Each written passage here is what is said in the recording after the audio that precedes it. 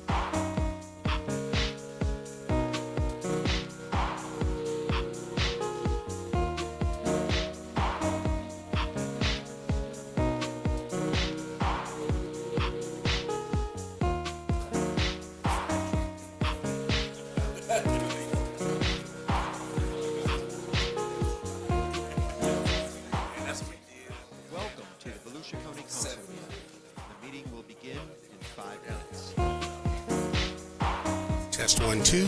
Test 1 2.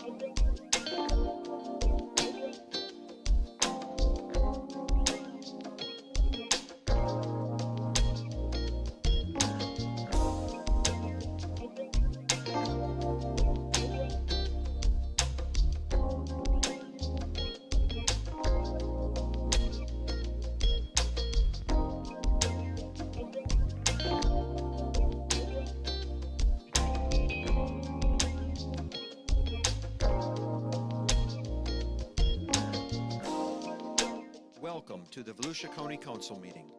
The meeting will begin in 2 minutes.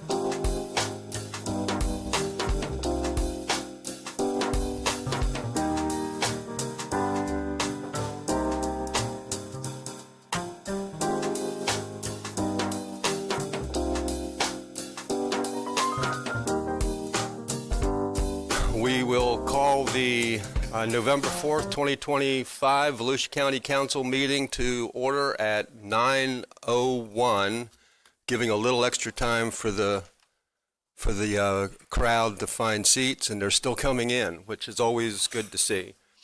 So let me take just a minute to tell you how we'll get started as the last few people are coming in. In just a moment, I will ask you to stand if you care to stand for the invocation.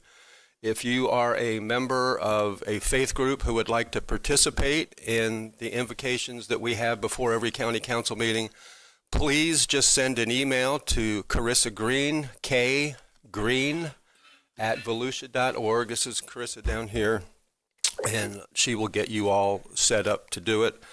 And then right after the invocation, just if you would remain standing, we'll have the Pledge of Allegiance. This morning's invocation is from a personal friend and a really good preacher from Deltona Grace Life Church, Pastor Tommy Clayton.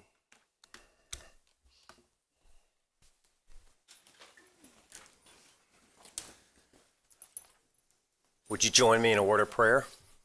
Heavenly Father, thank you for this day. Thank you for this great county. Thank you for the gift that government is when it functions the right way. You have called government servants of God, and I know the men and women who are here and leading us today are, when they view themselves rightly, they see themselves as servants, Lord, servant leaders. And they're going to hear many cases that have layers of complexity and complication, and the people that will be presenting, Lord, are perhaps struggling and aggravated. So I pray there would be peace today. You would give these leaders here, as Solomon prayed, an understanding and a listening heart, and help the people who are bringing issues that they want resolved. Lord, give them the ability to articulate them without bringing too much of their emotions in. And I pray that justice would prevail and honesty would prevail, Lord, and that you would continue to bless this county and bless the women and the men who are in leadership positions, Lord, and pray all these things in the name of Christ. Amen. To the flag of the United States of America, and to the republic for which it stands, one nation, under God, indivisible, with liberty and justice for all.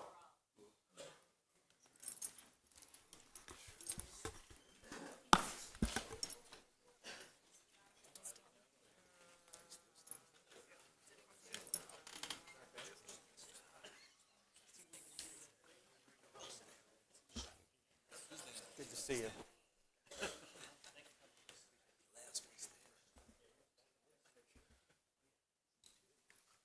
I got to tell you, that Pledge of Allegiance with this full house, especially a full house full of predominantly veterans, was chilling. It was good to hear your collective voices together.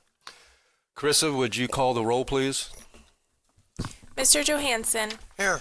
Mr. Kent. Here. Mr. Reinhardt. Here. Mr. Robbins. Here. Mr. Santiago. Mr. Dempsey. Mr. Brower. Here. We do have a full house and a quorum.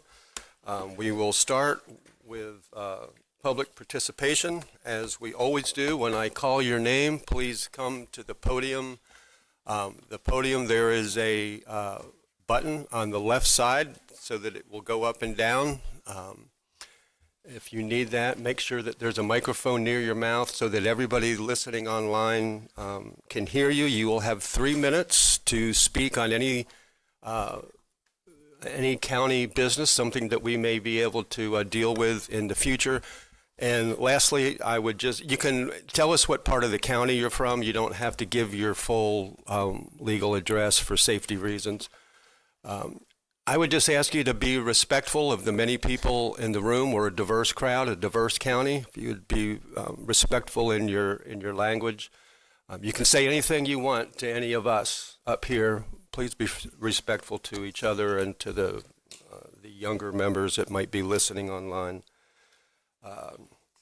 So first, nobody ever wants to be first, but first today we have Adam Maker. And Adam will be followed by Anne Marie Williker. Adam Macker, DeBerry, Florida. I am providing public notice pursuant to Title 28 U.S.C. 1746 regarding violations of Title 18 U.S.C. 241 and 242. The Volusia Sheriff's Office is at the center of a widespread criminal conspiracy involving contractors, clerks, investigators, attorneys, and judges. Evidence of financial crimes and coordinated misconduct is available for public viewing at volusiatruth.com. Let me be very clear. When government officials knowingly violate the Constitution, it's not a mistake, it's a crime. If the Sheriff's Office engages in unconstitutional conduct in exchange for or to maintain federal funding approved or sustained by this council, and if members of this council knowingly permit, enable, or conceal such conduct, then each such member may be in violation of multiple state and federal statutes. Furthermore, Florida's Article 2, Section 8 declares that a public office is a public trust, one that must be safeguarded against corruption and abuse, not repeatedly funded without accountability. This provision, known as the Sunshine Amendment, requires the establishment of a comprehensive code of ethics to prevent conflicts between public duties and private interest. It further directs the legislator to create and enforce ethical standards for state employees and non-judicial officers, ensuring integrity and transparency in public service.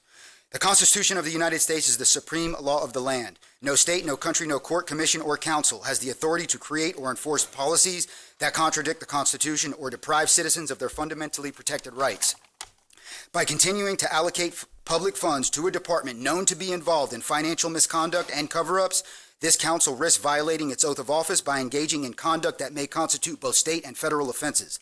This council's failure to properly report or address these violations exposes each member to potential liability for official misconduct, misuse of public funds, obstruction of justice, and the concealment of criminal activity. Under both Florida and federal law, the penalties for these acts are severe. Let me remind this council, an oath of office is not a formality. It is a binding legal duty. When public officials knowingly ignore, conceal, or continue to fund corruption, they cross the line from governance into criminality. The law does not excuse silence, it punishes it. In accordance with Title 28 U.S.C. 1746, I am providing formal notice of criminal conspiracy. This service is accompanied with a notice of all violations, a response memorandum, and a completed transmittal letter. So you can properly report back to me, and so you can properly report all criminal conduct to the FBI and the United States Attorney for the Middle District. Gentlemen, my life has been destroyed because of corruption in this county. Financial crimes, people like Heather Bendel, Christina Pilati out here in the audience, Tara Lau, where our constitutional rights have been undermined repeatedly. And it's just unfair. We just want justice. We want what's fair and balanced, and we want these crimes that the sheriff's office is involved in reported to the proper agency. So I'm going to provide service. I do that with the clerk, right? Yes, please. Thank you. Thank you. Anne Marie Williker, and you will be followed by Ellen Wintermuth. And I'm just going to tell you, while Anne Marie is coming down, we have till 10:05 for public comment. The rest will have to be held according to our rules to the closing comments. So if you can say what you have to say in less than 3 minutes, do that. So we got a lot of people that want to speak this morning. Anne Marie? Good morning. My name is Anne Marie Williker. I live here in DeLand. I'm the president of Volusia Pride. I'm here this morning to speak about the arts. The arts are not a luxury. They are a smart investment in the future of our community. Arts-funded organizations serve thousands of Volusians across every age, every zip code, and every background. These are the same organizations that bring people together, support our tourism economy, invigorate downtowns, and provide educational opportunities that our kids otherwise would not have. The amount of the county budget allocated to arts funding is a tiny fraction of total county expenditures, yet the return on investment is significant. According to the 2024 Volusia Economic Impact Report, visitors generated $5.5 billion in total economic impact, supported nearly 40,000 local jobs, and contributed more than $1 billion in payroll to our community. Tourism spending accounts for 31% of all local sales tax revenue, much of which comes from visitors shopping and dining at locally owned businesses. Every dollar invested in the arts is a key component of investment in the tourism industry. The arts give people a reason to stay longer, explore more, and spend more locally. They enhance the visitor experience and strengthen what makes Volusia unique. Over the past few years, we've seen efforts to reduce funding for arts and cultural grants, and this year, one of the justifications used related to drag performances. It's important to point out that drag performances have taken place at art and cultural organizations for years and have never been an issue for the grant committee or previous councils until now. If it was truly drag that caused the objection, then the fact that the Athens Theater and the Shoestring Theater have withdrawn their applications should resolve that concern. There is no reason not to move forward and fund the arts and cultural grants as promised. The message that we've returned to a time when it is acceptable to single out and demonize constituents who don't look or live like you is deeply troubling. As elected officials, you represent all of Volusia County, including the people who benefit from the arts, who depend on inclusive cultural spaces, and who contribute to the vibrancy of our region, not just those who benefit from unchecked development. Your responsibility is to every citizen of this county, the artists, the theater goers, the children who experience arts for the first time, the older adults who find connection through local galleries, and the businesses that thrive because our community is culturally alive. The arts are not nice to have, they are essential. They are a strategic part of our economy, our education, and our civic life.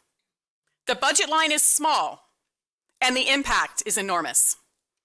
I urge you to stand by the promise of the arts and cultural grants, to honor the organizations who built their programming on that promise, and to reject any notion that inclusion, equity, and creativity are political liabilities. They are the heartbeat of Volusia County. Thank you for your time. Thank you. Ellen Wintermuth, followed by Angela Para, and you will be followed by Greg Waite.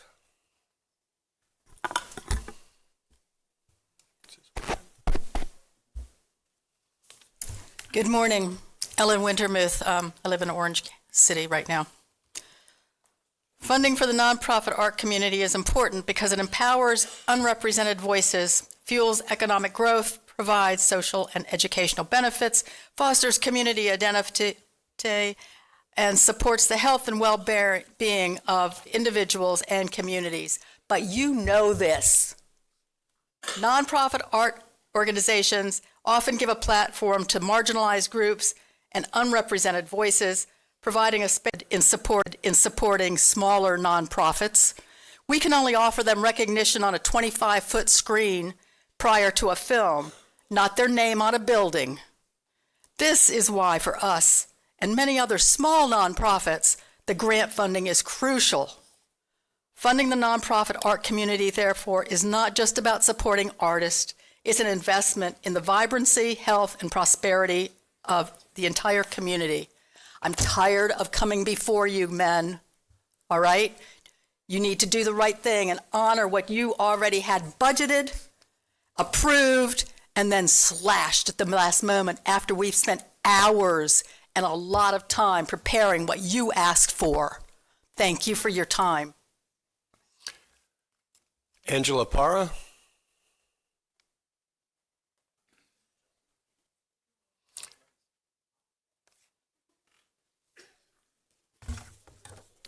My name is Angelo Parra, and I live in Victoria Park in DeLand. I'm a playwright with productions around the country and in Canada. So the Athens Theater, the Little Theater of New Smyrna Beach, and the Shoestring Theater of Lake Helen are important to me. I'm a college instructor of performing arts, and I'm also the author of Playwriting for Dummies. Google it. I study at the Artists Workshop. I study painting at the Artists Workshop in New Smyrna Beach, and I'm a member of the Museum of Art in DeLand. In other words, this is all personal to me. Unfortunately, I think many folks have the idea that the arts are a bunch of folks sitting around all day brushing paint on canvas or molding clay. But the arts are a lot more than that. I think you know that, and the arts are all around us. The movies we watch, the music we listen to, the books we read are all created by cinema, music, and literary artists. The sculptures and murals that grace our public spaces are all the work of visual artists, many of them local. The efforts of scores of arts organizations make Volusia a better place to live. French writer Voltaire said, "I disapprove of what you say, but I will defend to the death your right to say it." I thought our council would have said something like, "I vehemently disapprove of such and such show, but I defend your right to say it. Have your say through the arts." As the rug is being pulled out from under our arts organizations, I thought some councilmen would say, "Hold your horses."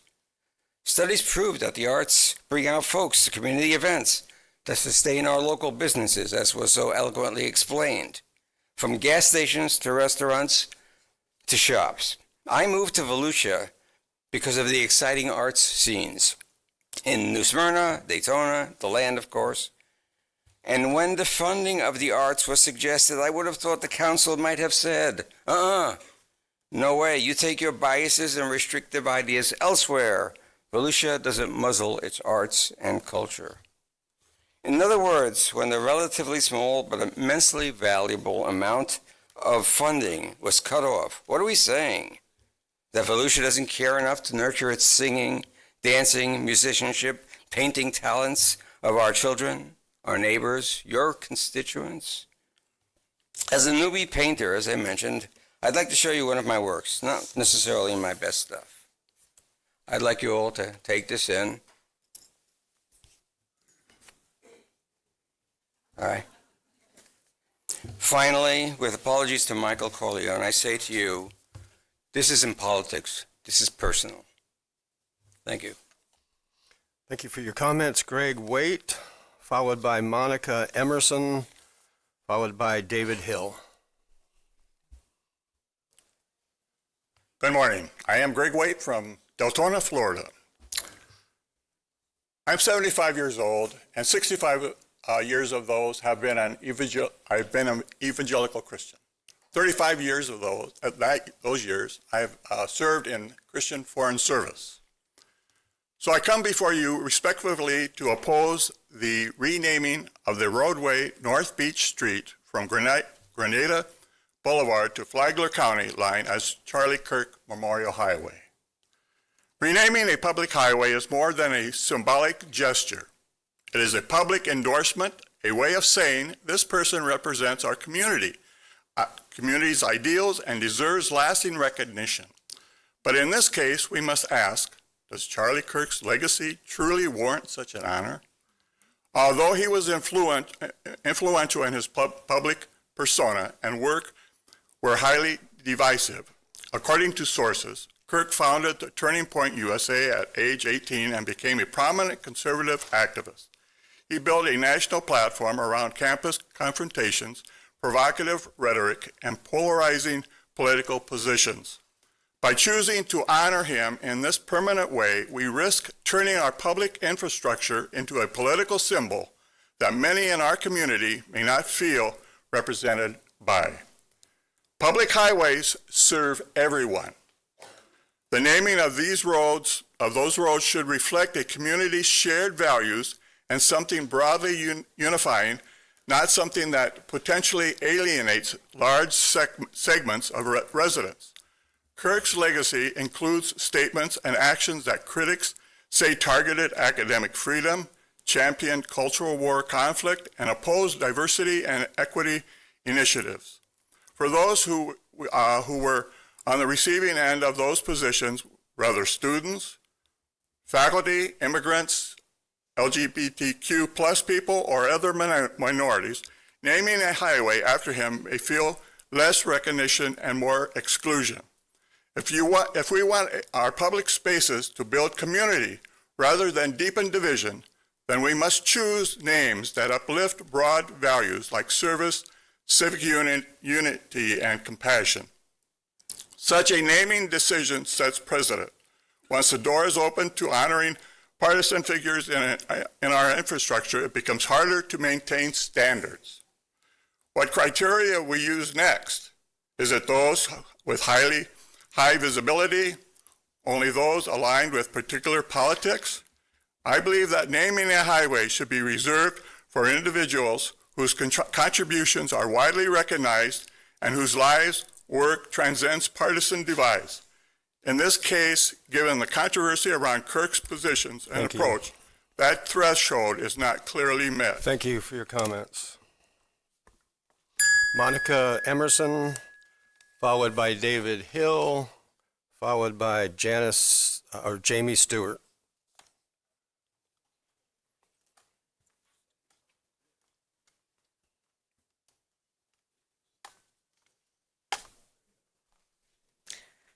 Hello, Monica Emerson with Miller Road.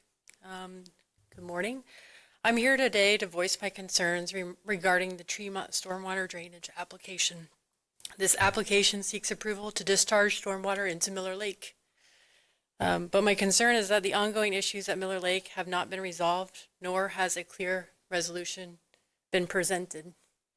I do not support allowing stormwater from a commercial property across Highway 1792 to be directed onto my private property. Before any new drainage permits are approved, we need to take an honest look at the existing problems and understand their impact. We were lucky this year during hurricane season. The storms could have been much worse, but we can't rely on luck to protect our homes, our properties, and our community. The next storm might not spare us. That's why it's so important to fully analyze these issues and address them before granting any additional stormwater approvals. I urge the board to pause, take a closer look, and make sure we're doing this the right way. Thank you. Thank you for your comments. David Hill. And you will be followed by Jamie Stewart, who will be followed by Shira Accorda.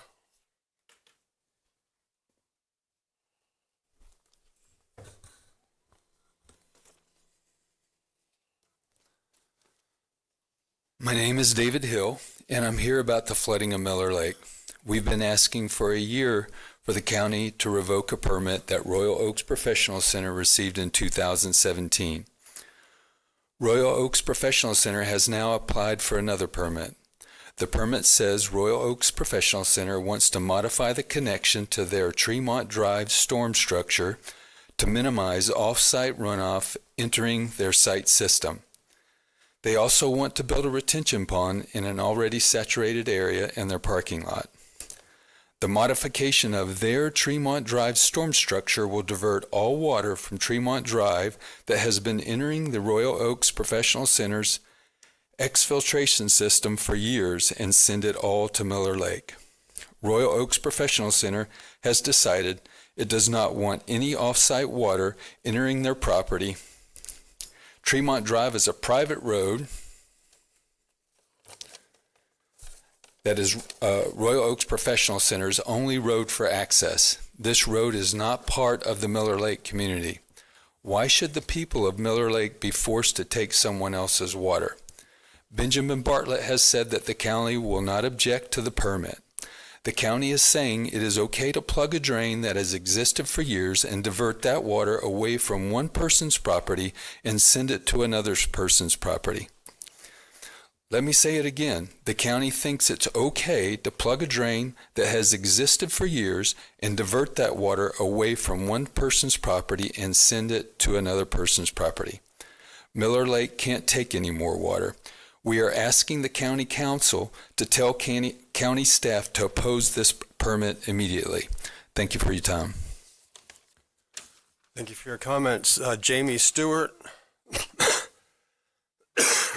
You will be followed by Shira Accorda, who will be followed by Douglas Frederick. Yes, my name is Jamie Stewart, and I live in Volusia County. I would like to address the issue of the defunding of arts and culture. I want to start by saying the quiet part out loud. It's not about the money. $600,000 is only a fraction of the county's annual budget. It's about the moral objections of Councilman Robbins, who pulled it from the consent agenda. Now, this council has chosen to strip its backing of multiple art and cultural events and venues over what I perceive by them, but what is perceived by them as immoral. I dare to say that the morals represented in this room differ greatly. It is not up to the council to punish those who may have a difference of opinion. This county needs art and culture to make it a vibrant place to live and visit. I moved here when I was 11 years old, and I just turned 77. Therefore, I have spent 66 years in Volusia County. For most of those years, this county has relied on auto racing and motorcycle events for entertainment and tourism. I have finally seen the art and culture possibilities emerge. Art classes for children, adults, seniors can be found at various locations. Art walks on the streets of most of our cities bring locals and tourists into businesses. Live theater has given local artists and musicians a place to highlight their skills. Nonprofit movie theaters that provide a breath of fresh air and the big screen movies are available.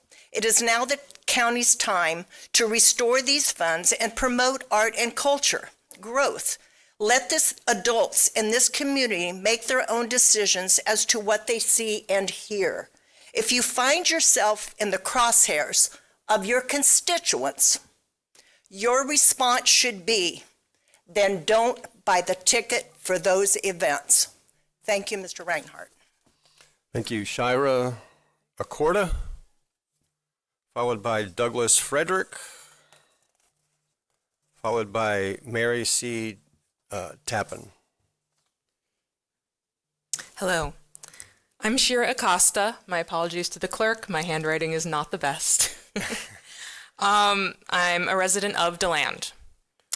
This is my first time in these chambers. I'm here representing my family, none of whom could be here today. I consider myself lucky to live here and to raise my family here. I'm here today to advocate for the restoration of the arts and culture funding.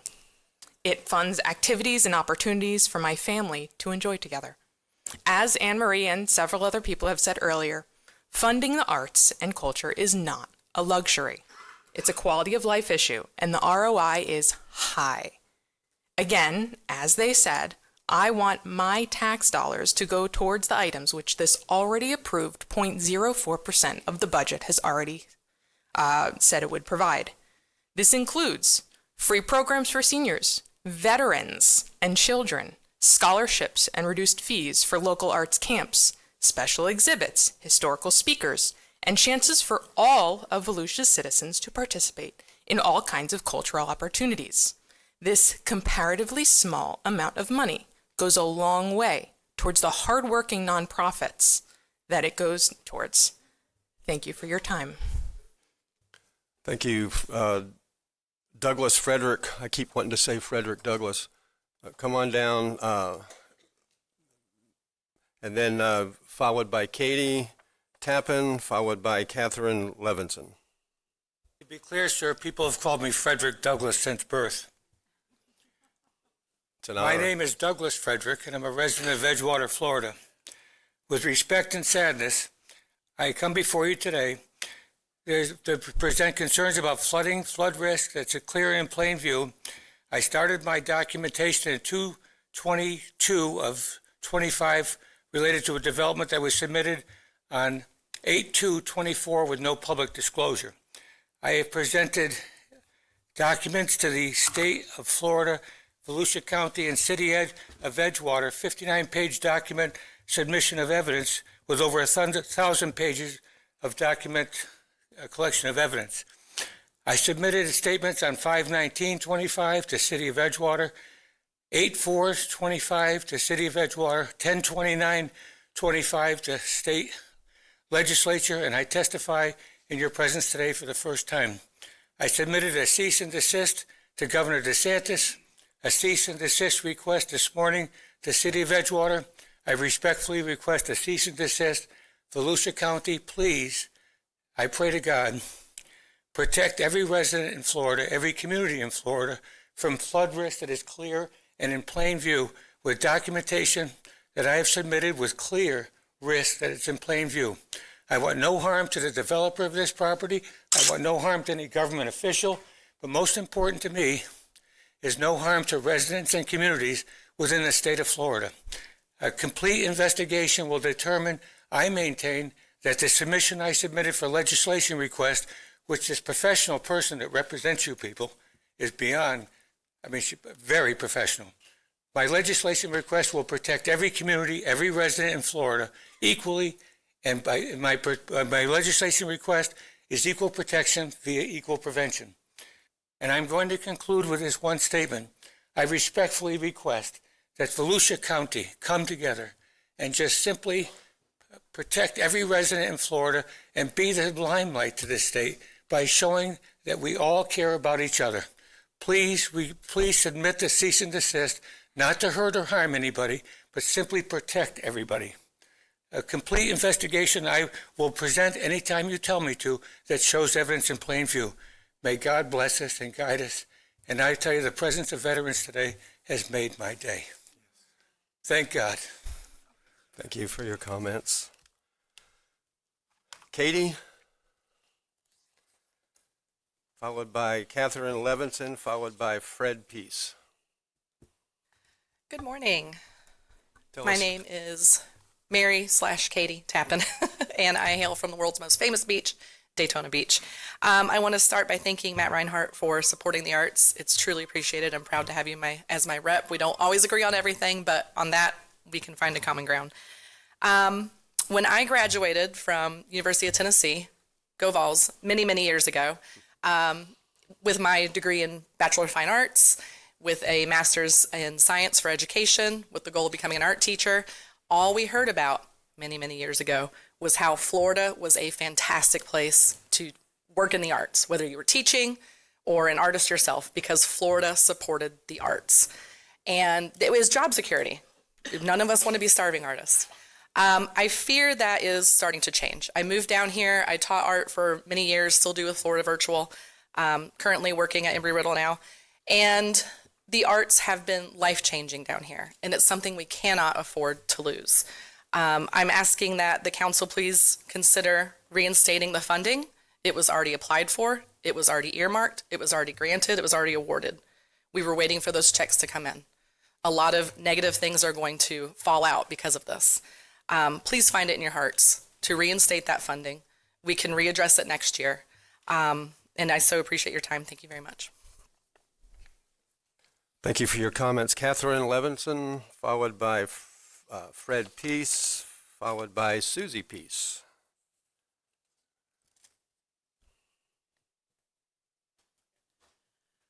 Good morning, everybody. Good morning. I haven't been here about a month, so I missed you guys. Well, you know. Meanwhile, I'm coming in here because we were lucky this year. We were lucky at our place, not everybody's place, but we were lucky in our place for me and my fellow residents that live in this Orange City part by Miller Lake. We didn't get bombarded with a hurricane like we did last year. We did get one storm that was really bad about 2 weeks ago where we had 5 inches of rain around, but our lake really didn't go up till 3 days later when it went up 5 inches. So I guess what I'm doing is I'm here to tell you, please, Mr. Reckenwald, please don't let Ben Bartlett approve of that new, thing where they want to let, oh my gosh, what's the place? Royal Oaks let them drain into us again. Please don't let that happen. We've been coming for a year every 2 weeks, and we're begging you to stop some flooding that you can, because I know you can't stop it all around the county. I know that. But in ours, you can. It's clear. It's easy to do. Just stop it. You guys are flooding us from Orange City. We don't even belong in that area. We are county, and we're getting their water. Please don't let that happen. That's what we're here today to tell you. I know Ben has already said he's going to do it, and we have that in an email in writing, and that's not fair. We are private citizens, and we're getting flooded, and please just stop that. And I want you guys to be aware that that is what happened. Ben has already said in an email that he's going to do it. That's not fair. So that's what we're here today to do. Please don't let us get flooded more. We already got that last year. We're done with it, hopefully. I don't know what the future brings, of course, because all of us will be flooded in the future again, probably. Anyway, that's it. Have a great day. Thank you for your comments. Fred Peace, followed by Susie Peace. Do you know her? Fred Peace, DeLand, Florida. My wife made me do this. I'm here to support the arts. I graduated from the University of South Carolina, and my first really big job was from the South Carolina Arts Commission and the National Endowment for the Arts to be an artist in residence in a rural community in South Carolina. And on my first week of being on that position, the principal of the school I was working with took me to a city council. It wasn't a fancy DS, it's like you're behind. It was a coffee table. And one of the council people looked me in the eye and said, "You mean my taxes pay for you being here?" I was dumbfounded. I didn't know what to say. I've lived in a lot of hardship to make arts work for me, but I succeeded. I succeeded through a successful career in landscape architecture, which opened to me when I was in California. And in this state, I've designed hundreds of millions of dollars of infrastructure, fountains, plazas, name it. I'm not here to brag about any of that. I'm saying that the arts gave me a lot. And this month, my wife and I will write 2 checks to Will Roberts that will total over $10,000. And I would like to think that even a penny of that would go to support the arts. I would like to think that I was giving back to the opportunities that were given to me. Wake up. The arts were always supported by patronage throughout history. We just came back from a trip where we go to the Museum of Modern Art and to the Met and then to museums in Montreal. And you're looking at the world-class arts, and they were always supported by patrons. Always supported, needed. Wake up. Thank you. Thank you for your comments. Susie Peace, followed by Marina Morgan Carver.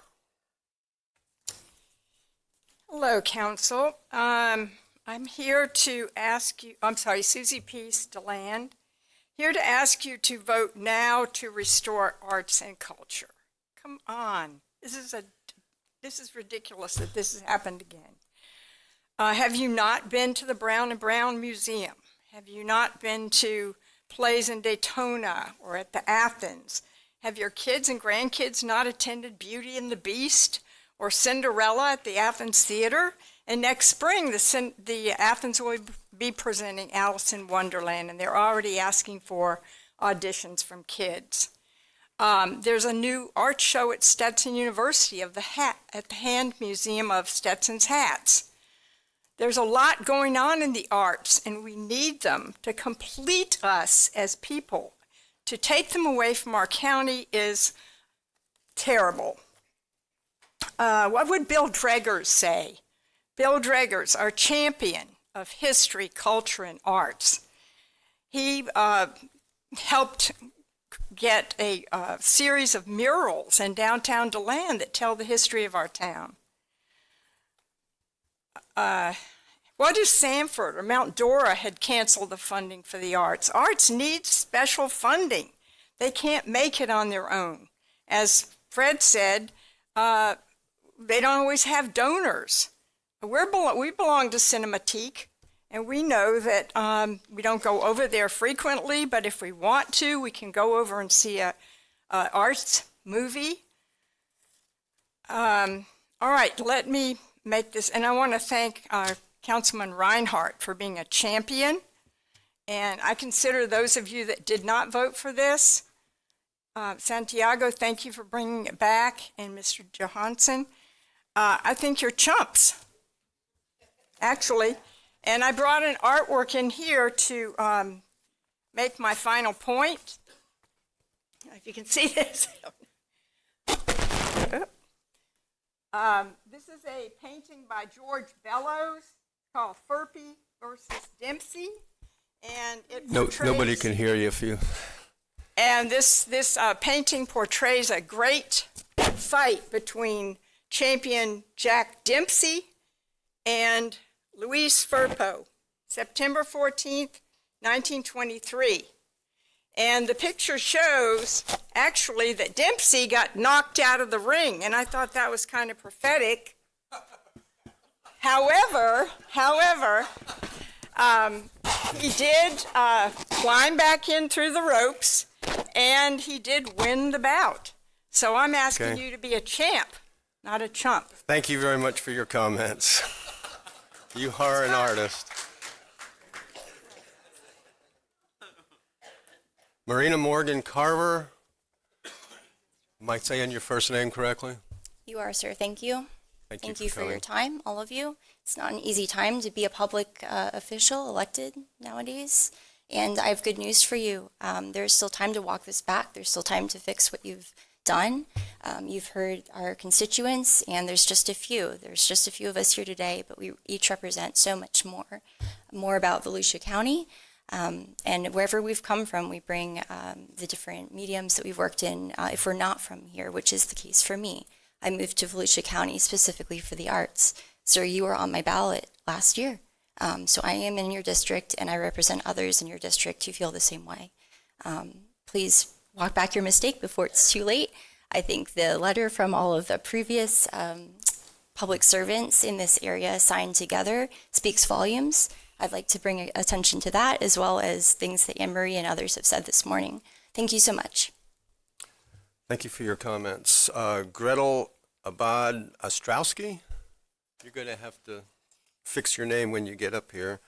Julia Truillo, and then Tracy Grubbs. Good morning. Gretel Abad Ostrowski. I live in Daytona Beach, which is a city and a county that is known for its beaches, the International Speedway, golf, tennis, motorcycles, and, if you ask my sister who lives in Port Orange, the pickleball capital of the world. Anyway, I am here today, as others have spoken before me, to ask you to restore the funding that was already allocated and approved for arts and culture funding in Volusia County. It is what Volusia County residents want. It is what we deserve, and it is where we believe our tax dollars should go. And it is a fraction of the budget for Volusia County.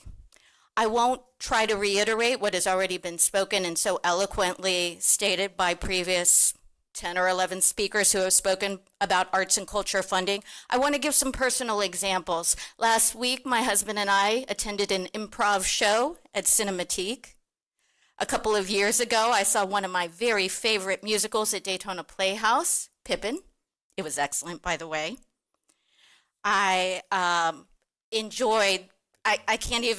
was blown away by the Audubon exhibit at the Museum of Arts and Sciences, and we love to go to the shows at the planetarium there. When my son was 5 years old, I took him to see the Volusia Civic Ballet at Peabody Auditorium. I forgot to tell him about ballet. It was his first one. About 30 minutes into the show, he leans over to me and he goes, "Mom, when are they going to talk?" He has since become a person who loves the arts. He's a musician. He was a part of the Young Actors Company at Daytona Playhouse. He was in over 7 shows, musicals, radio shows, Christmas productions there, playing the piano and acting. He is not an actor by profession. He is a pilot in the U.S. Marine Corps. And I believe it was his foundation as an actor and a musician on stage that gave him the confidence, that gave him the composure, And certainly memorizing all those lines and where your feet are supposed to be really helps when you're a pilot and you have to keep your head cool. These are some of the personal reasons I, as a resident of Volusia County, really urge you. And I want to thank Councilman Reinhardt and Councilman Johansson and Councilman Santiago for supporting arts and culture funding. And I encourage you and I challenge you not just to restore the funding for the 2025-2026 year. I encourage you to do it far beyond, in perpetuity. And I want to close by reading a quote from the letter that was that Marina mentioned. October 14th, 2025, signed by 19 council members, including 9 chairs, Thank you very who much urged for your you to do the same. And I thank you for your time. God bless. Julia Trujillo, and you will be followed by Tracy Grubbs.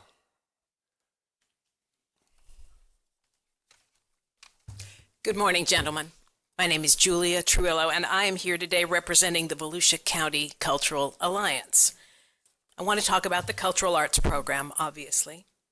As you know, VCCA is an all-volunteer group of arts advocates, artists, arts organizations, and the people that care about them. But we're not grant recipients ourselves, so we are able to look at this happening with a little more thoughtful perspective.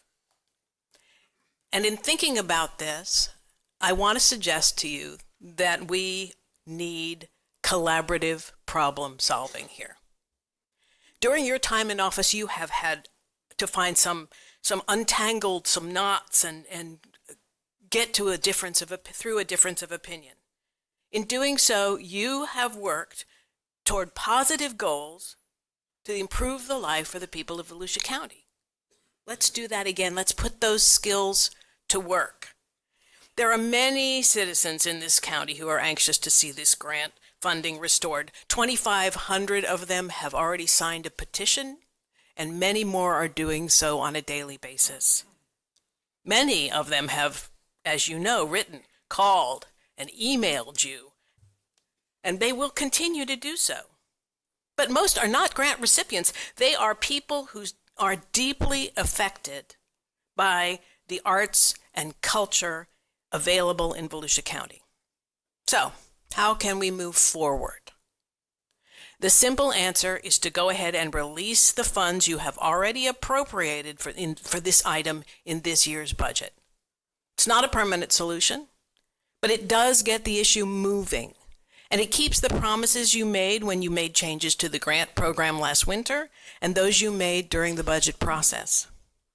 Once you have made that step, the arts and culture community is ready and willing to come to the table and discuss whatever changes the council wants to make to the grant program.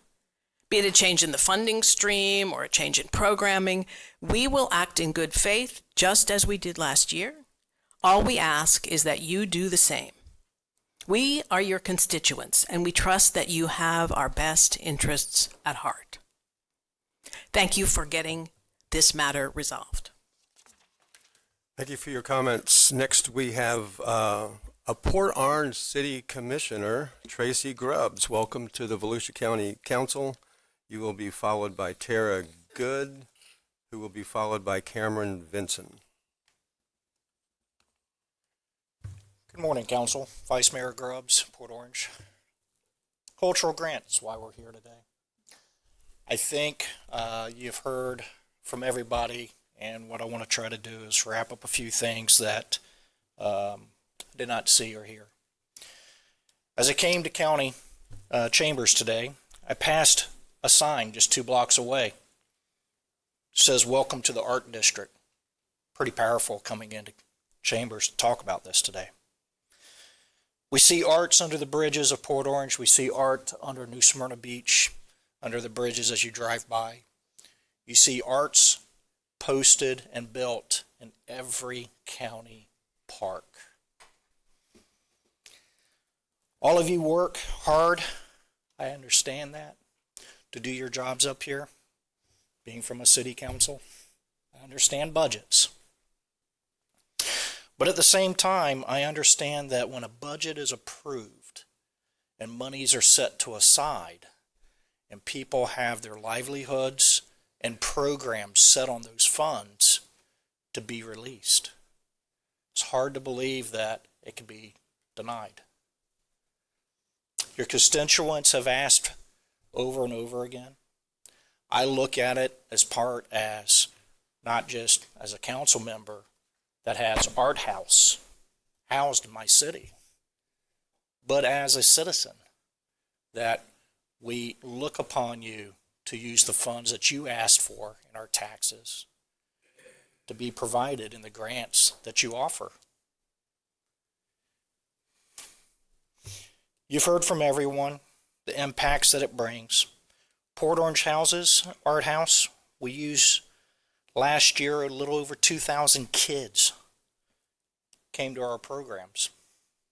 I sit on the board of directors for Art House too. Seeing those numbers and the kids and the impacts and the lives that it does and it changes is pretty remarkable. But at the same time, I'm a business owner. I look at the impact that it brings into our community for the city. The restaurants, the foods, the places that parents may go as their kids are in these programs. That's not just a Port Orange thing. That's every city inside this county that has an art program. Those parents are doing something also. I asked council to approve what has already been budgeted. These funds have been planned for this for years, for most of all programs, but don't let it jeopardize the kids and adult programs. If you want to change it, then change it next year. The young lady that was just up here talked about that. Reformat the way the grant goes. Thank you for your comments. On another note, it would help me probably stick figure drawer than what we do now. Thank you, Tara Good, followed by Cameron Vinson, followed by John Nicholson. Good morning. My name is Tara Good. I am a resident of New Smyrna Beach, Florida. Now that Tracy Grubbs has your attention, I appreciate the opportunity to speak to all of you. Some of you I know personally, and it's an honor to live in this county. I've lived in Volusia County for over 20 years. I'm an Embry-Riddle graduate. I am an active community member, and I just want you to know that I don't have a prepared speech. We've had already wonderful prepared speeches. I'm just here to echo all of the comments that have been made about the cultural grant. This is extremely important to a lot of us. I don't have children that utilize Art House. Art House is provided for all of those other children that need places to go for their cultural, experiences. Cinematique. I mean, I don't need to really go on and on. I will save the microphone time for people that are more eloquently speaking. But I just want to say that I appreciate the opportunity and thank you for listening. Thank you for your attention. And I'm just going to hand it over to Cameron. Cameron Vinson, and probably the last speaker will be John Nicholson.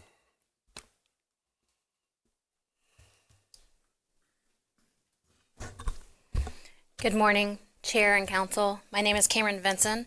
I'm the Executive Director of Art House Foundation. I'm the Vice President of the Volusia County Cultural Alliance, and I sit on the Volusia County Echo Gallery Advisory Committee. It's good to see you guys again. Feels like yesterday. I sent you all an email, and I wanted to highlight that. Great minds can differ on fundamental differences and still show respect. Every time I come here, I try to give you the facts, and I try not to pad it at all. I give you cited and sourced facts. I'm going to do that again today. Fact, $611,000 that this grant represents is doubled in direct county tax revenue. Fact, this grant was pulled from the consent agenda due to moral objection. The two organizations that were highlighted in that, both voluntarily and formally, withdrew their application so that funding could go forward for the other organizations. These organizations work together as a team to uplift Volusia County. Fact. The approved budget for the 2025-2026 fiscal year of this amount of $611,000. I understand that you want to put it towards roads and sidewalks. It will fund less than 1,000 feet of improved roads and sidewalks. And that information is generated from the information from the last meeting. I hope that you guys were able to work through that workshop. It sounds exciting, and I look forward to seeing what you did with that. Your constituents flooded your emails, giving their voice, asking you to approve the disbursement of the approved funds this year. I am a Volusia County resident. I am a mother. I am a taxpayer, and I am employed in Volusia County. I urge you to hear your constituents and create a legacy for yourselves defined by integrity. Please approve the disbursement. Approve the budgeted grant awards of the 2025-2026 fiscal year. We are ready and willing and hoping to work with you. This is a partnership. We wish to be your partners to help uplift and generate income for Volusia County so that it can be put to that infrastructure. Thank you. Thank you. John Nicholson. Looks like we'll have room for one more, time for one more. Stephanie Mason Teague. John Nicholson, Daytona Beachside, home of God knows how many arts and culture. A couple of things. One, when Pat Northey had that list in the newspaper, I said, oh my God, it's done. They're going to reverse it. This is history. This is decades of public support from all of our elected officials that they supported the arts. You also have a program called Art in Public Places. Are you going to cancel that as well? You put aside money every time you build a building to have art in that building. So by what you just did, you must cancel that because that's wasted money on art. All right?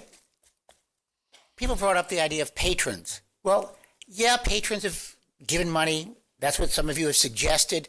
You'll dig into your own pocket. You'll pay for it out of your pocket. But historically, when you have a king, when you have an emperor, a shogun, a pope, those are leaders. Not elected, but they are leaders of people. And they all supported the arts, every one of them. And our history, from what we know of it, comes from the art left behind by elected officials and non-elected officials. We need this, all right? I teach history, but I also taught math when I wasn't allowed to teach history because of the color of my skin. I had to teach math. Teachers came to me and said, why are you teaching spelling in math?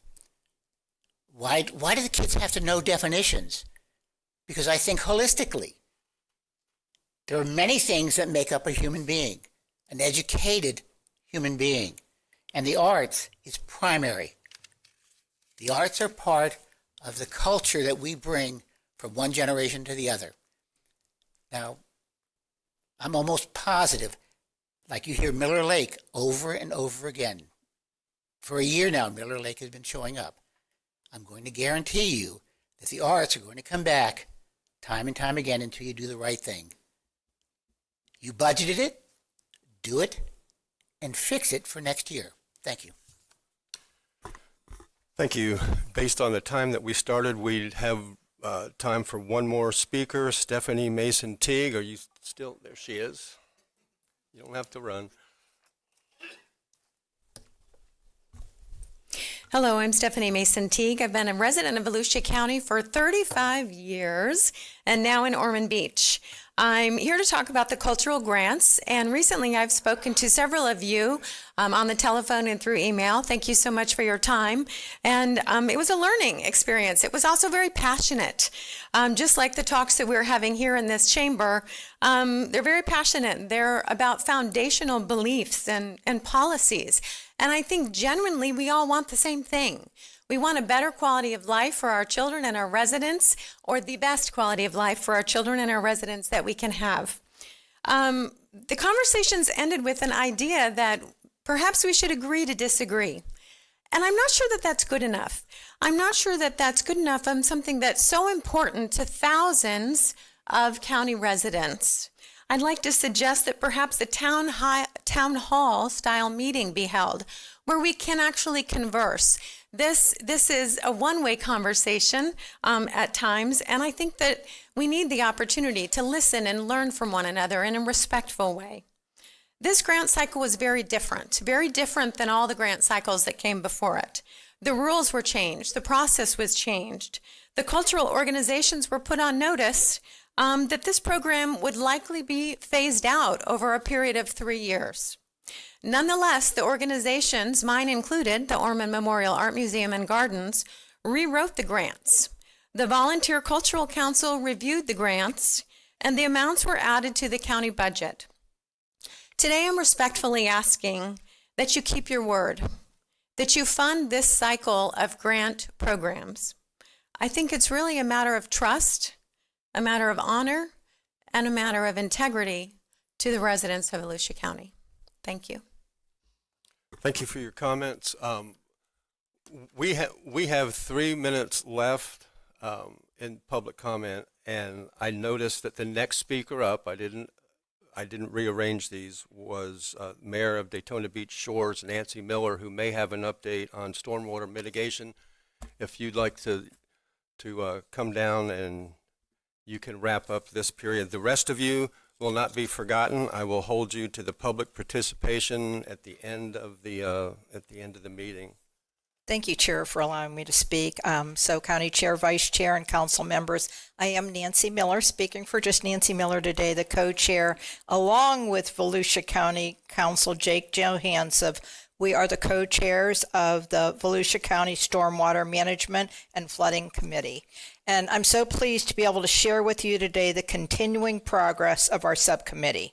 At the last meeting on October 22nd, we had representatives from almost all of our cities in Volusia County and from the public.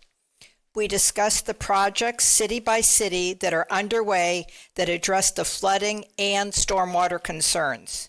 Donna Butler provided us an overview of the $50 million that will strengthen stormwater systems and improve resiliency in 6 cities. Those are DeLand, Deltona, Port Orange, South Daytona, and Ponce Inlet, along with county and nonprofit infrastructures. I do see today that you are going to approve more resiliency programs. I appreciate that. One of the gentlemen that spoke before said that he would like all cities to work together. That's exactly what we're doing. Michael Ryan, our information officer, is working on several programs that will increase public awareness on the numerous county and city projects addressing the flooding. We learned about a new countywide dashboard that will be showing up soon. It will appear on the county website. So we are working together as shared communities, sharing our best practices and lessons learned. In my opinion, as serving on the roundtable, this is the best committee that we have had, that we have seen the most effective progress made. We are going to continue to collaborate and work collectively to uncover every solution and every funding that is available to us as a county. Our next meeting will be held in January of 2026. The date and location will be announced well in advance. We encourage public participation and will be available for your questions. Thank you, Chair, again for letting me speak. I appreciate it. Thank you. You're welcome. Thank you for coming. And just so that everybody understands correctly, our rules state that we have 1 hour, 60 minutes for public participation to open the meeting. We will repeat that again at the end of the meeting. You can speak on any item as those items come up that you care to as well. So you actually have 3 opportunities to speak. The time to end public participation was 10:05. We wouldn't have gotten through this many people if some of you hadn't been very brief, and I appreciate that, and thank you. Council will move to the next item, the first item, item 1, which is the approval of the agenda, and I would like to ask the council to consider moving item 10 to either the first or second meeting in January so that the public has more time to go through the 273 or the... I'll make that motion, Chair, to move that. Second, Johansson. Okay, we have a motion to approve the agenda as written, except for item 10, which is moved to, you want the staff's choice, first or second meeting? Yeah, please. Okay. And the second was by Jake Johansson. Yes, sir. Okay. Any comments or questions? All in favor, say aye. Aye. Any opposed? And the agenda is approved 7-0 with the moving of item 10, which is very important. Second item, consent agenda. Does any council member have an item they would like to move just for comment or poll for, not poll, but to comment on after we approve it? Councilman Robbins. Just, excuse me, item F, Chair, for just discussion only. F for discussion after voting.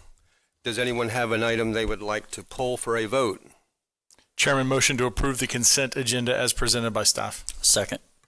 We have a motion to approve by Councilman Kent and a second by Vice Chair Matt Reinhardt. All in favor of approving the consent agenda, please say aye. Aye. Any opposed?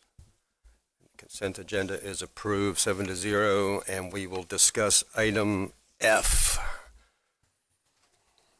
Did you need Brad to start, or do you want to ask him a question? Just a quick overview, and then I just have some follow-up questions just for going forward. Thank you. All right, so item F, this is our crisis support for emergency rental and mortgage. This is something that we historically have provided internally.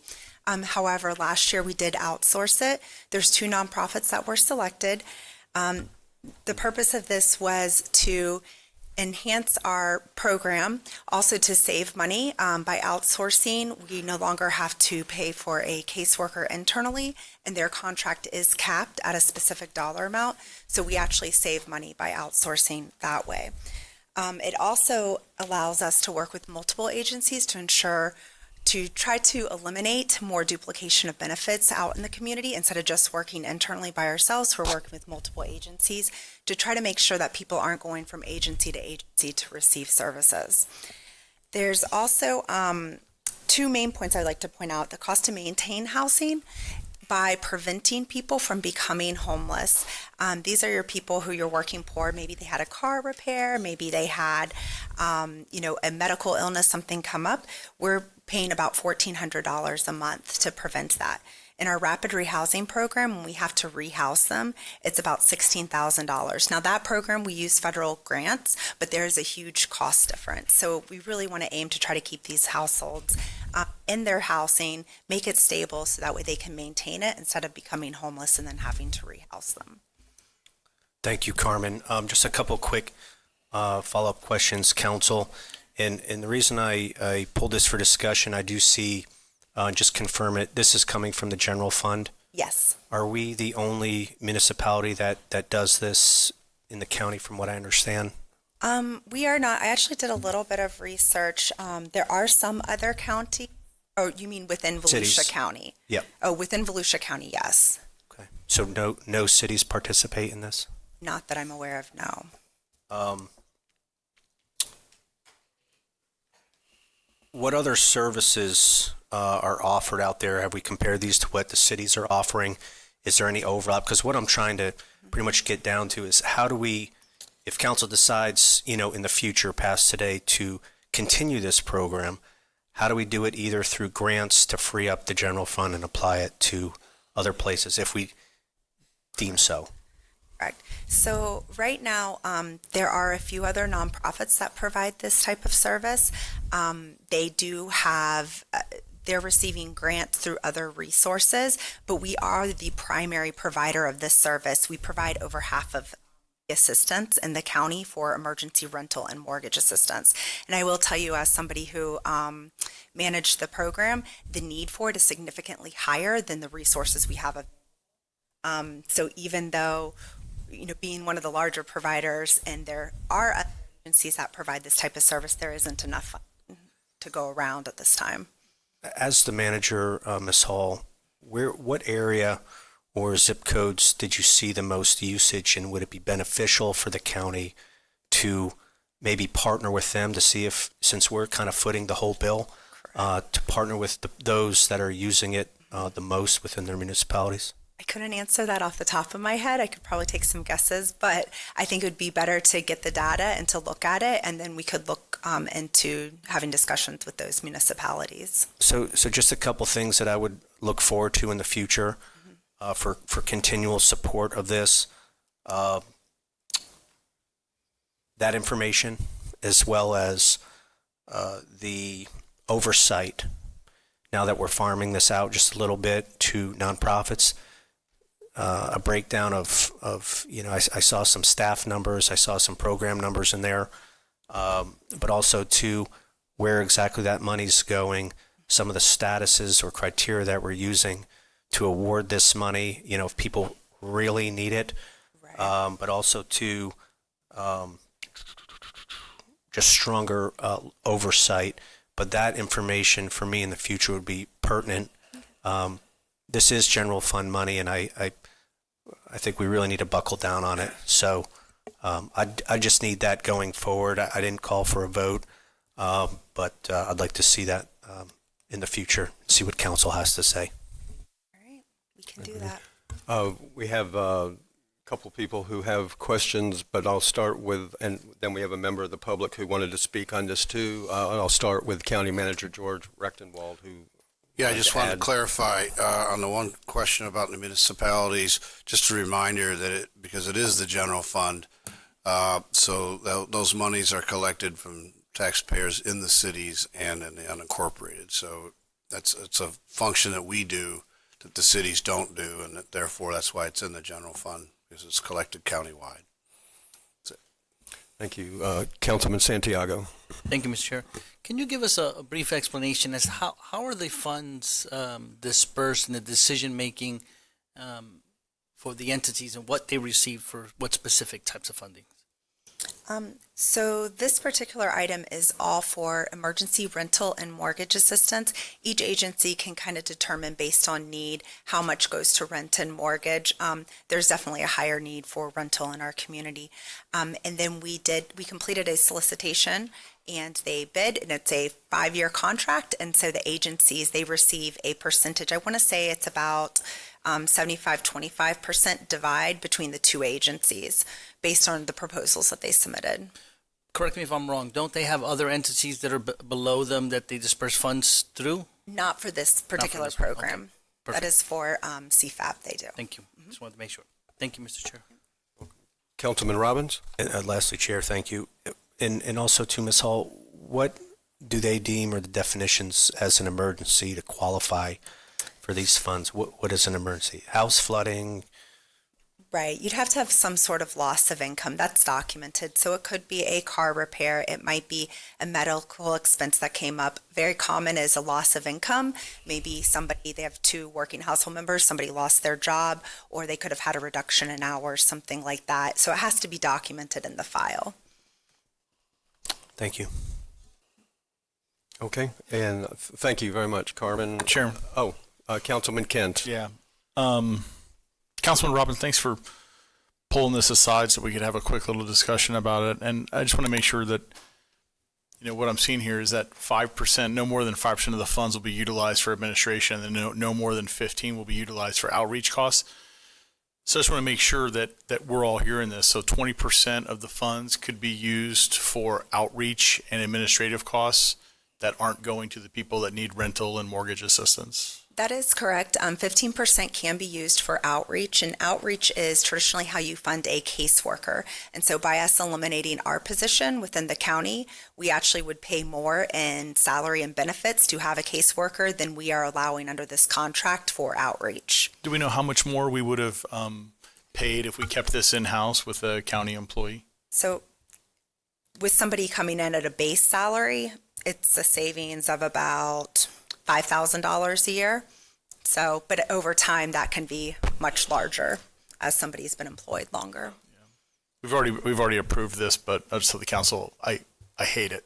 I hate 20% not going towards the people that need it. So there, I said it. Thank you, Carmen. And we have Gary Tester who would like to speak on this item. Is Gary here? Oh, I'm sorry.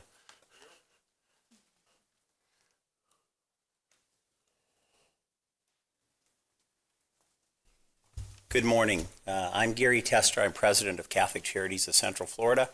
We're one of the providers of the services that have just been referenced. We have the privilege of providing emergency safety net services to individuals across the 9 counties of the Diocese of Orlando. I want to commend you as elected officials for having the foresight to support Brad and Carmen in putting this program forward. We serve over 225,000 people a year with basic safety net services. Our goal is to assess what's going on in a household and do all that we can to try and help them to stay in their home. So it comes under the avenue of preventing homelessness. The last statistics I saw for this county were 2022, 44% of your households were ALICE households. That typically means ALICE is the acronym for Asset Limited, Income Constrained, Employed. So they're working families. They have very little in the bank, and because of different circumstances, their ability to really progress in income is not there. And so we try and work with them to make sure that we keep them in their homes as opposed to having them experience homelessness. You go to apartments.com and you ask for the average rental rate of a 1-bedroom apartment across Central Florida, the 9 counties. It's $1,674.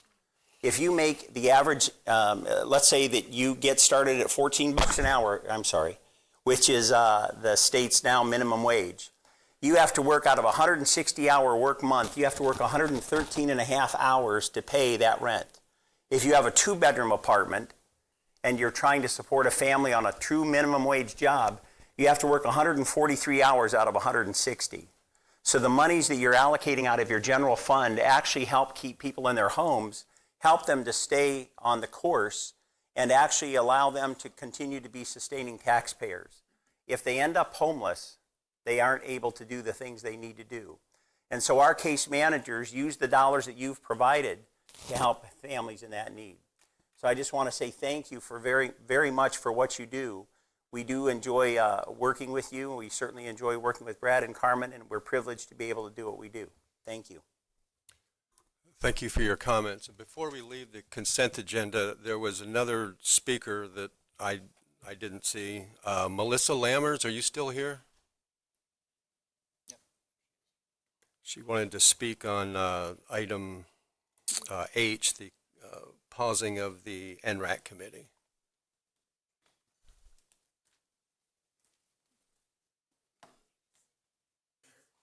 Yes.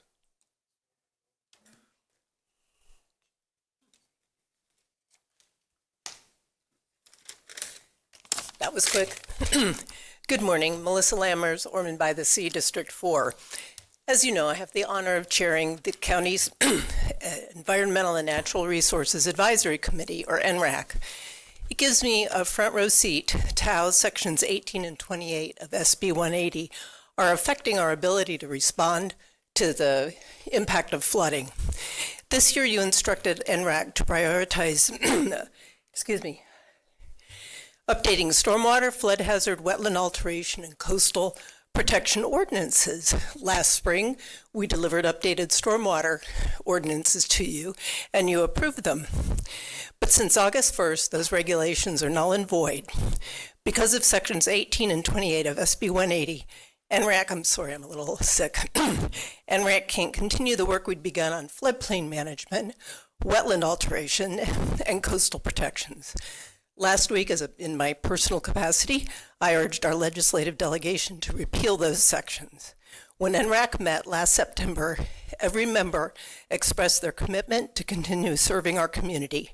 We voted unanimously to ask you to stop the clock on our terms and pause the work of NRAC until the restrictions of SB 180 are no longer applicable. Today, you have the opportunity to formalize that. Thank you. And we did. Okay, thank you very much. Councilman Robbins. Chair, real quick, no more questions, but can we have that information on the next go-round? Staff get us this well in advance before this comes back up. It looks like it's a 4-year renewal options. You're talking about for item F. For F, okay. Yes, staff? I see lots of heads nodding. Okay. General fund to nonprofits. That takes us to item 3, and I'm going to turn this over to Councilman Jake Johansson and Michael Ryan to recognize room full of veterans. A motion to approve. Second, Johansson. We have a motion to approve this Veterans Appreciation Day. The motion was by Danny Robbins, and the second one by Jake Johansson.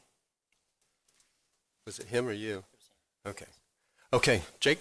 I'm about to read a proclamation, so I'll let the proclamation stand on its own, but November is a great opportunity to recognize all veterans. We have a metric, you know what, ton of them here in Volusia County, and Scott Olson and the team have done a great job with the Volusia Values Veterans Program. We're starting to charge forward with the foundation, and I look forward to the next couple of years of success. But in the interest of time, let's get this proclamation approved so I can read it and Pat can get her pictures. Okay. We have a motion and a second to approve the proclamation for Veterans Appreciation Day. All in favor say aye. Aye. Anybody opposed? There are none. A proclamation with all of you in the room passes 7-0. Thank you so much for coming. Jake? Okay.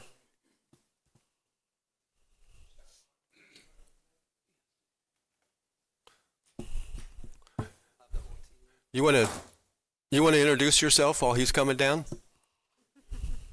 Yeah, absolutely. Thank you so much. So good morning, everybody. My name is Scott Olson, Veteran Services Director. And before we continue, I just want to thank our council and our county manager for taking the time to recognize and honor our veterans here in Volusia County as we approach Veterans Day, a day where our nation pauses to thank and honor those who served in the United States military. So when you look around these council chambers, you'll see many of our veteran service organizations, our veteran county employees, and professional organizations representing the 50,000 plus veterans across the county. And I would like to welcome and recognize the organizations that have taken the time to join us today.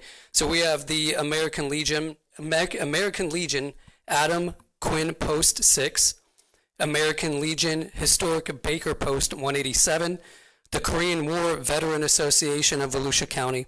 We have Military Officers Association of West Volusia. We have our Volusia Veterans Council. We have the Vietnam Veterans of America, Chapter 1048. There you go. Veterans Enforcement Motorcycle Association out of the city of Deltona. We have representatives here from the Barracks of Hope, Brevard, Flagler, and Volusia County Career Source, Old Glory Service Dogs, Pay It Forward PACs, Team Red, White, and Blue, Veterans Court, and of course, Volusia County Veteran Services. So after the proclamation is read, any of these organizations are welcome to come up to the front and take pictures with the council, county leadership, and of course the proclamation. So thank you.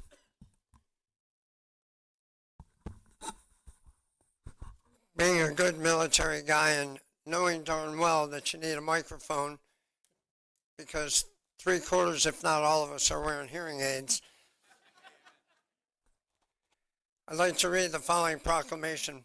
Whereas November 11th has been designated as Veterans Day, a time to honor and pay tribute to all men and women who have served our nation with courage, dedication, and sacrifice in the United States Armed Forces. And whereas the brave veterans of Volusia County have defended our freedom, preserved our democracy, and protected our way of life through their selfless service in conflicts from World War II to present-day operations around the globe, and whereas these heroes returned home to enrich our communities as leaders, mentors, employees, and neighbors, continuing their service through civic engagement and community involvement.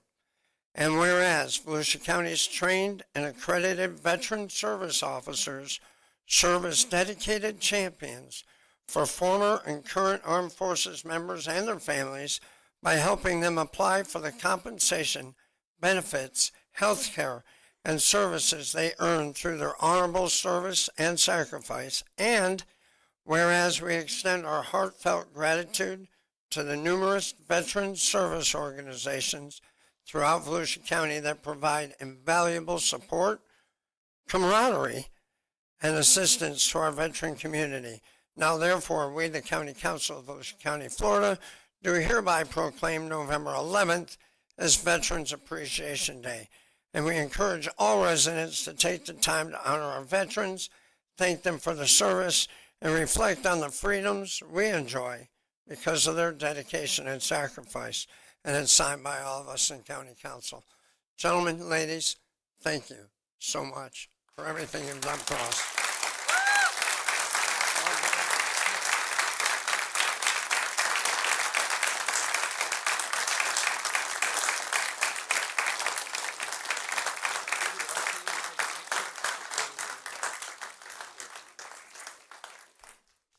If you would like, I could call each organization forward. So we'll have our team first so they can get back to serving our veterans, and we can get offices up and running. So Veteran Services, please come on up.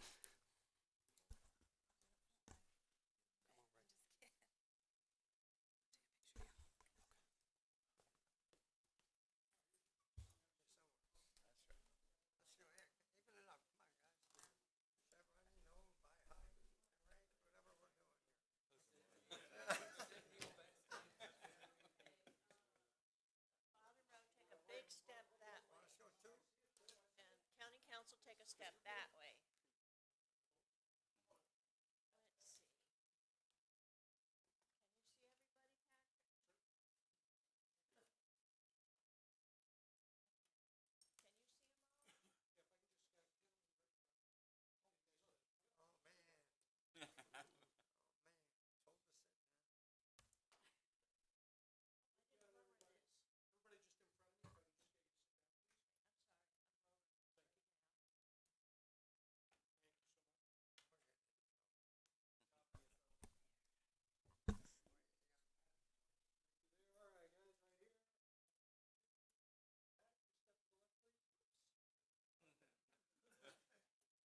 And Scott Olson is helping me bring this monument to Volusia County. Thank you.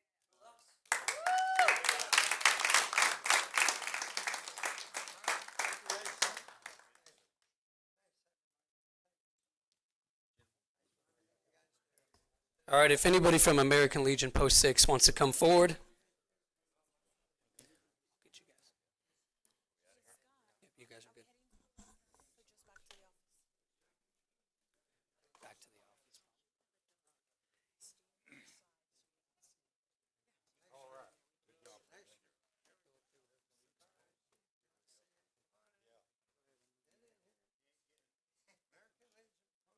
All right, American Legion Post 6, here we go. It's your time. You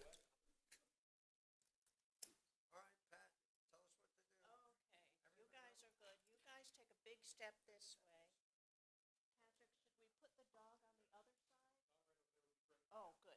Yeah. If you could take the dog to that side while we're able to see him.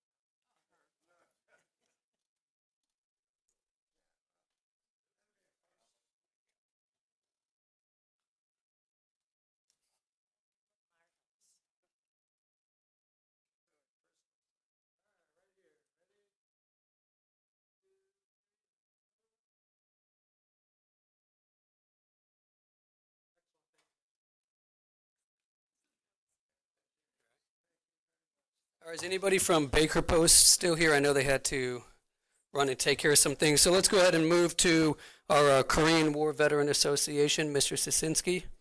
I believe that's you, sir.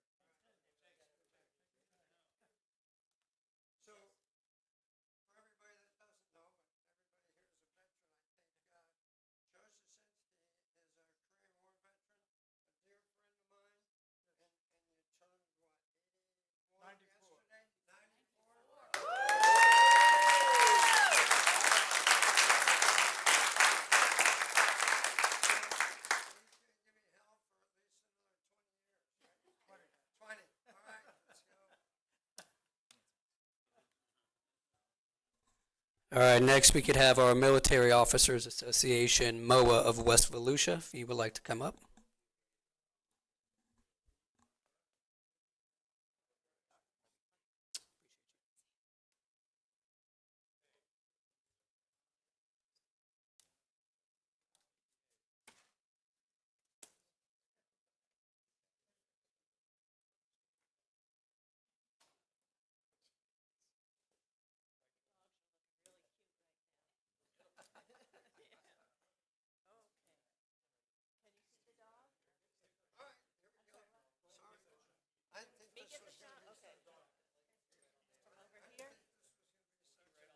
Ted.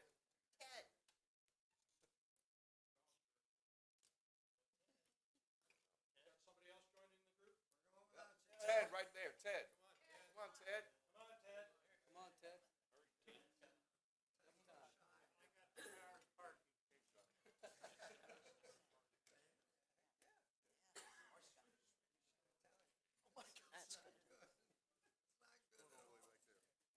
All right, here we go. Ted's here. All right, everybody down in front, please. All right, now wrap it up, buddy.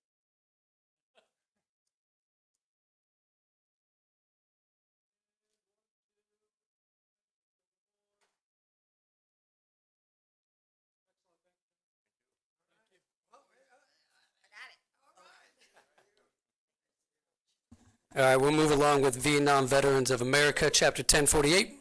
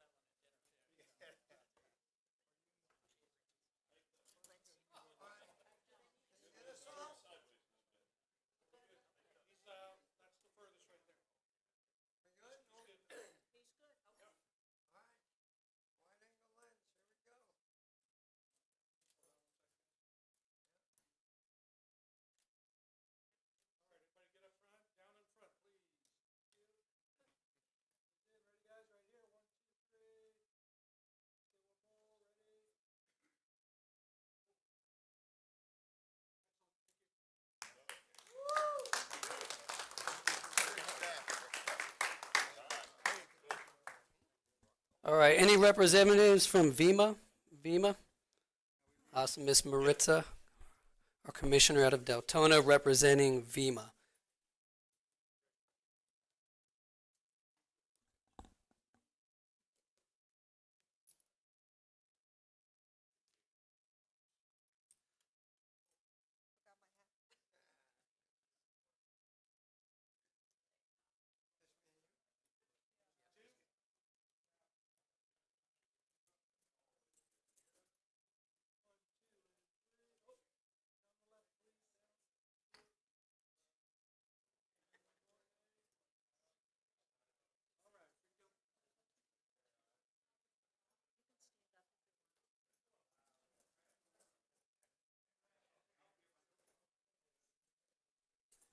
All right, Barracks of Hope.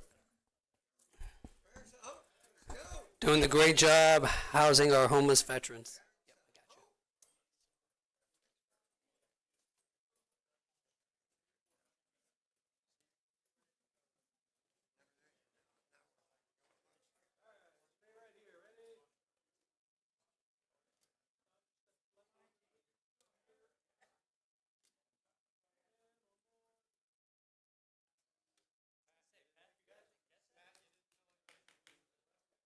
All right. Oh, I didn't center them.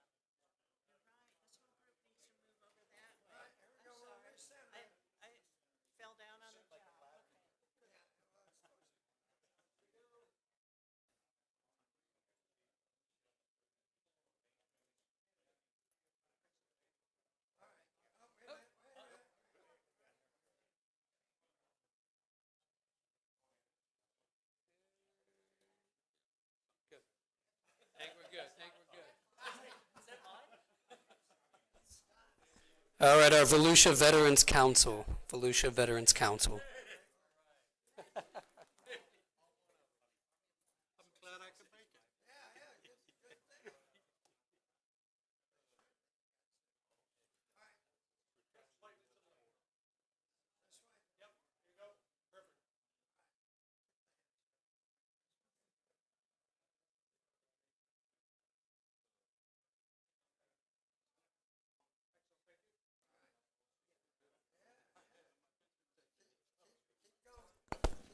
All right, we have Brevard Flagger and Volusia County Career Source.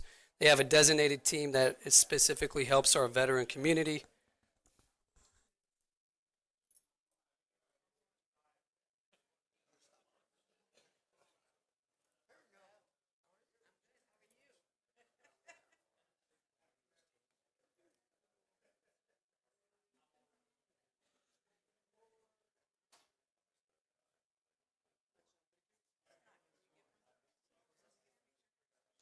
You want me to get one on my phone? Yeah.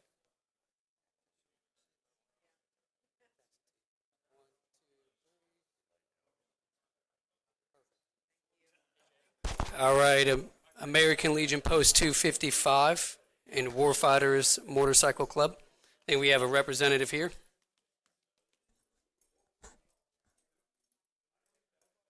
So this is a representative from American Legion Post 255 and Warfighters Motorcycle Association.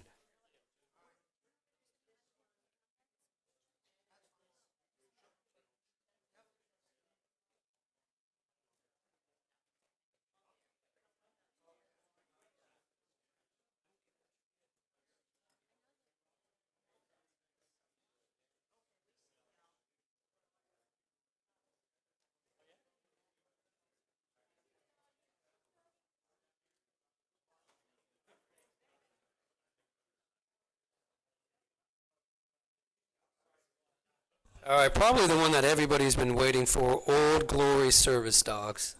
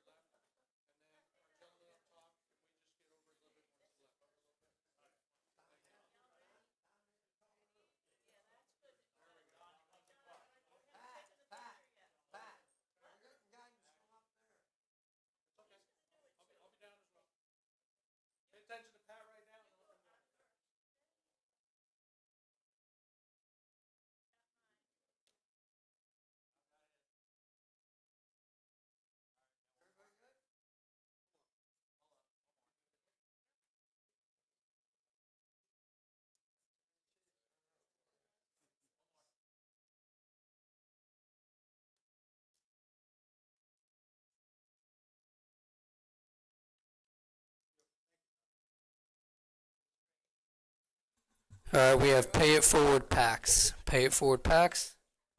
Miss Tracy.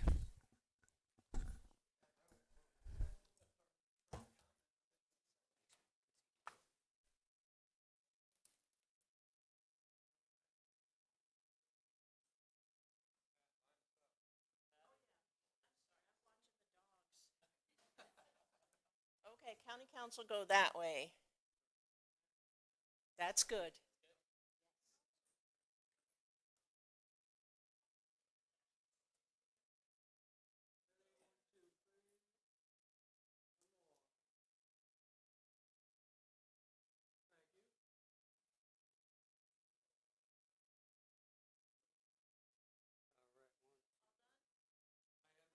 And we got two more to do. So representatives from Team Red, White, and Blue and Veterans Court, Arloa.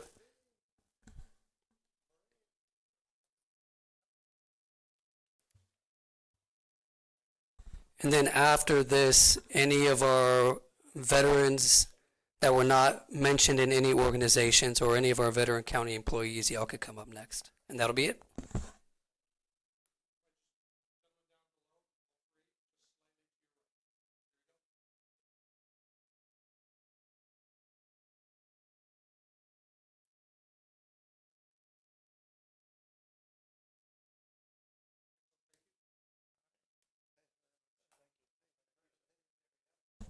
Anybody else? Any other veterans?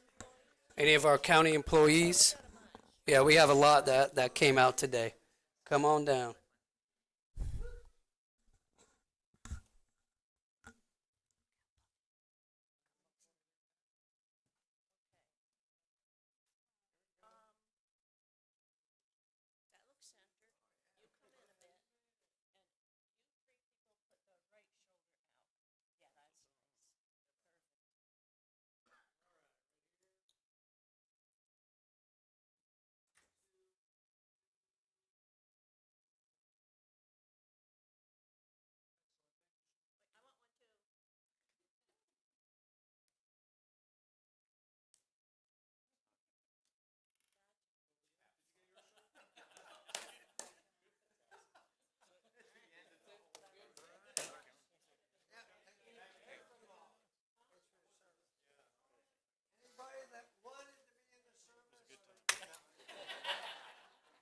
Scott.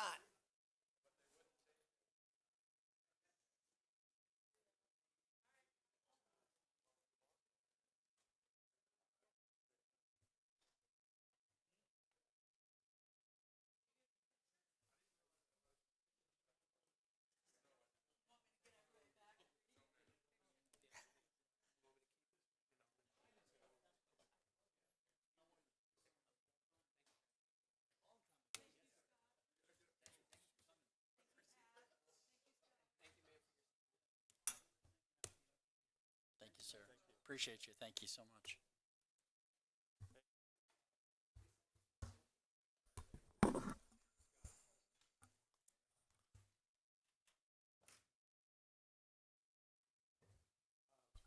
Before the last veteran leaves, I wanted to ask Vice Chair Matt Reinhardt. He had a suggestion that I thought was a really good one. He's going to ask the council if they would consider it.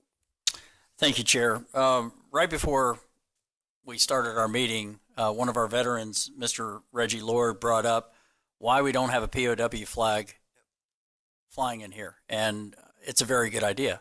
So I'd like to see what councils, I mean, we see them in a lot of chambers. I know there is one on site. Our chamber does not have one. So I'd like to see what the consensus is to see if we can add one. Let's do it. Motion to add POW flag to the chambers. Second. Okay, motion was made by Jake Johansson, second was by Troy Kent. Any other discussion? All in favor say aye. Aye. Any opposed? And did you want to choose the column? No, that's all good. Thank you, gentlemen. Thank you, Chair. Is there? Okay. Thank you all. Now I think you're ready for item 4, which is a quasi-judicial hearing on the rezoning from rural residential to the transitional agriculture A3. Before we start, does any council member have any ex parte that they need to declare? None, sir. Nope. None other than the emails we received, or I received. Right. Okay. I'll ask Jake when he comes in, but none. Okay. Proceed. Morning, Chair, council members. Ray Tyner, your Growth Resource Management Director. This is a rezoning from a rural residential to transitional agriculture. It is located off of Enterprise Olstein Road, as you can see here on the aerial. The rezoning is consistent with the surrounding areas. You can see what the existing rural residential is on the screen, and then the green color is their transitional agricultural rezoning proposal. You can see it's really consistent with their surrounding area. It's already existing. Similar zoning. It's consistent with the future land use map as well. The rural residential is 1 unit per acre, and their transitional is also 1 unit per acre. So there is no change in density whatsoever. The purpose of the rezoning is that the property owner would like to sell agricultural products. So within the transitional agriculture area, you're able to sell products such as blueberries and what they grow on the property. So the PLDRC at the public hearing on September 19th unanimously approved the rezoning application. The Enterprise Preservation Society also supports this rezoning, and there's been no public comments. We're here for any additional questions you may have. Motion to approve. Okay. Second. Councilman Robbins makes a motion to approve. Second was by Councilman Santiago. Any I just have one question. questions? Yeah, just one question. Could you go back to that one map that showed the two properties in comparison? Yeah. Is that showing that one actually already, the A3EA bleeds into the RREA already? Is a Scrivener area. Okay, Yes. it is. Okay. Then I'm still good with it. I just was curious about that. Thank you, Chair. You're welcome. Any other questions? Any other comments? All in favor of the vacation, please say aye. Aye. Aye. Any opposed? And it is approved 7-0, which brings us to item 6, proposed vacation of a portion of the Orange Hill subdivision. This is also a quasi-judicial hearing. Does anyone have any ex parte to declare? See. This is item 5. Yes. Did I skip one? 5 is Yeah. next. Item 5. It's a vacation still, but Yeah. Any and still no ex parte to declare. No. Motion to approve. Second. We have a motion to approve by Councilman Robbins, second by Vice Chair Reinhardt. great presentation by staff. I just wanted to comment. Worked hard on it. Questions for staff? Comments? All in favor say aye. Aye. Aye. Any opposed? And that motion carries 7-0. I'm going to repeat the same presentation. Now we're on item 6, another proposed vacation of the Orange Hills subdivision. Is there any ex parte to declare here? Motion to approve. Second. And Councilman Robbins makes a motion to approve, second by Vice Chair Reinhardt. Any questions for staff? All in favor say aye. Aye. Great Any job, Ted. Opposed? And motion carries 7-0. Item 7, as a resolution awarding non-exclusive commercial solid waste collection and disposal franchise to Atlantic Coast Cans. Director Bartlett. It's exactly what it is. It's a non-exclusive commercial solid waste collection contract with one of our providers. Motion approved, Johansson. Second. Okay, we have a motion to approve by Jake Johansson, and the second was by Vice Chair Reinhardt and Councilman Santiago. Thank you. Just a comment, Mr. Chair, if I may. Thank you, Mr. Chair. I just wanted, for the public's purposes, I think we should be proud in the way we do business this way. A lot of people don't understand the complexities of these things, but because the way the county here and what we've selected to do on the non-exclusive option, that saves taxpayers that live in the unincorporated areas of the county a lot of money, especially businesses or new home constructions or anything that where you have to hire a trash company privately. Your fees are lower in Volusia County because of the way we do business here. So what many cities elect to do is to do exclusive ones, which adds to the cost significantly. So I'm proud of my colleagues and staff that this is the way we do it for our unincorporated residents. Thank you, Mr. Chair. Thank you. Any other comments? All in favor of the resolution, please say aye. Aye. Aye. Any opposed? And it is confirmed 7-0. Item 8, ordinance 2025-23, amending the local licensing ordinance. I believe this is a second reading. This is the first reading. We had a discussion or presentation at your October 7th council meeting, and the purpose of this ordinance is per your direction, is to help alleviate duplication in efforts of specialty licensing. The state, a couple years ago, passed some legislation where they require specific state licensing for specialty licensing, such as installing doors, garage doors, siding, those type of licensing. So we got direction from council. We changed the ordinance in front of you, so we're not duplicating that effort. So they will get their license through the state. It probably would save some dollars for our contractors too, maybe roughly about $250 a year. We're here for any questions you may have. Okay, thank you. Councilman Johansson? No questions, comments, though. Any questions for us, David? Okay, go ahead with your comment. Yes, sir. Thank you, Chairman. This fits right in line with our going on third year of trying to minimize government interference and get rid of the red tape and the barriers to getting stuff done, both from this, in this case, a contractor's perspective. And it kind of makes things more competitive now. If you can get a state license, there's more contractors that are state licensed that are willing to go through the county licensing process because it's a pain in the neck. So hopefully this will increase competition as well and give our homeowners a little more of a choice. So I appreciate it. Thank you very much.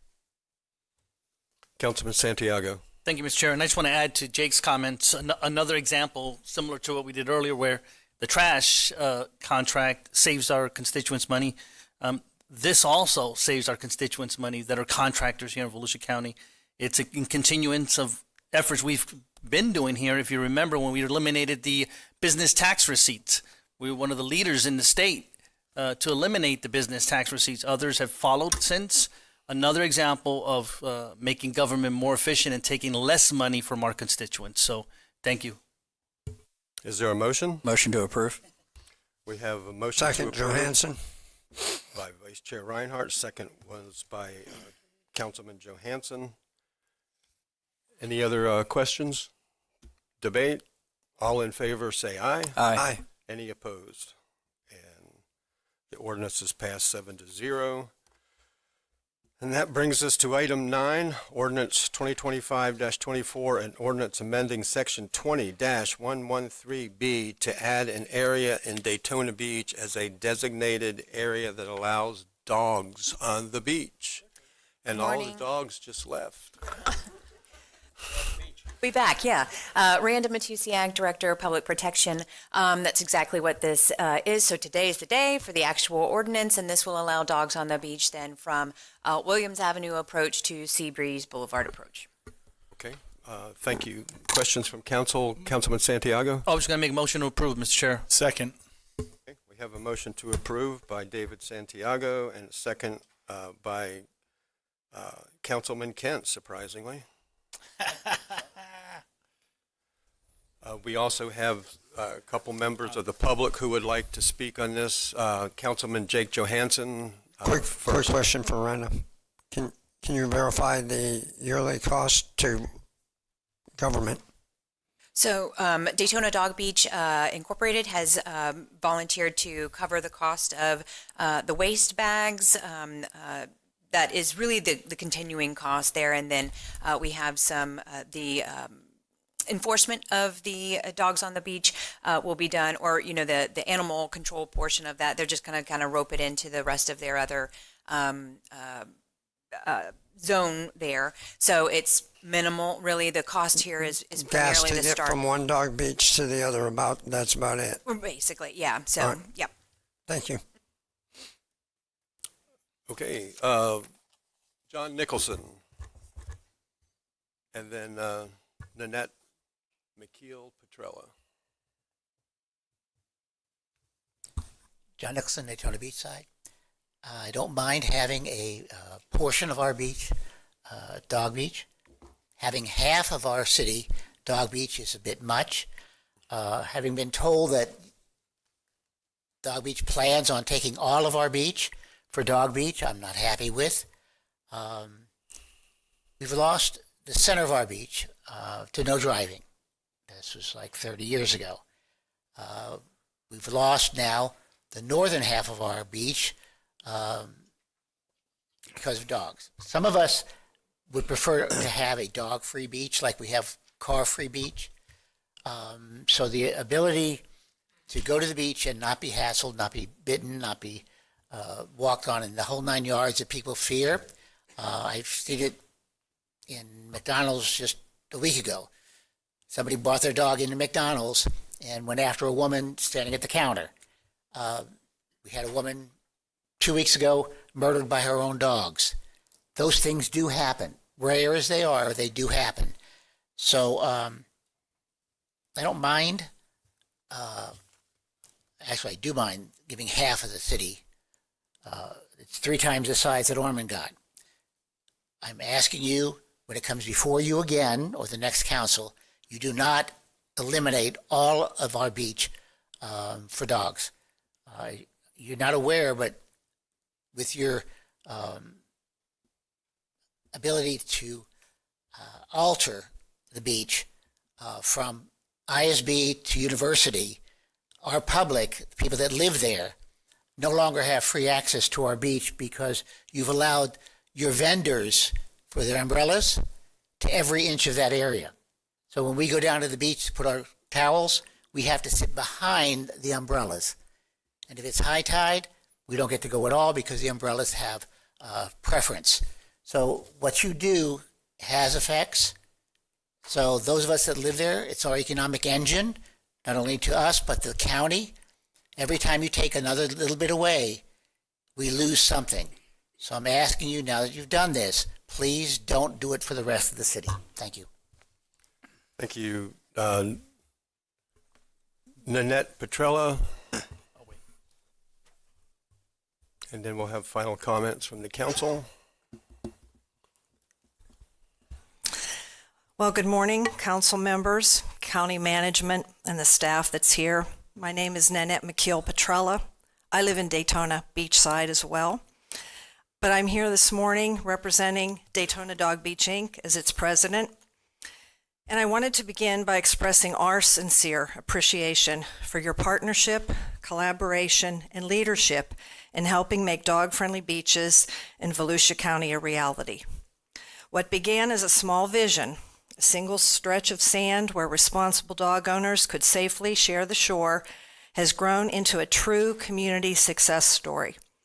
Together, we've shown that when citizens, volunteers, and local government work together with mutual respect and accountability, we can create something that benefits both people and the environment. Because of your support, thousands of residents and visitors have enjoyed this experience. Families, veterans, which we saw today, seniors, and animals, all united by the simple joy of spending time together at the beach. And through our shared stewardship, these areas have remained clean, safe, and well-maintained. Now, as we look into the future, we're often asked by residents, and also by you, is Daytona Dog Beach, Inc. ready and able to continue to help? And I do want to make a statement very clearly. Daytona Dog Beach, Inc. has never made the comment to anyone that we want the entire beach to be dog-friendly. So I correct what was said previously to me coming up here. But our answer to are we ready and able is yes. As a full and committed partner, we are prepared to continue providing trained volunteers, beach cleanup, public education on responsible use, and community outreach that builds pride and accountability. We are prepared to continue to fund supplies at existing dog-friendly beaches and are prepared to fund expansion if and when you are ready to move forward. We believe the next step is expanding access thoughtfully and equitably across the county, and it would be to provide additional areas, as you would deem appropriate, potentially in Ormond by the Sea, in the South Daytona Beach area, Daytona Beach Shores, Wilbur by the Sea, Ponce Inlet area, and New Smyrna Beach. We hear from people all the time that people want closer access. These are carefully chosen locations that will give residents and visitors fair, balanced access across the entire coast. So today we respectfully ask that you approve ordinance 2025-24 and move forward in 2026, if you deem appropriate, to continue this process so that our area can be a statewide leader in coastal access, responsible recreation, and community partnership. Thank you. Very much for your partnership on this all along. I will open this up to final comments by County Council. That does close the public participation. Councilman Santiago. Thank you, Mr. Chair. You know, Mr. Nichols' comments made me start thinking, because I didn't ask this question prior to the meeting, but if I may, Mr. Chair, if staff could answer as a percentage of, if they can, of the beach, how much are we taking of Daytona Beach to do this? I don't know the answer to that. Maybe not percentage, but can you give us a better understanding? Sure. So the Daytona Dog Beach area is about 1.6 or 1.7 miles. There's 47 miles of beach in Volusia County. And they have 1.6. How much are we taking again? So 1.6 miles is the Dog Beach area. 1.6 or 1.7 miles is the Dog Beach area. I'm not sure the coastline in Daytona Beach specifically. 5 or 6 miles in 5 miles in Daytona Beach. And do we know of, again, also in regarding Mr. Nichols' questions, he mentioned about the beach chairs and stuff like that, which limits access to our locals also. Sounds like it restricts it somehow for them utilizing the beach. Do we know how much of that is also being utilized? Good morning, Jessica Fentress, Coastal Director for Volusia County. The contract that the county holds with a master concessionaire requires them to leave holes about 10 feet. The chairs cannot be set up closer than 10 feet than each other. They are also, the public has access first and foremost. So if you would like to have your towel or your setup or your truck or your tent or wherever in one very specific location, as long as the chair is not occupied, you can request to have the chairs moved. And there are signs saying such on the chairs as well. So we 100% defer to the public if public access is not being provided. Thank you. And you know, Mr. Nichols, you put something in my head, so I got to speak to it. And I appreciate your comments. I am concerned now that we're taking almost half their beach in Daytona to do this. Why did we go so far? Why when we made a smaller area before? Right. So at the prior meeting where this was discussed, council was presented with 3 options. This was the largest one. There was also the option from Zelda, I think, was the smallest one. And then in between that was Hartford Avenue. Yeah. My concern with it, the size, because Daytona Beach is our tourist capital of Volusia, right? If you want to call it that. And it's a different animal, no pun intended with Doug, right? But it's a different area compared to Ormond. Ormond, I mean, I know tourists go to Ormond, but Daytona is the hub. I'm concerned now that we went too far in taking the tourists, because not everybody is a dog lover, right? So, guys, I think we went too far. I don't think there's a demand to do 1.6 miles. Meaning, when you look at roads, right? How many cars are going down a road? You say, okay, well, if 1,000 cars are going down this road, then we need a 4-lane. I'm making up numbers, right? But I don't know if there's a demand to say that we have to set aside 1.6 miles of beach to be dog-friendly beach. Again, not against it, because I was an advocate for it, you remember, years ago.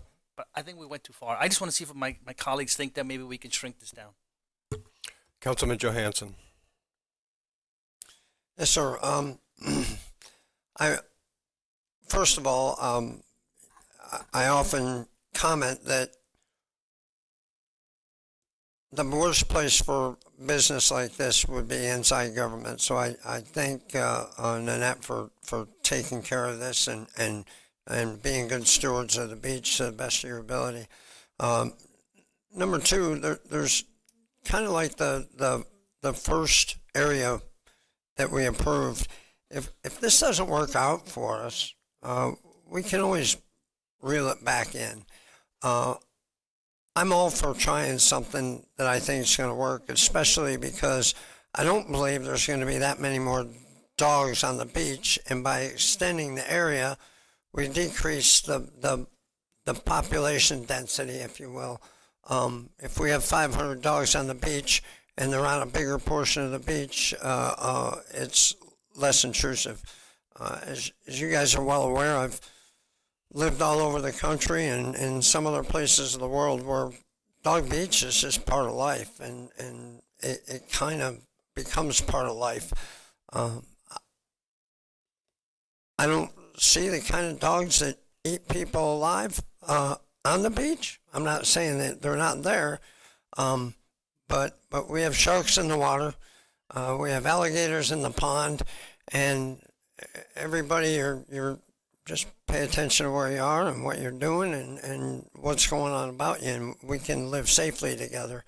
I think this is worth a try. If it doesn't work out, we just reel it back in and cut it down. But I don't think, I think after the dust settles, everybody's going to kind of live with it and go, this is life, like everything else we do. So I'm not opposed right now.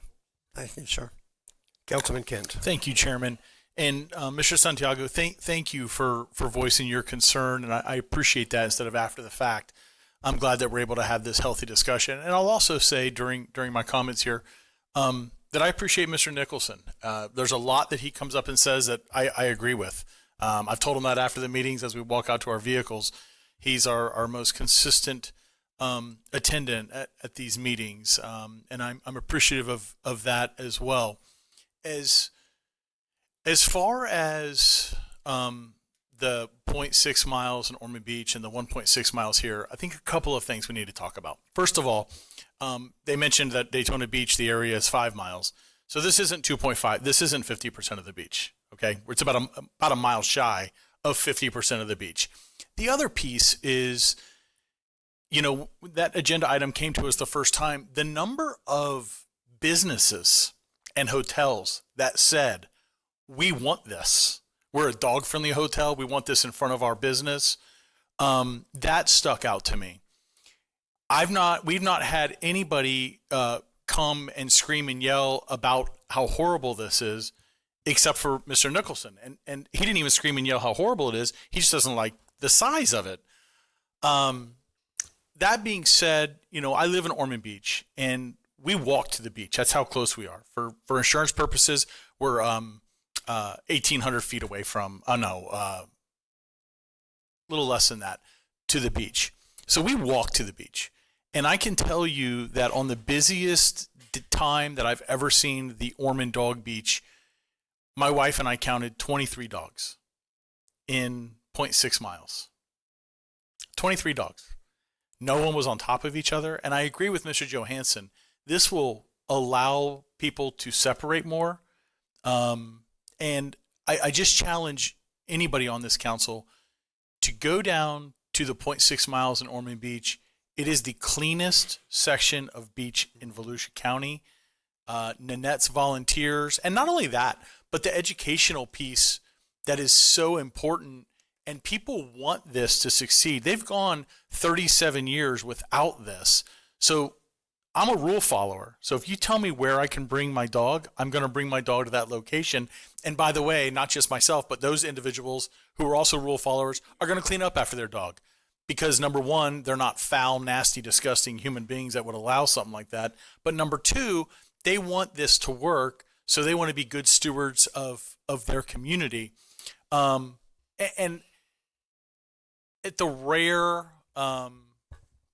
offset that this wouldn't work, I agree. We could come back to the table and say, okay, it was 1.6 miles.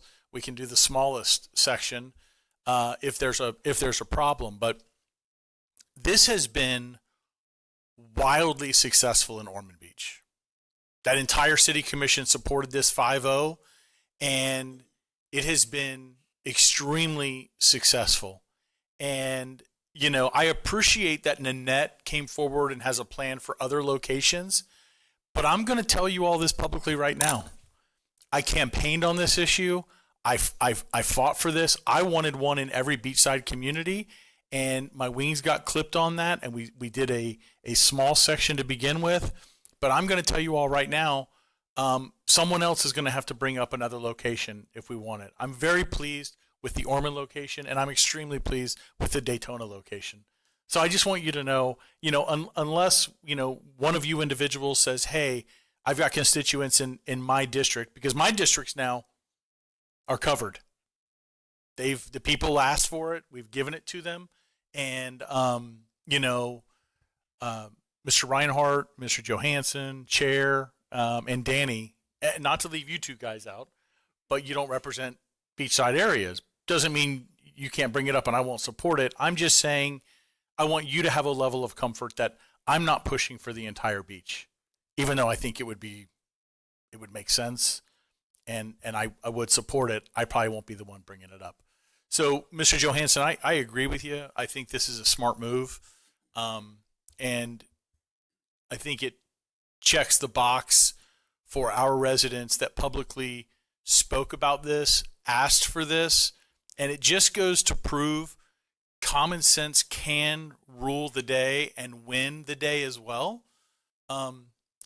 And if there's a problem, we can deal with it. But I get shut off when I start hearing fear mongering, when I hear nonsense, someone sending an email about, oh, the dog mess is going to give everybody diseases, or the dogs are eating people. That's nonsense. Councilman Santiago. Thank you, Mr. Chair. All good comments. I appreciate it. And that's why I brought up the comment, the question, to hear what you all had to say. I think you're right. Jake, like you said, we can change it if we needed to. My main concern is to make sure that it doesn't have a negative effect. And I don't know the answer. Probably be positive, I hope it is, to the area that's very important to the economic engine of Volusia County. So I'm ready to vote, Mr. Chair. Thank you. Okay. And I don't see any other comments. So, Krista, would you call the roll on this one? Mr. Johansson, Yes. Mr. Kent, Yes. Mr. Reinhardt, Yes. Mr. Robbins, Mr. Santiago, Yes. Mr. Dempsey, Mr. Brower. Yes, and the new dog beach is established with a vote of 7-0. Good work, Nanette. Good work, Mr. Kent. And let's hope for good success. Item 10 has been postponed, retabled, or rescheduled for January. And item 11, I would like to ask the council to consider something a little bit different on this item, but I'm going to let the who's presenting it? I am Carmen. Okay, go ahead and present it, and then. All right. Good morning, Carmen Hall, Community Assistance Director. This item is our Children and Families Advisory Board funding recommendation for this for this current fiscal year at $2.6 million. As you guys are aware, this program primarily focuses on funding programs that provide services to the working poor and to our elderly and disabled members in our community. So a lot of these programs, just to highlight on some programs that are funded, is after-school programs such as Boys and Girls Club, our Water Safety Education Initiative, which was a council initiative for swim scholarships. We also fund, through Early Learning Coalition, the Kindergarten Readiness Program. That's so all 5-year-olds are ready for kindergarten. We also fund Cinders Retreat, which covers for our elderly population that gap between needing elderly services before long-term Medicaid kicks in. There's a gap so that way their family members can continue working. So we recently completed a 9-month process revamping the CFAB program. So we did that through community events. We had an online survey, and then we also had a lot of public participation. We also held stakeholder workshops, so all of the providers in our community attended those workshops, and we had great participation. By going through this process, we made sure that all of the gaps in services were covered in our 5 service categories. At this time, CFAB did vote to remove contingency funding, and the reason for that is because contingency funding was designed to provide funds to agencies that did not fit into a service category. Now that the service categories have been revamped, all the agencies would fit into a service category. So that's why it was recommended to eliminate contingency. We also align the goals to the workforce targets that are established by the Florida Chamber of Commerce. That's the 2030 blueprint. And so all of these agencies, they will report back on goals that align with that blueprint established by the Chamber of Commerce. We included performance-based milestones. So if these agencies hit the milestones that are established, they can receive an additional 10% of funding that is already budgeted in this. So we would not be coming back for more funds.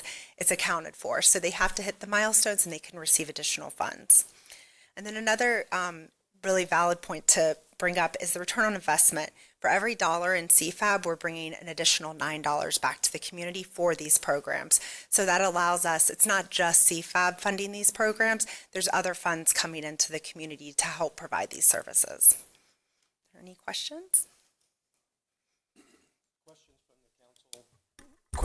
Questions from the council, we'll start there. I have one question, Mr. Okay, Chair. Councilman Santiago? I'll use the terminology we have these primary organizations that also have sub-organizations below them, right? From a process perspective, do we put suggested practices or requirements to the primary agencies on accounts payable to the subs, if I'll use that word? Right. And what I mean by that, let me just elaborate. Let me just dig down right where do we have requirements where they have to pay them within a certain amount of time from service? Because usually it's services provided, they bill afterwards, right? Correct. So in other words, do we have our primaries, are we requiring our primaries to pay within so many days?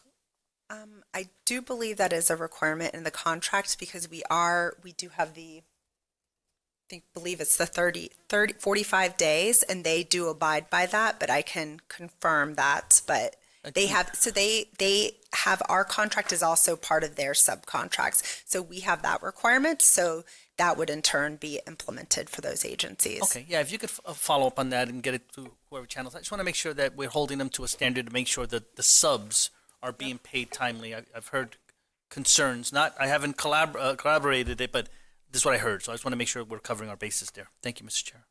Okay. Other questions? Danny, did you have a question? Okay, go ahead. Thank you, Chair. Carmen, I see the water education. We have a bunch of them, which is great. How are the usage? Are we seeing a lot of usage with that with those programs? Yes, for water safety, we were able. We have the 4 agencies, and last year we provided 389 scholarships to individuals. Wow. We also provided 374 door and pool alarms to households in the community, so that way they're notified if a small child falls into the pool, an alarm would go off, or the door windows, if they're opened, they beep, and so that way they're aware that somebody's leaving. So. Thank you. Mm-hmm. No issues with it, though? No. All positive feedback? Yes, very positive feedback, and we were able to really expand this year from how many we provided in previous years. So excellent. Thank you. Mm-hmm. Thank you. That's it for questions for staff. I'm going to go a little bit different direction because I believe this council has a higher obligation than to fund the requests that are listed here today. Everyone in America complains about out-of-control spending from the federal government down to the cities, yet we do the same thing at the city, county level. We spend far beyond our core government responsibilities. Today we're being asked to spend the money we have taken from families to help with the needs of another family. We are a generous people in our county. Our constituents are always willing to help those in need, but it should be their decision, not ours. We see it, we feel it, we want to help, but are we reducing the needs put before us today, or are we exasperating those needs and actually adding to the ranks of the needies with each dollar we take from every struggling family to give to nonprofit organizations? We have more families each year who can't afford their first house or the exorbitant rents foods, and utilities. The truth is we are all taxed more than our founders ever thought would be possible or legitimate. In 1861, the income tax was first introduced. It was going to be 3% for incomes over $800.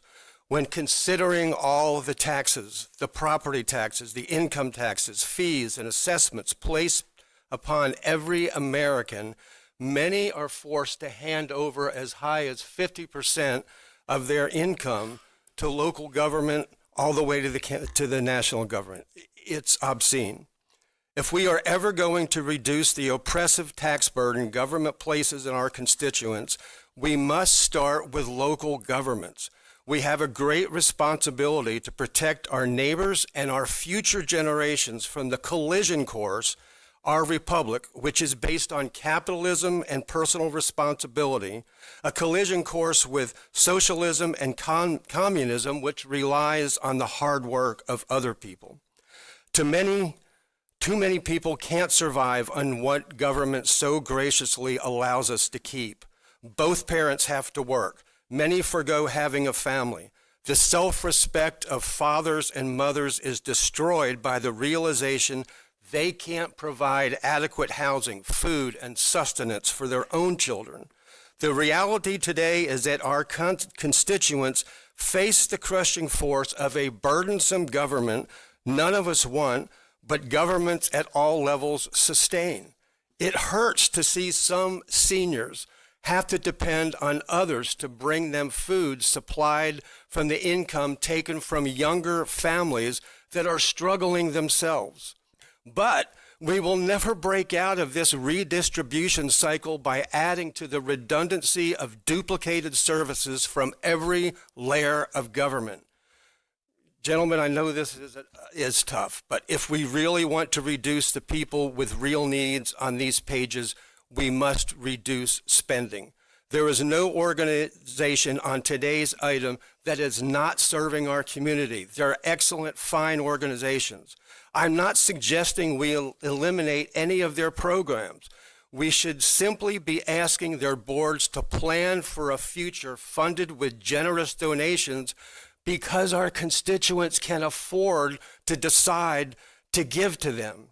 Government should not take income from one person to give to a nonprofit organization that may not be able or want to donate to. That's not a donation at all. It's theft. The way we fight poverty is to let our constituents keep more of their money so they are not added to the list of potential recipients next year. The best thing we can do for future generations is to focus on our core government responsibilities. We can't take the places of churches and synagogues, and it is not government's place to be generous with taxpayers' money. A constituent of Davy Crockett said way back in 1834, the power of collecting and dispersing money at pleasure is the most dangerous power that can be entrusted to man. So here's what I'm proposing. Since we have never discussed ending this spending before, I'm suggesting that we approve these funds for this year as the very last year. We thank the Children's and Family Services Board for their hard work and terminate that board today. Then every nonprofit board member in Volusia County should plan for their future budgets without asking for taxpayer donations. I am asking you all to end the cycle of redistribution and let our constituents choose their own giving after they have provided for their own families. Councilman Santiago. Thank you, Mr. Chair. Well, I wasn't expecting that, Chair, but I get it. Philosophically, I agree with many of your comments. I think my history here has proven that as an individual council member, I try to find ways to cut fees, taxes, and things that are unnecessary in many cases. But I don't agree with the portion of your comments of eliminating this program. Mainly because that many of these programs that are in here are services that that in some cases people would expect, or in the past have been provided by the county. I'm not prepared to blow up the Boys and Girls program, Boys and Girls Club, sorry. And I know you're suggesting to put it in this, continue this year, but, and I'm all for encouraging private donations and finding ways for us to get more private sector, or encouraging them to do stuff like that. Council on Aging, this is just a segment of the population that in many cases they can't provide for themselves. And I also agree that maybe there's opportunities for our faith-based organizations to step up some too. But this is I think this is a quality of life service for a community. You know, we live in a civilized community and we help each other. And I think these are services, you know, water safety education, trying to prevent children from drowning. You know, there's families out there that can't afford to hire a private swim instructor. And I'm not prepared to just pull the rug under these programs. It's just too much good is done from this. But I'm all for finding ways to reduce the size of our local government. I think it's important to note also, in my last 3 minutes, is that Volusia County is somewhat of an example amongst our 67 counties. Today, with what we do, we're an example where many state organizations and from a finance side and others look at us as we don't have it perfect, but we do it right. We're pretty fiscally conservative here in this county. And, you know, hence why people have said, why hasn't Doge come to Volusia? You know, you hear that rhetoric out there, but it's because they've looked at us at a high level and they said, Volusia kind of gets it right. We're not perfect, but Volusia is more of a model that the state leadership would like for us to be, other counties to be. So I'm not prepared to do that, Mr. Chair. I understand your perspective and respect your thought process on that, but too much good comes out of this, and I'm not prepared to pull the rug from under. I think we could find other areas before we do that, but I am all for looking at ways to improve the program. And improving that means also finding ways for them to do better on the private side and maybe less dependency on the government side. I think that's a good model to have in any government program, but I'm not prepared to vote to eliminate it for next year. Thank you, Mr. Chair. Councilman Robbins. Thank you, Chair. Real quick, Chair, David, all good points. The two things that really stand out to me right out of the gate in terms of like core responsibilities has been the topic. Easter seals, people with disabilities. If anybody needs the help from the government, it's the persons with disabilities, in my opinion, because they cannot, in most cases, function by themselves. They cannot work. They cannot provide for themselves. So I think it would be a unwise choice to take that away, but also to public safety when it comes to life-saving programs like this. You know, we serviced close to 400 swim lessons. That's potentially 400 lives saved at some point. We've all jumped in a pool after one of our kids or someone else's kid that we don't even know at a public pool or resort, whatever. So, Chairman, and I don't disagree. I actually agree with you a lot in what you said, but have you got a chance or can we look at, before we jump headfirst into this or it fails, can we look at, or have you looked at each organization, and is it possible we could maybe get a menu and separate the core needs versus maybe the non-core needs, or we narrow it down and bring it back? There may be some stuff in there that we could eliminate. What we just have to do is identify the core needs of this, because there, and I think there would be a consensus that there is some good that comes out of these. I am a believer in that. but also want to give it an opportunity so we can make those cuts as this board sees fit, just for consideration, for whatever it's worth. Okay. All good ideas. I'll respond to that when it's my turn. Jake Johansson. Thank you, Chairman.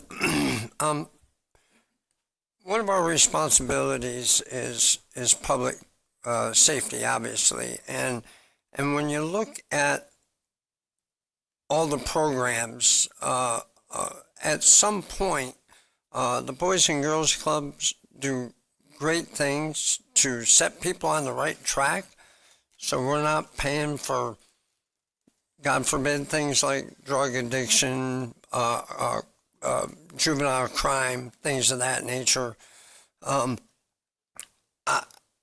If you go down to every one of these, they have a use for our core responsibilities. And we keep on talking about core responsibilities. If our core responsibility is to save taxpayer money at any expense, well, then let's get down to it next budget season. And I'm all for it if that's what we feel our core responsibility is.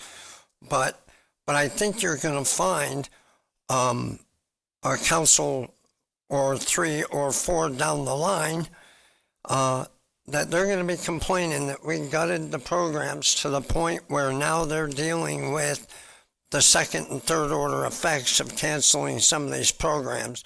Kids on the street, mailboxes being bashed in. The sheriff's going to talk to us about drug use and fentanyl, and he doesn't have enough room for the bodies and all that stuff that happened a couple of years ago. I know it's gloom and doom, but this stuff saves that. I don't want to bury babies because they don't know how to swim or float. This is money worth it for me, and it's a responsibility, in my opinion, to our citizens. Do we have a responsibility to the people that can barely make ends meet and can't afford a home? Yeah, but we have a responsibility to the other 400,000 people that live here as well. That some of them fall into this category. So I'm all for, as we did last year, and as we did, I believe, Dr. Burbaugh, we did have a Community Services Advisory Board 5-year plan or 10-year plan come to us. Didn't we have something come to our council last year? No? You can say no. I don't believe so. Not with Steve. All right. That was my subcommittee thing. Social services expenditures, which we're preparing for council again this year. Got it. So you can see, what percentages federal grants, state grants, and general fund dollars. And every year we share that with you. We're finalizing it at this time. Got it. Thank you. So I like where the chairman's going with trying to find ways to trim down the general fund budget. And I like that we want to fund this and work it at whittling it down. Maybe there is dollars to be whittled down. But getting rid of it, I think it's cutting off our nose to spite our face in this case, and we'll find that years down the road it was a mistake or we cut too deep. So those are my comments. Thank you, sir. Thank you. And I would just respond, Jake, to you and to David, that I haven't suggested that we eliminate a single program, but you've underscored the larger problem, and that is that we seem to believe that neither the arts or these programs can survive without us taking money from taxpayers and making their charitable contributions for them. They don't go away because we're not funding them. They go back to their board and plan on how do they, what programs do they fund and how do they fund them. By very definition, a nonprofit is a charitable organization that depends on public giving.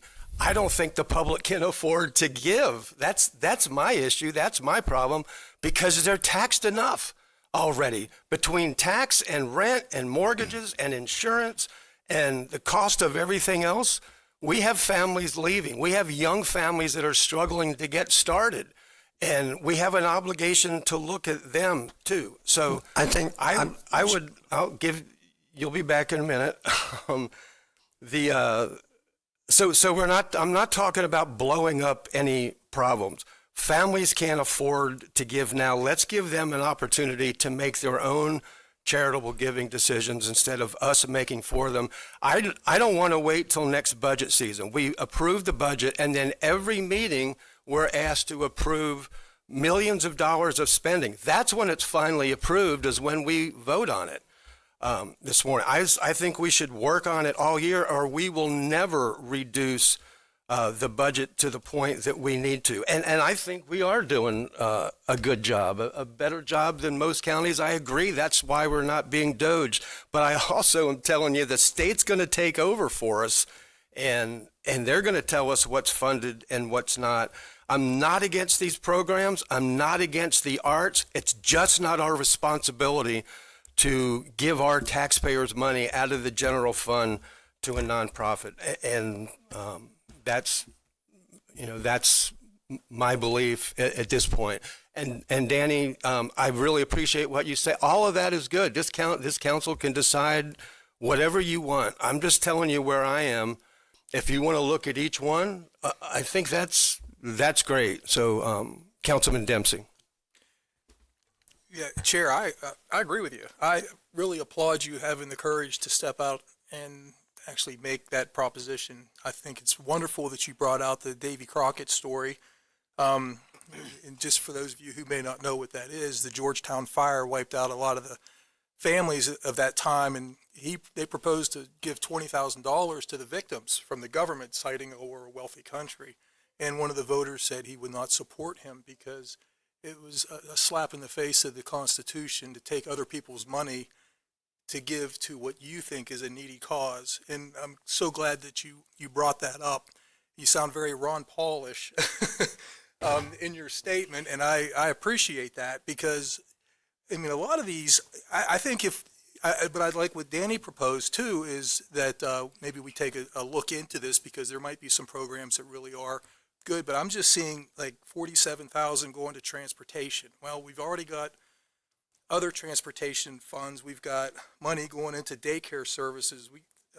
There's a lot of money here that I think could be cut. Maybe not all, but I do like the fact that you are holding close to forcing taxpayers to fund charities, and I'm glad you're going in that direction. So I support what you're proposing. I just want to hear what everybody else has to say, but I do thank you for bringing that up. Vice Chair Matt Reinhardt. Thank you, Chair. I'm not going to take long. A lot of what you said, I will say as well. I see where you're coming from, and I respect that, and I agree with a lot of it. I do like the idea. I mean, if you want to look at this at a later time, I don't think I've said it before about the arts. Fourth quarter, ninth inning. Don't believe in pulling the rug. To say that we do away with it altogether today without giving the opportunity for some of these agencies. Some are represented here today, some are not, without giving them the opportunity to plead their case. And looking at the list, right off the bat, I don't really see anything that I differ with respect to what's core and what's non-core. So I heard it said one time before, agree to disagree, just like I did with the arts, agree to disagree on what I see as a core responsibility and what others see as a core responsibility. A lot of these funding, from my understanding, comes, Brad, you can verify or not, is funneled from the federal government, correct? These funds are all general fund. They're all general. All fund. general fund. Okay, Yes, so I know a lot of programs that we do receive that. The vast majority of what we do is using state and federal grants. You are correct. That's funneled through us. Correct. So, and we may see a drastic change in that real soon to a theater near you. So, that being said, just keep that in mind. But I think that's something that I've said it before. If you want to talk about this, when we talk about our goal setting in January, then that's definitely, I think, the time. But to say we approve it this year and then that's it, we're done, without giving the opportunity for those individuals to come to the table. Looking at my district, there's a lot of people that are hurting. in the Daytona Beach area, the Midtown area, and that by their choice. So just something to think about. And just to build on that and share with you that we have over the years, there used to be many more service categories looked at. What are our core responsibilities? Where are there gaps in service in our community? That's what this funding is about. Is there are gaps where that federal or state money is not available, and we're standing in that gap for our community. One of the things that we did, aligning with this council's philosophy, is moving to this, using the chamber's measures this year, these outcomes and measures, to really say, we need, in order to meet that 2030 blueprint, we need qualified workers in our community. We need people with employability skills. So we're trying to accomplish two things with this money. We also move to a performance-based contract. So you will get, the 10%, Carmen didn't say, we're giving you 90%, but you've got to perform, above and beyond to get the additional 10%. That's another thing that we've implemented based on the things that we're hearing from this council. Asking about leveraged dollars. If we're investing $1, what's our return on investment? So these are all questions that we're asking ourselves and asking our subs who are filling this gap really, and providing the evidence and outcomes to support that they're moving the needle for us. Councilman Troy Kent. Thank you, Chairman. Chairman, I mean this only as a compliment. I hope you take it exactly the way I'm going to say this. It was some of the best leadership I've seen from you, if not the best leadership in our going on 3 years of working together.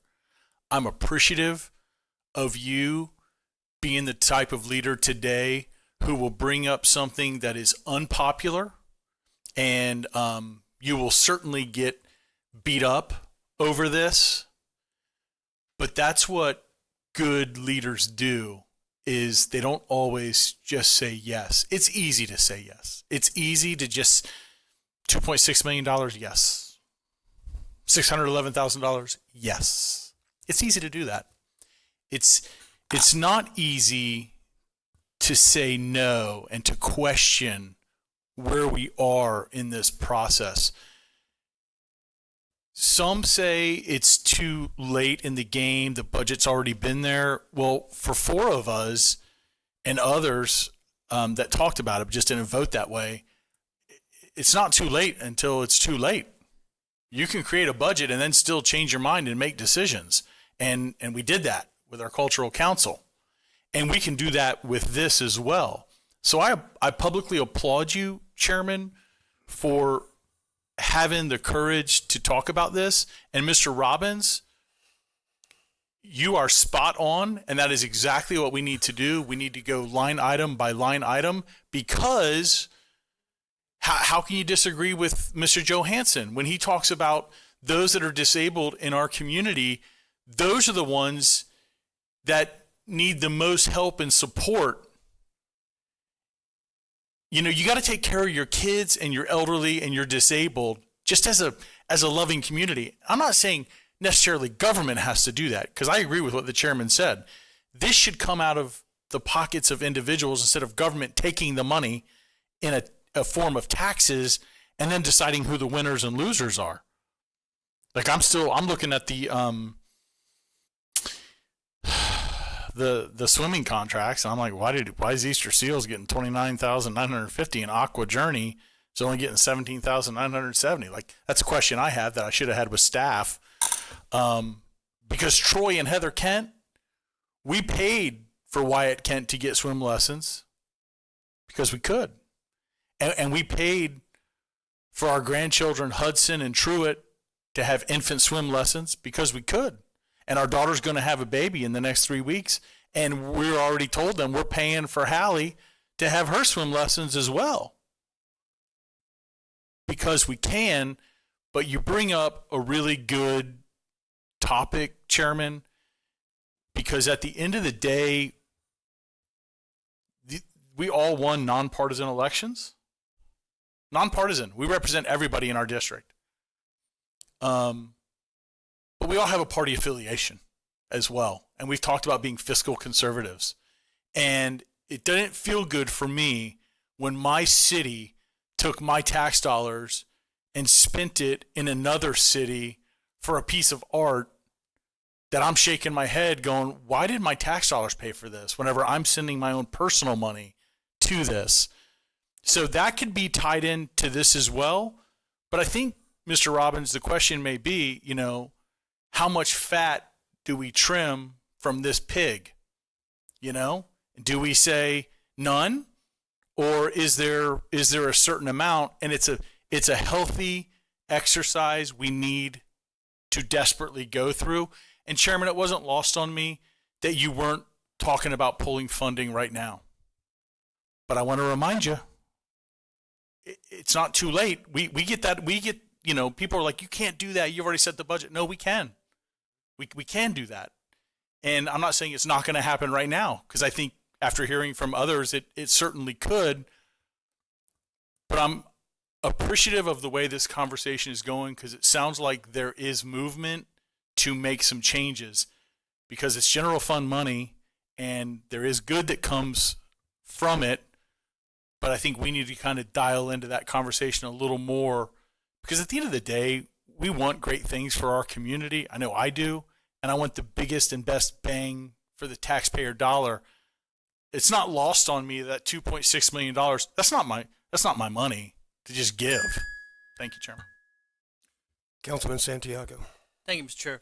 I just wanted to kind of address a little bit, I don't see this as taking money from others and giving it to others. I forgot the exact terminology that was said. Because at the end of the day, we receive monies from the general public to provide all kinds of services, right? And when I look at this, I think, the commentary that you said, which I agree, and I think Jay said, the children's and families. Well, this is pretty much all this is children's and families, these programs. And I don't see it as similar, and I don't want to use your example, but I will, as a statute, right? Like, putting a statute, and I agree with you, in another city is not going to save a kid's life, right? Because they probably could have had 100 swimming lessons, I'm guessing, for what they paid for that statute, right, from your city. So I agree with you there. But this particular program is different. This is life safety, quality of life issues for children and seniors. And we're a civil society. I see this kind of sort of almost core essentials, because I too paid for my grandson's swimming lessons, right? But not everybody can do what you and I can do, Troy, and I know you know that. And that's where we're up here to make those decisions, right? How do we find that right balance? Because that's all we do up here is we get money every year, and we disseminate it amongst programs. It could be infrastructure on things that we all feel are important for our society here in Volusia County. And I'd like to think that the Boys and Girls Club, the good that they do, keeping those kids in after-school programs, right, instead of out in the streets, right, for families that can't afford to do paid after-school programs, because all of this is income based. Seniors that are by themselves and maybe cannot have their own meal. I know it sounds like I'm preaching here, but these are quality of life core issues that I would be able to support as an individual council member. I see that as a priority of ours. I'm all for finding ways to shift and getting private more involved. But I know, Chair, I agree. Troy, I recognize that you said fund it this year, and I think you said end it for next year. I think those are the words that you use. I recognize that. I'm not even prepared to make that statement to end it for next year. I want to fund this, and I think as we get into our strategy sessions, I think we're going to start those in January and February. Maybe start talking about how do we get private sector to get more involved. Yes, we have a lot of philanthropists in our community.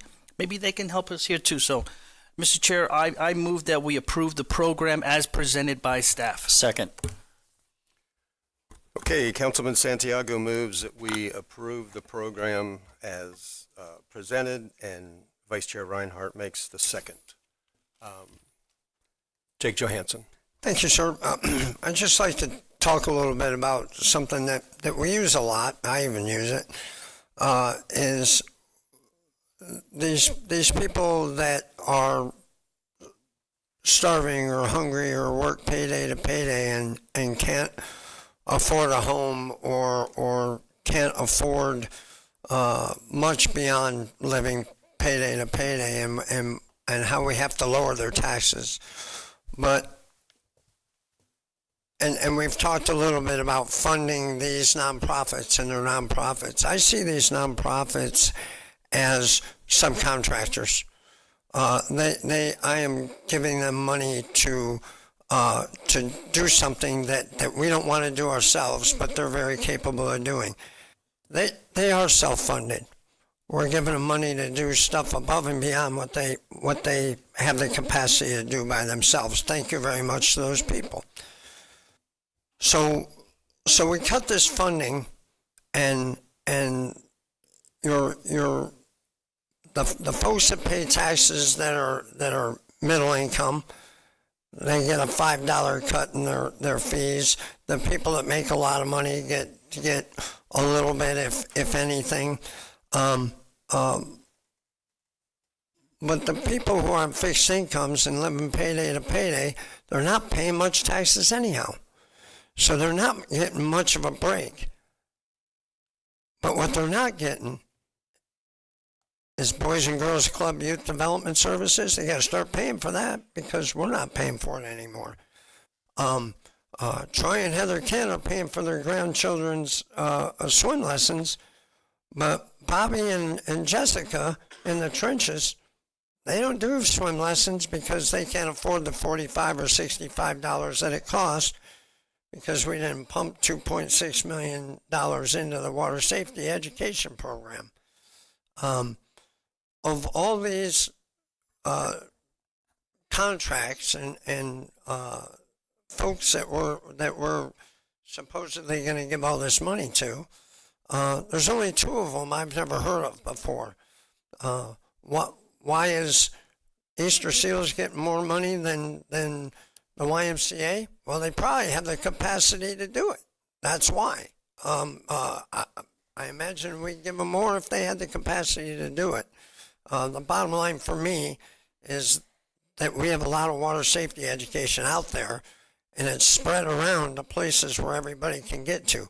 And the people we are complaining that we care about most are the people who get to use these programs.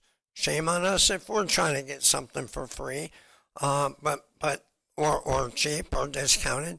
But this is for those people, the people in need, the people that are living payday to payday, and the people that work 2 jobs and they're doing everything they can to keep their family together, and they need the youth development services of boys and girls. The people that are on fixed incomes that are 65, 75, 85 years old, and they need the Council for Aging for lunches and dinners. These are the people we're helping, in my opinion. Brad, did you want to say? It's just, so 47% of our county is considered working poor. And we have a large percentage, if you compare our county to others, part of that reason is an elevated elderly population. So we have about 30%, where other counties have about 15 to 16% as an elderly population. So if you look at the demographics, one of the things, it's a request for proposals, Councilmember Kent, so that's why they're separate. That organization will look at their capacity and submit a proposal based on that.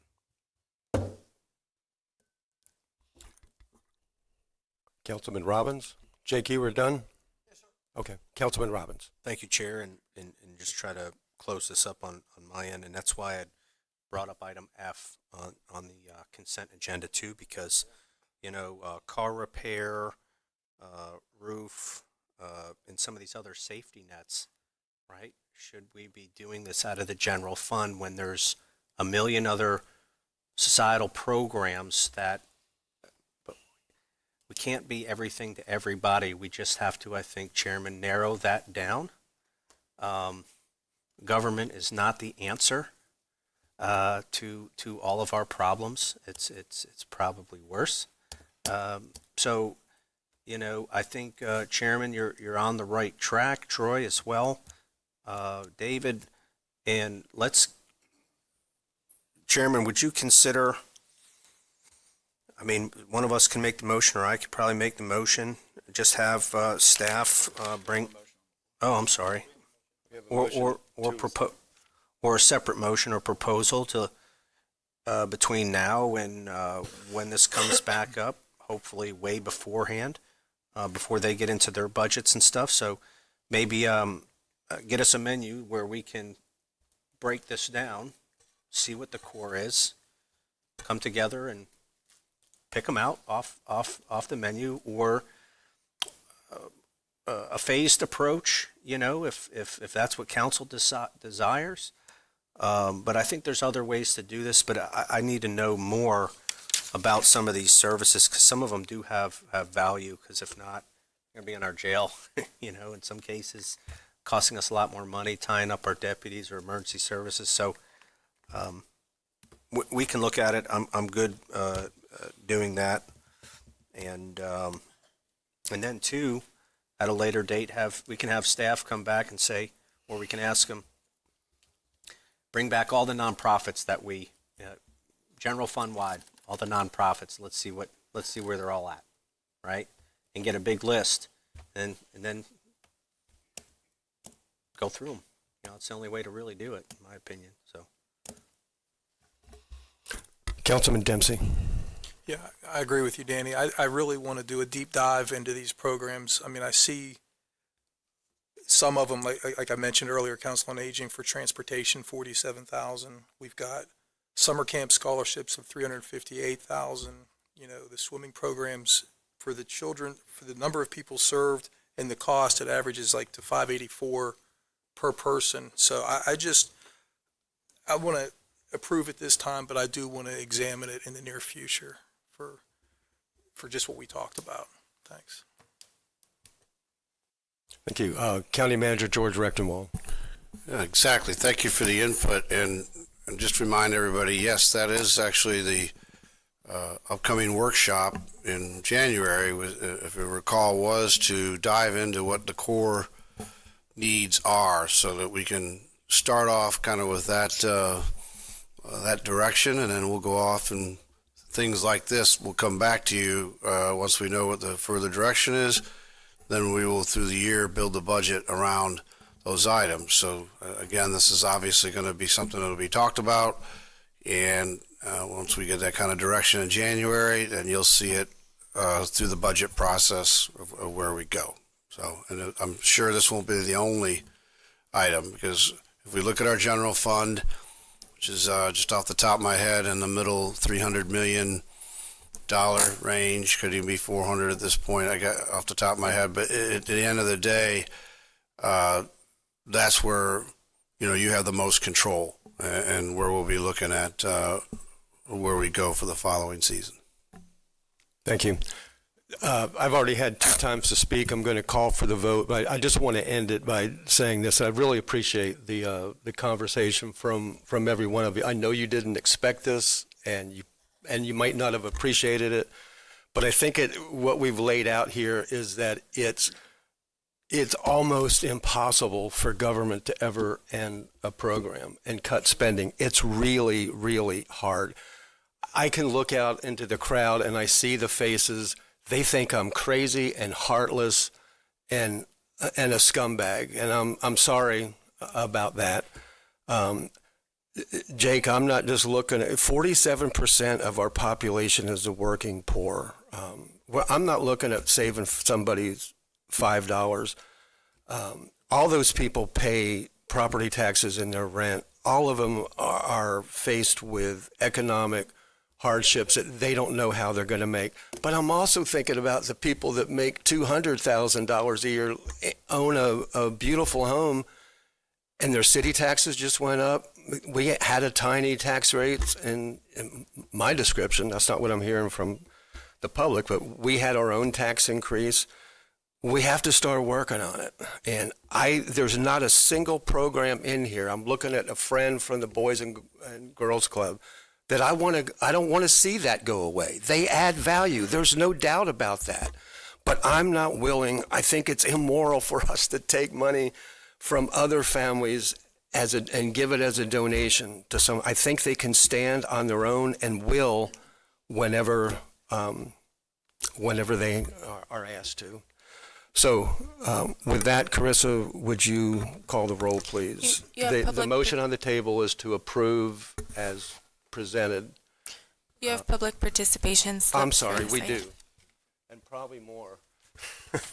Okay, Tammy Cummins, and then Chelsea Doloff.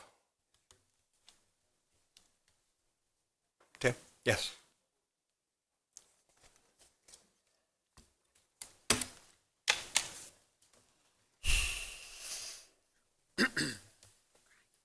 So I don't speak publicly very often. Sorry.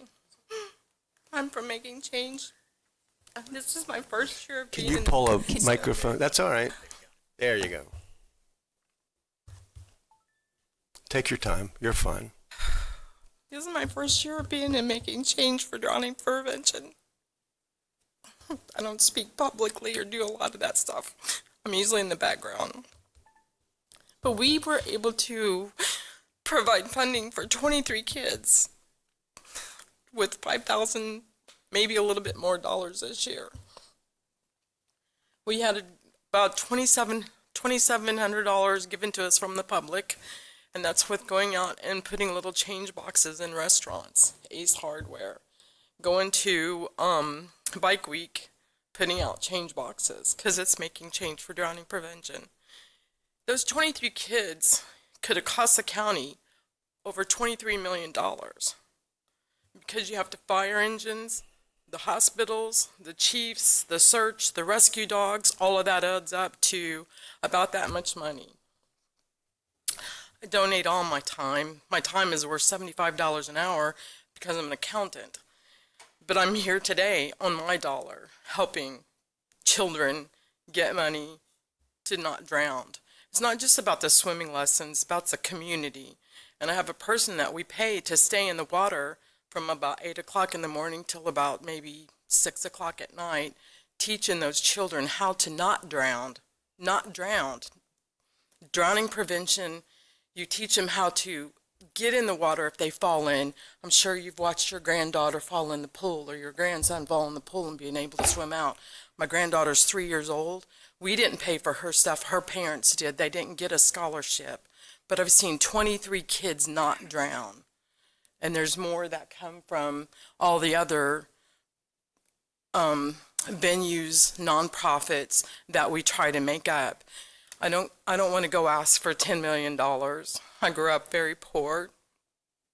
We just want enough to save kids, save adults, save families from having to go to the hospital, see their kid connected to tubes.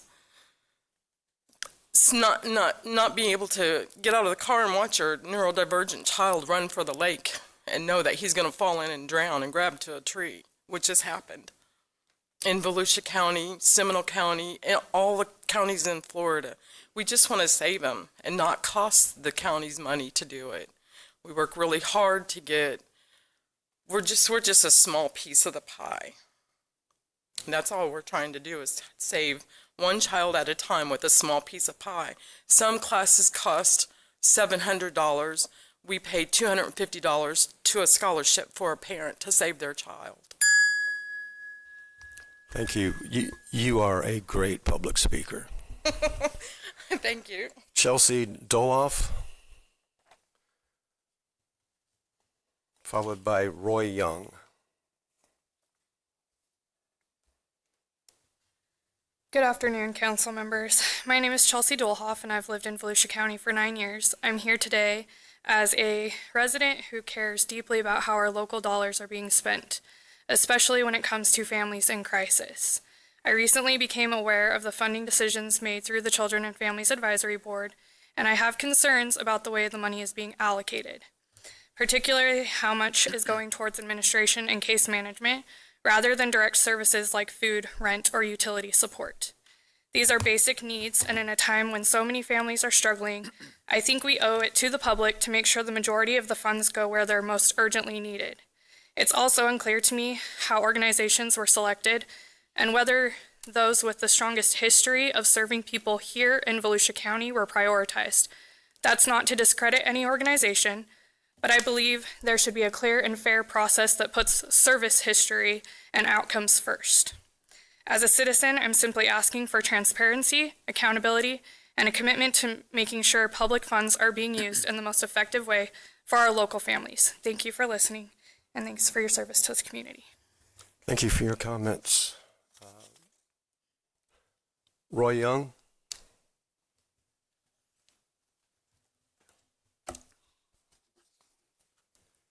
Good afternoon. After all, the morning is gone. Roy Young, I'm the Executive Director at Halifax Urban Ministries. We receive a very small portion of the CFAB money to be able to offer homelessness prevention. That means helping once a year pay utilities, rent, case management services. We make very good use of the money. 94 cents of every dollar goes directly to services, not to case management, not to transportation, not to administrative staff. I was specifically brought on as executive director to change exactly what you're talking about, to change our dependency on grant dollars. Right now, we're about 65 or so percent grant dollars as opposed to private funding. My goal over the next 2 years is to make it at least 50-50. With that said, we're a faith-based organization. We rely heavily on other faith-based organizations. I've seen many of you out in the community at one time or another, and your organizations help to fund some of our programs. I believe that the model that you're proposing would be successful. I just ask for your approval today and for some time to be able to ramp up properly. Each year we've received less funds. Each year we raise more money through private donations. Last Sunday, for example, the large cube trucks with the refrigeration on the top, we filled 2 of those, going to 5 different churches and the local Realty Pros office. Everybody was very kind. But that was for increased services, not for maintaining services where they are. And my fear is that over this next year, without food subsidies, we're going to see a lot more homeless people and therefore much more expense in and around getting those people back into housing and retrained and jobs. Most of the people in our shelter are families, veterans, at-risk youth that have aged out of foster care, and they're people that need our help. They misstepped, they didn't plan properly, whatever, their car broke down. You can tell yourself exactly what you want to hear. But the fact of the matter is we have 3 families right now in our one shelter. They get up every morning and they go to work, and they can't make ends meet because they're paid minimum wage, and all of this luxury housing that's going up on LPGA. What does it cost? $1,800 for a 2-bedroom, right? And after you get evicted, nobody's going to rent to you. And so these subsidies allow us to keep agreements with landlords to keep people in their houses so they're not on the street where they're going to cost us 15 or 20 times what it does to help them get a break once a month during the year. Thank you. Thank you for your comments. John Nicholson.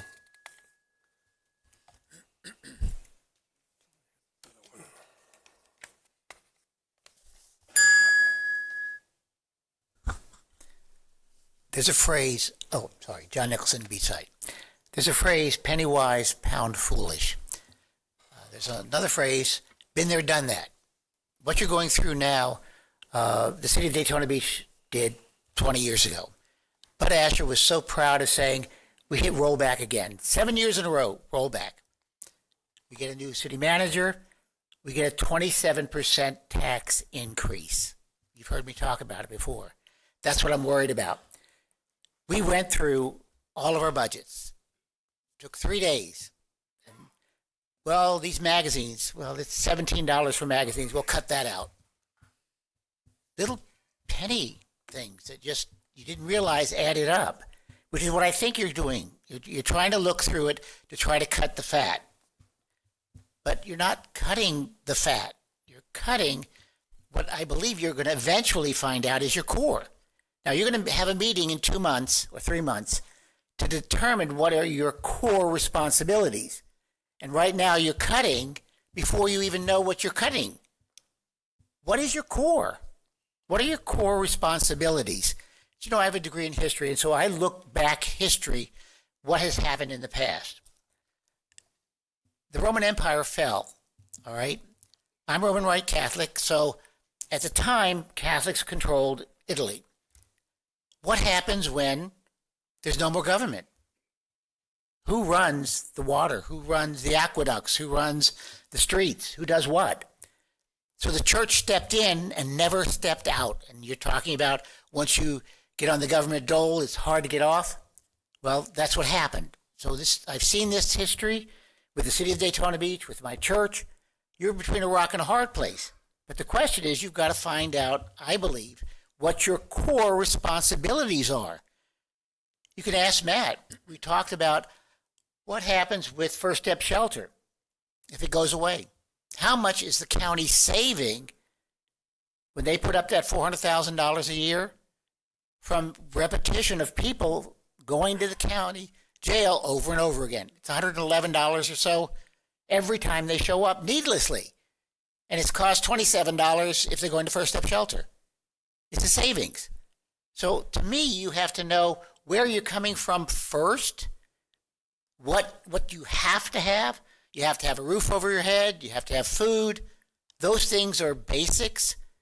And when you talk about charities, a lot of the things that are nonprofits because government wasn't doing it.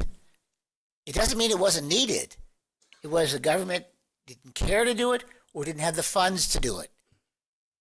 These things are important, and I think you need to judge what's important before you start cutting. Thank you. Okay, thank you very much, everyone, for your comments. It's important to hear from the public. Carissa, would you call the roll on item 11? The motion is that we approve the Children and Family Advisory Board allocations as presented, and I believe it was with no adjustment in sight. Okay. Mr. Johansson, Yes. Mr. Kent, Yes. Mr. Reinhardt, Yes. Mr. Robbins, Yes. Mr. Santiago, Yes. Mr. Dempsey,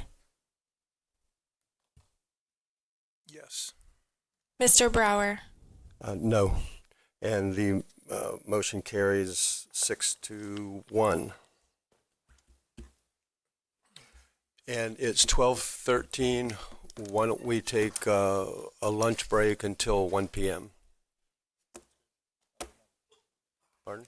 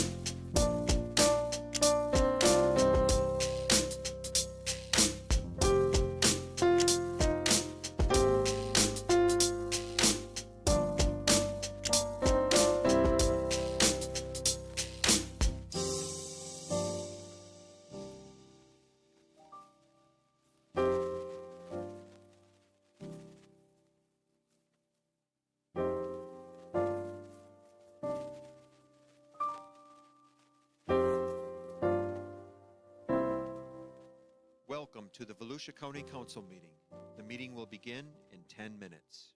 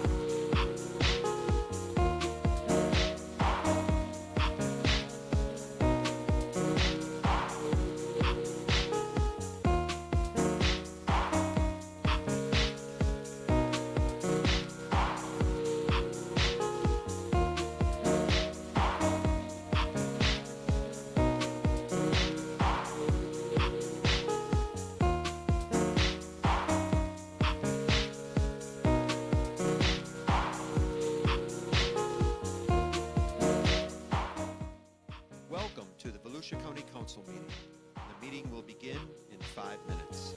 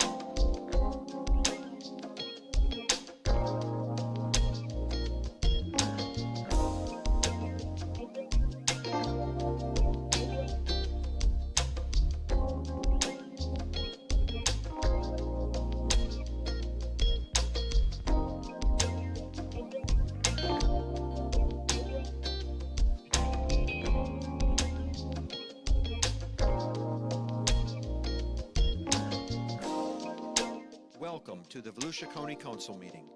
The meeting will begin in 2 minutes.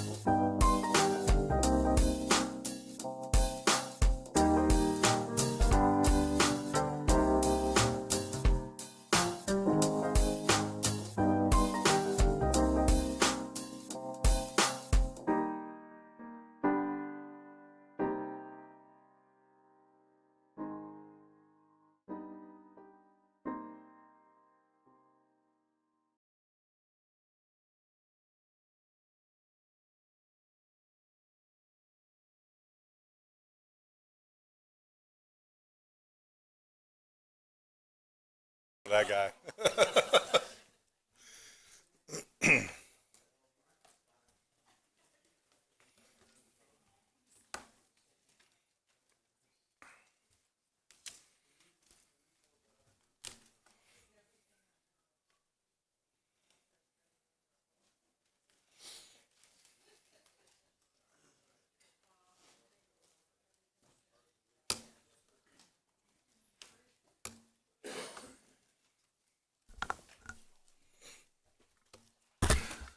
Okay, we will resume the November 4th Volusia County Council meeting at 1:02, and we're on item 12, and Director Bartlett is going to tell us about the first year's results of Park Volusia. Yes, sir. Thank you very much, Mr. Chair, council members. Ben Bartlett, Volusia County Public Works Director. As you stated, part of the implementation of the Park Volusia program was that we would come back to you all with a summary and kind of a update as to how that program went during the first year. And then towards the end, we're going to ask for some direction moving forward. So the first slide is kind of a summary of all the infrastructure that was implemented and everything that we put in during this implementation process. All of our off-beach lots, we have 72% of our off-beach parking spaces are covered by license plate recognition cameras. They're also managing the entrances to our inlet parks. But the main thing I want to stress, and it's really, I don't want to bury the lead, but, part of this was implemented with the thinking that we would see an increase in revenue associated with our beach program.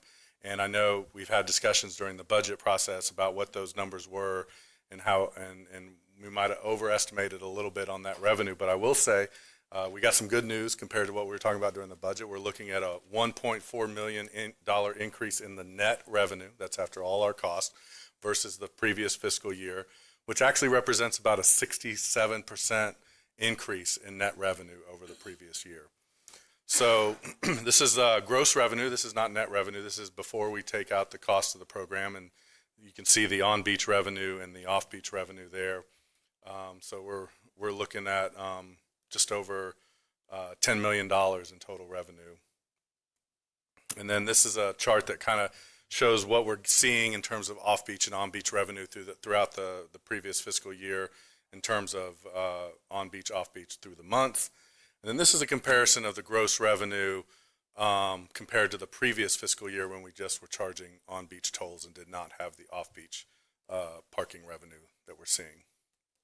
So let's talk a little bit about our off beach parking program. This is the timeline as far as when we awarded the contract all the way through to the installation of all the LPR cameras in the larger lots, and then in the smaller lots we have individual enforcement officers that go through and check with cameras.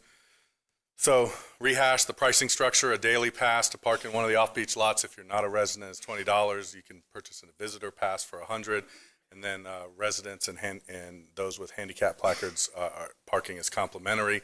I will say one of the great things about this program is the amount of data that we're able to now collect on not just people getting on the beach, but also those using our parking lots.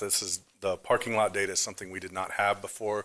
A lot of our estimates were based on historical trends throughout the state, as well as New Smyrna's 4 lots that they utilize. But we're seeing just under 500,000 total entries, individual entries, and this is just our LPR lots.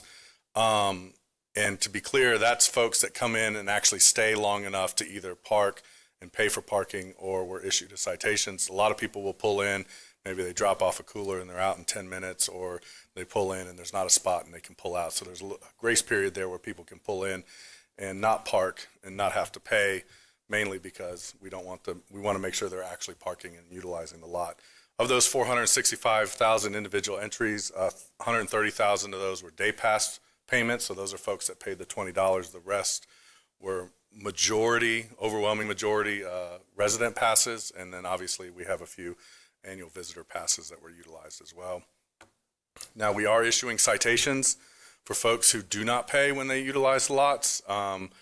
The pie chart shows our compliance rate. We're getting about 90.5% compliance rate, 9.5% violators of the parking ordinance. In other words, they pull in, they don't pay. We issued 44,700 and change valid citations, and in looking at those citations, out of the 44,000, around 9,000 were appealed. About half of those the appeals were upheld. In other words, the person was refunded. We did have another stat that I'd like to point out is we had about 2,400 folks that were residents that got a citation and immediately registered as residents afterward, and their citations were waived. So all in all, we had about 5,000 what we call invalid citations, which are citations that were either upheld through the appeals process, or we noticed an issue with an officer in our non-LPR lots. There was an issue there. Now, those invalid citations could be a number of things. It could be someone who paid that day and maybe entered their own license plate incorrectly, and if they were to show a valid payment and maybe their license plate digit was one off, we would go ahead and waive the citation and note that they paid. Some of them, the LPR camera might have picked up a 7 instead of a 1 or something like that. But the point I'm trying to make is of those 5,000 citations that were issued in some sort of error, whether it be on us or on the user, it represents about 1% of the total amount of people utilizing those lots. So it's a pretty low number, not perfect, and we're hoping to improve that as we go forward, but we're thinking people are getting the hang of parking in these lots and registering as residents. And this is just a chart that shows the number of citations issued versus the revenue collected. I will note that the industry standard in terms of number of citations and recovering those funds is about 70%. So 70% of the citations issued, you get those folks to pay the fee and the fine. Right now we're about 50%, but we're looking to increase that percentage and get it up closer to that 70%. And then this is the amount of revenue we've seen versus the amount of outstanding revenue on a month-to-month basis. As you can see, it peaked around March and April. Even though the off-beach parking program went into effect in January, when do people really start going to the beach? It's right around that springtime, and that's when we saw the citations peak. And then as the summer months went on and people got used to the program, our compliance rate went up. So that's off-beach. On-beach, now we've always had an on-beach access toll program, but this Park Volusia program, we're looking to move towards automation to where we can have all the ramps open all the time. And then we're still going to have at our larger ramps a hybrid approach where you can get on kind of an express way to get on through the automation, or if you want to pay through a toll taker, we'll have that available as well. And we're looking to, by the end of December, have all of our ramps fully automated except for the ones that are currently under a rebuild status due to hurricane repairs. On beach access, as far as the paying structure, if you recall, we increased the daily pass to $30, the visitor pass to $150. Residents are no additional charge for on-beach access, and those with a valid handicap placard get complimentary entry as well.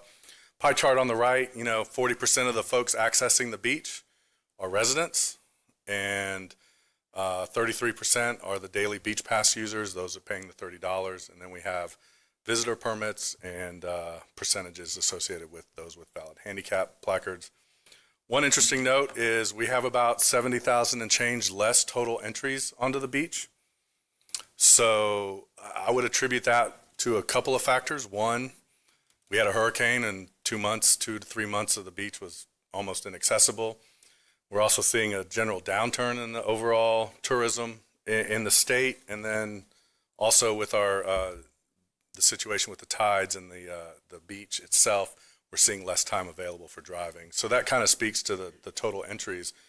But when you when you look at some other data, total resident permits. So in the year previous, when it was $25 for an annual resident permit, we had about 46,000 people that signed up and paid the $25. This year, we had 137,000 residents sign up, and out of those 137,000, 88,000 used their vehicle that they signed up to get on the beach. So almost double the amount of residents accessing the beach. The difference in that number, 137 to 88, is about 49,000. Out of that 49, 7,000 folks used their resident pass to access our off-beach. That left about 42,000 people that signed vehicles up and never actually used them to access the beach or the parking lot. Total visitor permits was down by about 3,000 and change, but I will note, because we increased the cost associated with that, the revenue from visitor permits was up, and the same with the total on-beach daily beach passes was down about 40,000, but because we increased the fee from 20 to 30, the overall revenue from that particular pass was up as well. On-beach revenue, fiscal year 25 versus 24, you can see the green is 25. In almost all the months, it was higher or slightly higher. Total on-beach revenue in 24 was about $300,000 less than it was in 25. And again, keep in mind that's 70,000 less folks getting on the beach in total. So one interesting trend we're seeing, and this is something I've heard since I've been Public Works Director and worked closely with our coastal staff, is, a lot of the residents, one of their biggest complaints is the beach is very crowded. It's crowded with day trippers from Orlando and other places. And the trend we're seeing with this data is you're getting more residents on the beach, and it's slightly less crowded. So it kind of addresses some of those concerns that folks have. And we're making more money at the same time. Yes, sir. So that kind of sums up the program in the first year with some of the data we're seeing and some of the important things I wanted to address. We do need some direction from council. If you recall, when this program was implemented, there was a sunset on the $25 annual resident pass. In other words, if this council doesn't take action, it would revert back to costing $25 for residents for an annual pass. We need to know from council if you all want to keep that at zero or you want to allow it to revert back to 25. So we would, if you do want it to stay at zero, we would come back at a meeting here shortly and provide an alteration to the beach code to keep it at zero. The citation dismissal for residents who register immediately after their violation, this is something, it peaked early and then dwindled down, but someone might change their license plate or get a new car. Is this something the council wants us to continue? Basically, if a resident calls, I thought it was free, why'd I get a citation? Sir, your car's not registered with us, and they register right away, we can waive the citation if you want us to continue that or not. One other thing that came up that we didn't really think about, it happens on these things, is folks who are issued citations, they requested a payment plan. That's not something that was authorized initially. We don't have a problem with it. I think it's another way to collect that citation revenue, so we're okay with that. I added this item in here because it was noted in the audit for the Ocean Center parking, cashless day passes. So we do take cash still. Off beach is completely cashless. On beach, we do take cash. As we move towards full automation, we're going to have very few ramps that have toll attendants. That's the only place you'll be able to pay with cash. I think from a staff perspective, we recommend keeping that area. You know, you catch the tourist that's in town and decides, hey, I want to go drive on the beach, and they pull up and they got the $30 in cash. We don't want to turn them away. We think that's something that we can manage. We have good procedures in place for dealing with the cash and making sure we're preventing the fraud. And then lastly, resident renewals. So how do you want us to move forward on resident renewals? Do we want folks to log in once a year and review their information and make sure they're still residents? You know, if you get somebody that moves out of the county, do we want to verify that they're still a county resident? We're still working on the database with the state. There's some issues with that. We're hoping to get that hopefully settled at some point. But right now, we still require folks to provide documents. Is it something where they log in once a year, check a box saying they're still a resident? Maybe every couple years or 3 years they re-upload their documents. Completely up to the council. I know there's interest in making this as seamless and easy as possible on our residents to make sure that they can access the beach for free. So with that, I'll turn it over to you all with any questions you might have or any direction you want to provide on these items. Okay, thank you very much. Questions, David Santiago. So with the new dog beach, if we register the dogs, could we get more revenue? I'm not going to speak to that. I think that registering the dogs was discussed at length when we did the dog. I know. I lost that battle. No, so on the renewals, I just want to say, yeah, I think you mentioned, I had already pressed my button on the renewals because I know the yearly thing doesn't work out with the whole database thing in the state, and it's costly. But the 2 to 3 years, I think, is a solution for people because we don't want them to register every year.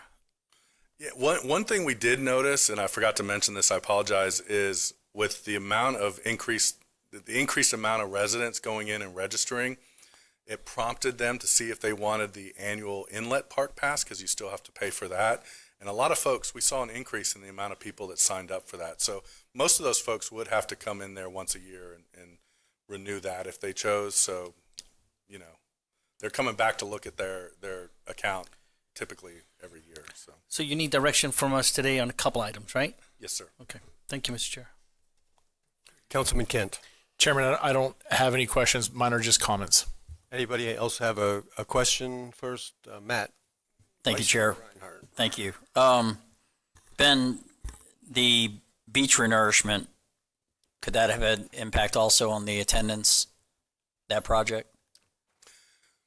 I'm just curious on that. No, not really. Yeah, I mean, we were still letting people access the beach. They did it in such a way that just a different location. Okay, all right. So I didn't know if it turned anybody off from it, and of course you don't know. I mean, there There's no might way have of been the knowing that. occasional one-off, but I mean, for the most part, That's good to hear. They worked hard to ensure we kept access. I appreciate that. The King And then- Tide did, just so you know, Matt, because I went to go use my pass for the first time and I could not get on the beach. The water was way up. Would have driven up there That anyhow. is a legitimate reason we saw probably less folks on.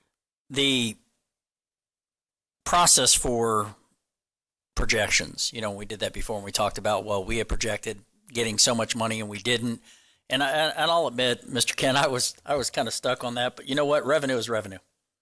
So I'm looking at that now. So, but yeah, I mean, I kind of planned budgets in the past based on projections, and projections are important. What process did we use in order to make those projections? So we had a consultant, a parking consultant. I will admit that parking is not something I'm we're new to it. Familiar We're new with to it.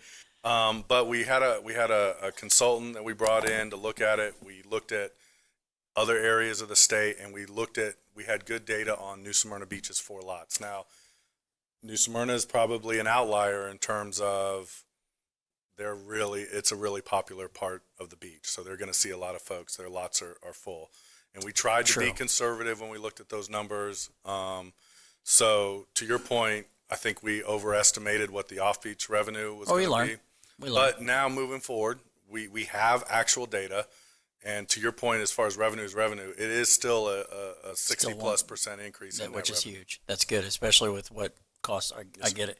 And the last question I had, you talked about some of the larger ramps will have both cash and LPRs. Will there be signage to that effect? Because, here, and I just see congestion as you're pulling up to a ramp and realize that all I have is cash, but it's an LPR. Well, there'll be like an express vice lane versa. where it's automated, and there'll be an LPR that sees your license plate, you're registered, and you get right on, the arm opens, lets you on. Yeah. Then there'll be a lot with a toll attendant. So you can either pay with cash or a credit card. At specific locations. Correct. I'm talking about, is there going to be signage available at the locations The that are automated just ramps, yes, it will be. so they know they can turn around real quick without Yes. causing congestion on A1A. Correct. I It'll just be see clear, like you nightmares, have to purchase so. your pass already, and either the day pass online, so your license plate's in the system, or whatever. So as long as your license plate's in that system through a day pass or an annual pass, when you pull up to the automated ramp, it'll let you in. But there will be clear signage. Beautiful. We don't want, again, we don't want folks turning. I don't want around. backing up. I mean, the whole idea about LPRs is that we'd have that through traffic without backing up traffic on A1A on your busier beach days. And I don't want to see that happen as a result of somebody saying, well, I didn't know which ramp to go to. We're very sensitive to backing up and having those ramps become clogged. We're trying to get people. Jessica's ready to yell at me for something.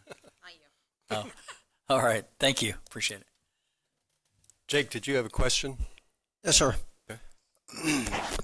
Ben, I know that when we first started this, we talked about the state requirement and the buy down of the residential, and Paulo stands up. What does the revenue that we made on this program solve that problem, or are we still buying down our residential our costs? Yeah, because of the way the beach code is structured, it has to be uniform. So from an accounting perspective, I don't see Ryan in here. I'll speak for him, but he'll come running in here if I say something wrong. But from an accounting perspective, yes, it's still a buy down of the beach pass. Correct. And where does that money come from? General fund? General fund, yeah.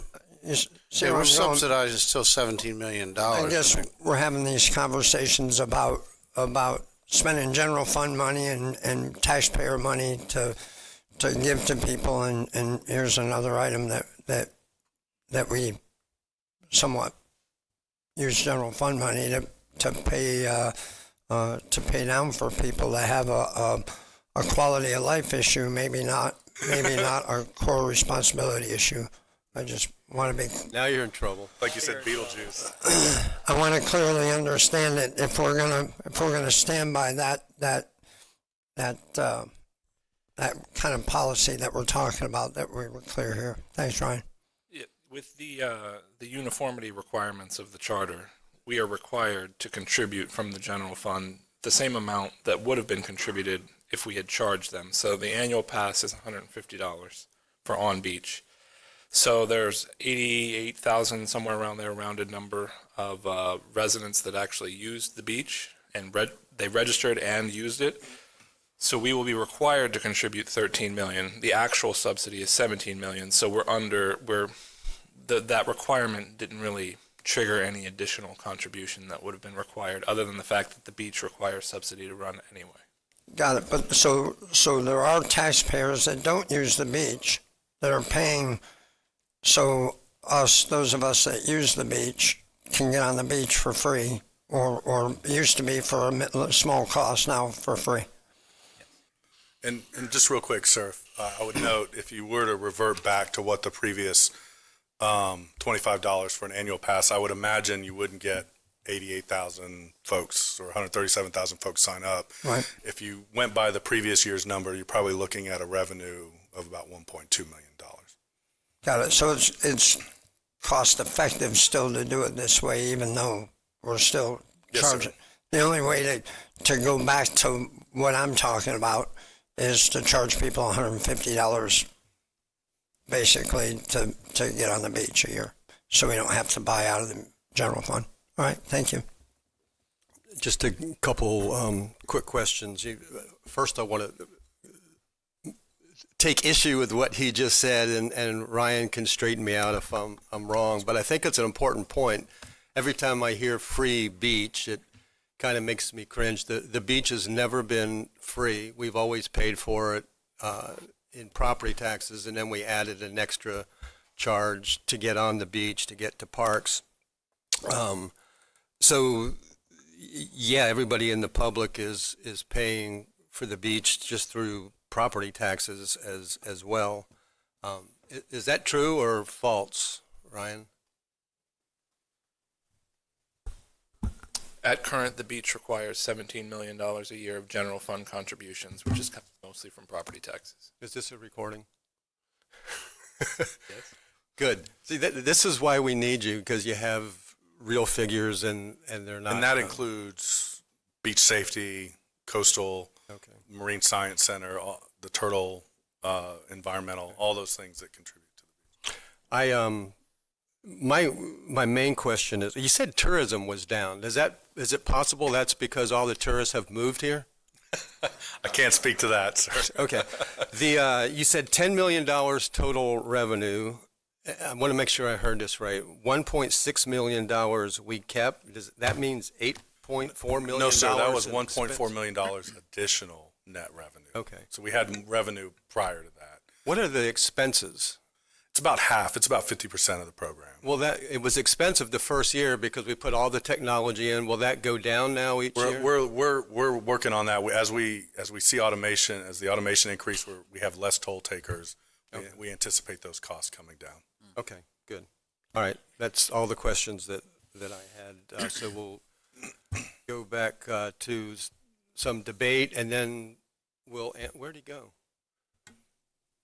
Then we'll answer your 5 questions or however much you had. Councilman Kent. Thank you, Chairman. And Council, thank you for allowing us to do this and try this out. I mean that deep down in my heart. I'm really appreciative that you had faith to give it a try. And you know, it's interesting that you mentioned that one of the things that you heard from residents was that certain times of the year and certain parts of the beach were too crowded. They didn't like that.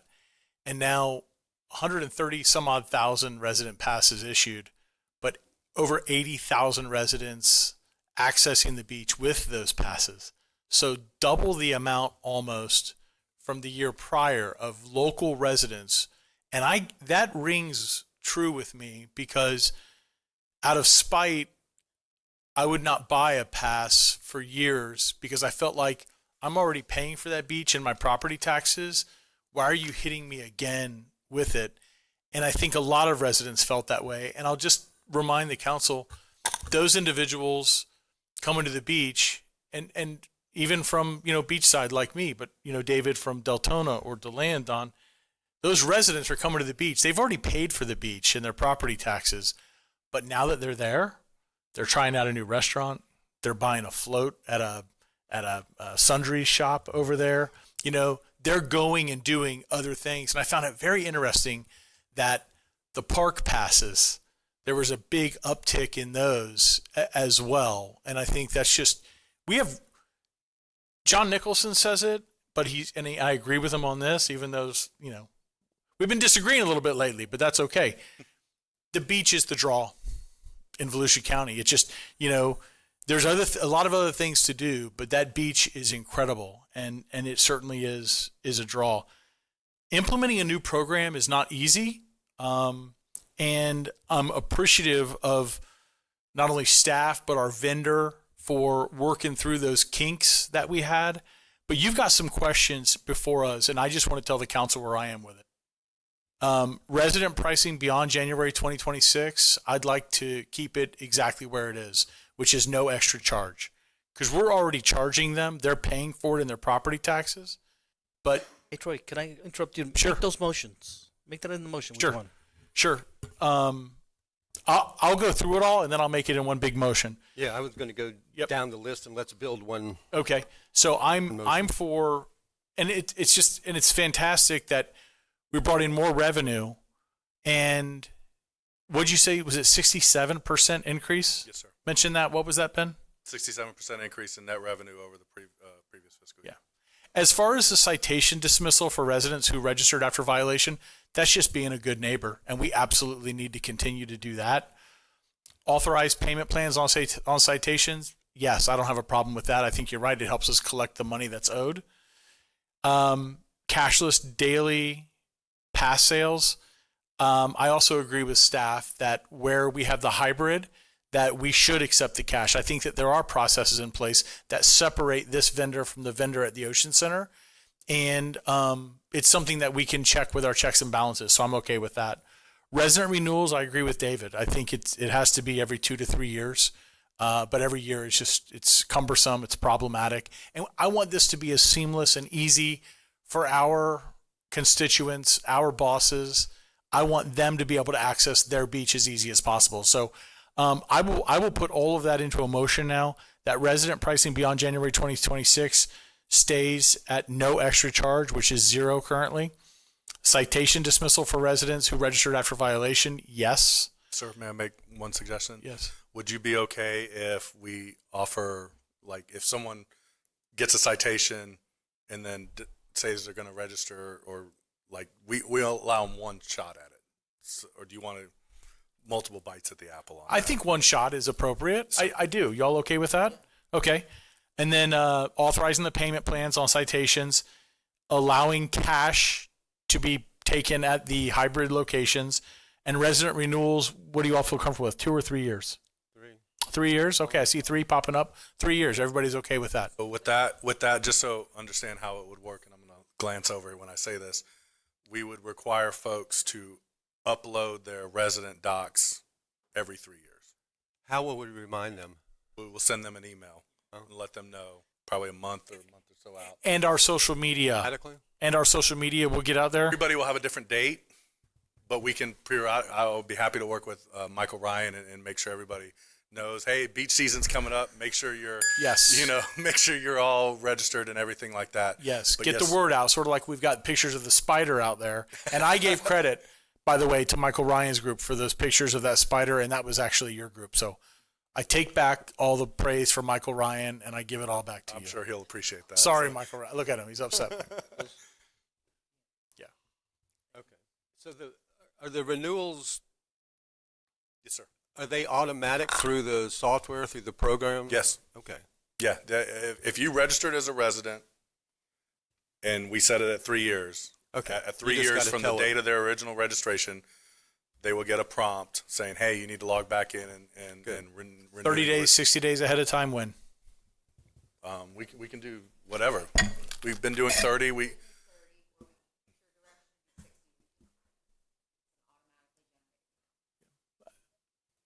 I think the more lead time, the better, quite honestly. We've got an elderly population, in Volusia County. We heard about it earlier. And I think, a 60-day and a 30-day, I think is appropriate. Easy. We can do it. Good.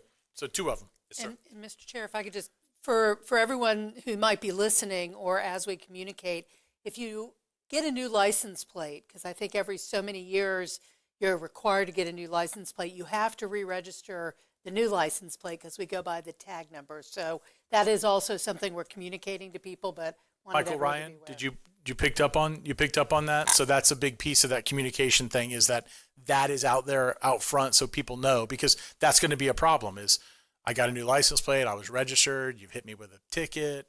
Right. And we want to be kind with our residents. Yes, sir. We want to be Absolutely. soft with them. Yeah, we want them to utilize the program, and I think as we get in, you saw the citation when Yes. March, April, we can do a messaging campaign. Remind residents, hey, go check your Park Volusia. Perfect. Chairman, anything else you need for my motion? Did we get the difference between resident renewals and residents re-verification interval? No, we didn't. So let's talk about that. So it was one and the same. I just split them. So resident renewal, if the way you've worded your motion, will auto renew Every 3 years. Every until that 3rd year, then they have to log back in and Upload their upload documentation. documents. Yes, sir. Okay. And are we still going to have 1 or 2 locations for people to go in person? Yeah, or we is still that have done? two. We still have 2 locations. Okay. All right, then you just built a motion that says keep it same, yes, yes, yes, in 3 years. Yes. Absolutely. Chairman. I'll second that. Thank you, David. Motion by Councilman Yeah, Kent. we're not doing cashless. We're still we're Correct. accepting No, we're not doing cashless only. We're allowing at those hybrid locations to take the $30 from the visitors that are here and they want to drive on the beach. Yes, sir. Got it. Okay. But then Paulo, this has to come back for a supermajority vote. 3/5 vote of council present because you are changing Correct. the on-beach access fees. Right. So that'll be when we come back with an ordinance. When is this coming back? I can do it either December or January. Sooner the better. Well, we'll aim for December. So Polo, you're saying he needs some West Side representative votes. You to make know this it. happen, right? You know it. Got to Yes. talk about some parks, or don't we, Don? We have to talk about some That's parks. right. Tell me what you guys need over there. So about that inmate farm, second phase. Just kidding. I got you, man. We're going to bring those bees Okay. over there, Matt. You know it. Okay, so we've got a motion on the floor to keep resident pricing beyond January 2026 the same. Citation dismissal for residents who registered after violation, yes. Authorized payment plans on citations, yes. Cashless daily pass sales on beach and inlet parks, We're allowing cash. yes. Resident renewals every 3 years. Yes. With the, any other questions on that? Discussion? All in favor of the motion? I think you need a second. I got a second. I did second it. I apologize. Sorry. Jeez. Oh, Paolo said something to me. It wasn't me. Second was by Councilman Santiago, the motion by Troy Can. I should have repeated that. All in favor, say aye. Aye. Any opposed? And Park Volusia is renewed. Thank you very much. Thank you. Okay, and that takes us to, let's see, we didn't have any public for that, did we? No. Item 13, a discussion of placement of charter amendment question regarding elements of a rural growth boundary.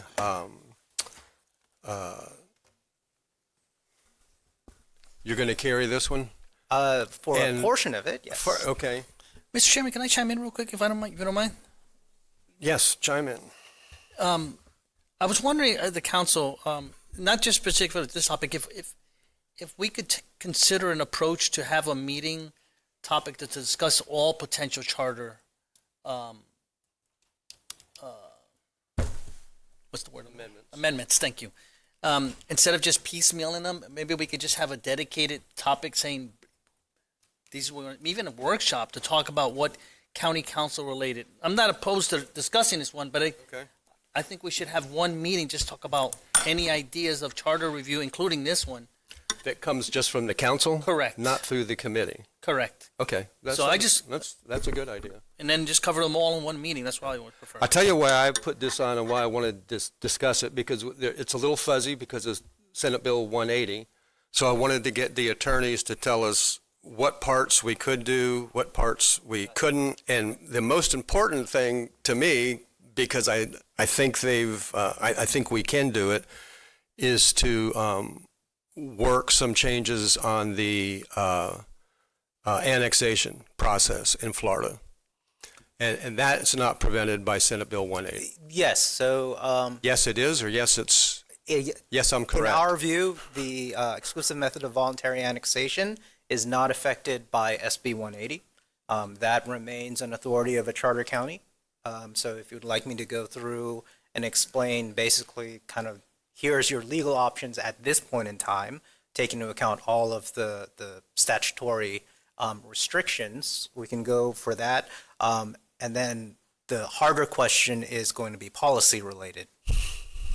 Want to proceed forward, there's a lot of options and a lot of levers and a lot of considerations for county council to consider if you want to put a charter amendment regarding voluntary annexations.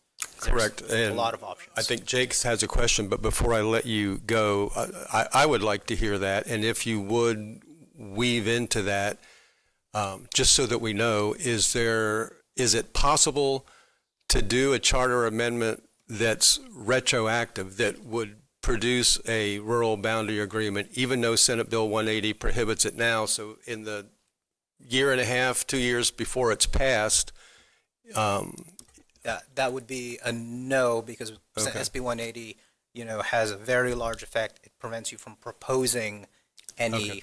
It's like it's not just enacting or Okay. adopting; it's that Okay, proposal. so we need to amend Senate Bill 180. Yes. Okay, Councilman Johansson. The only thing I was going to add, sir, is I think the rural boundary is a little bit different than the rest of the possible charter because we agreed to kick the can a few months ago, and we're actually past that date. So, we kind of all agreed to bring it up with enough time. So I think this one is worth talking about today, and we can do the rest and the others at another time. Sure. So Agreed. Thank you. I'll do the initial presentation, and I'll stop at the legal question of do you want to proceed, and then you can open up your options after that, because there's a lot of ways that this council can handle it. So we'll start. Paulo Soria, Senior Assistant County Attorney. Good afternoon, Mr. Chair, members of council. This is at the request of the chair, a item dealing with various names. We're going to call it the rural lands analysis. Some people have called it, the rural growth boundary, but it's going to boil down to the exclusive method of voluntary annexation. So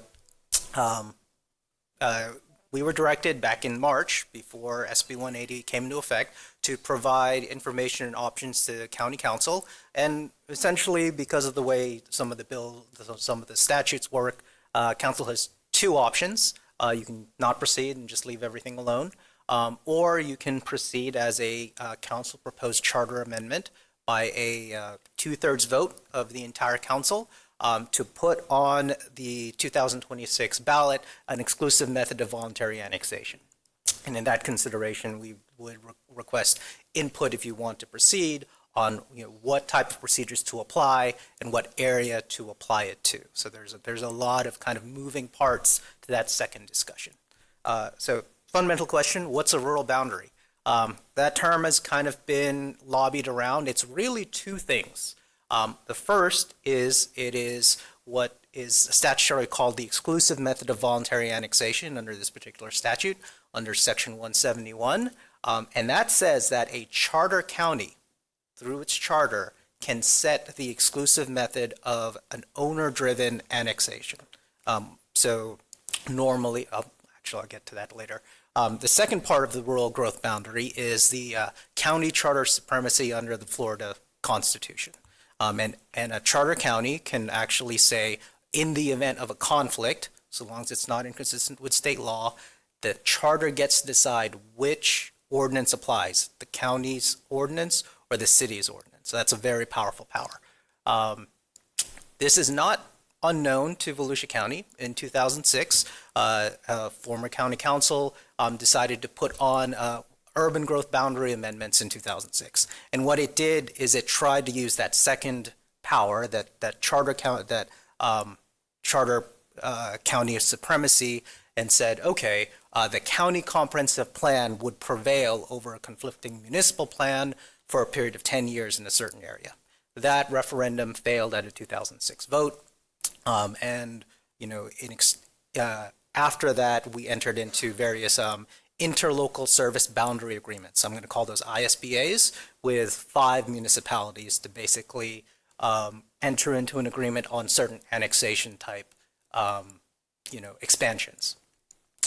So going back to the method of voluntary annexation, this is a power that is only granted to county charters by the annexation statute. And it only applies to a property owner wanting to annex into a municipality. So normally, in that event, the county has no role in, analyzing and approving the annexation request. We are limited to receiving notice and filing an objection or an appeal if the annexation fails statutory requirements. So if the annexation isn't compact, contiguous, or if it results in an enclave, the county would object and appeal if it needed to. So the statute does allow a charter county to basically take that statutory process and say, okay, it doesn't apply in the county. The county, through its charter, will create another process, and all voluntary annexations need to follow that particular process. This does not apply to what I'm going to call involuntary annexation. So those annexations are by referendum. So because a municipality can annex in two ways. They can either have a property owner request for an annexation, or the municipality can start the annexation process itself and start a referendum. So it boils down to a referendum to annex a large area, and that's what we call a voluntary annexation. Involuntary annexation requires a majority vote of those people affected by that involuntary annexation. This charter process does not apply to the involuntary annexation.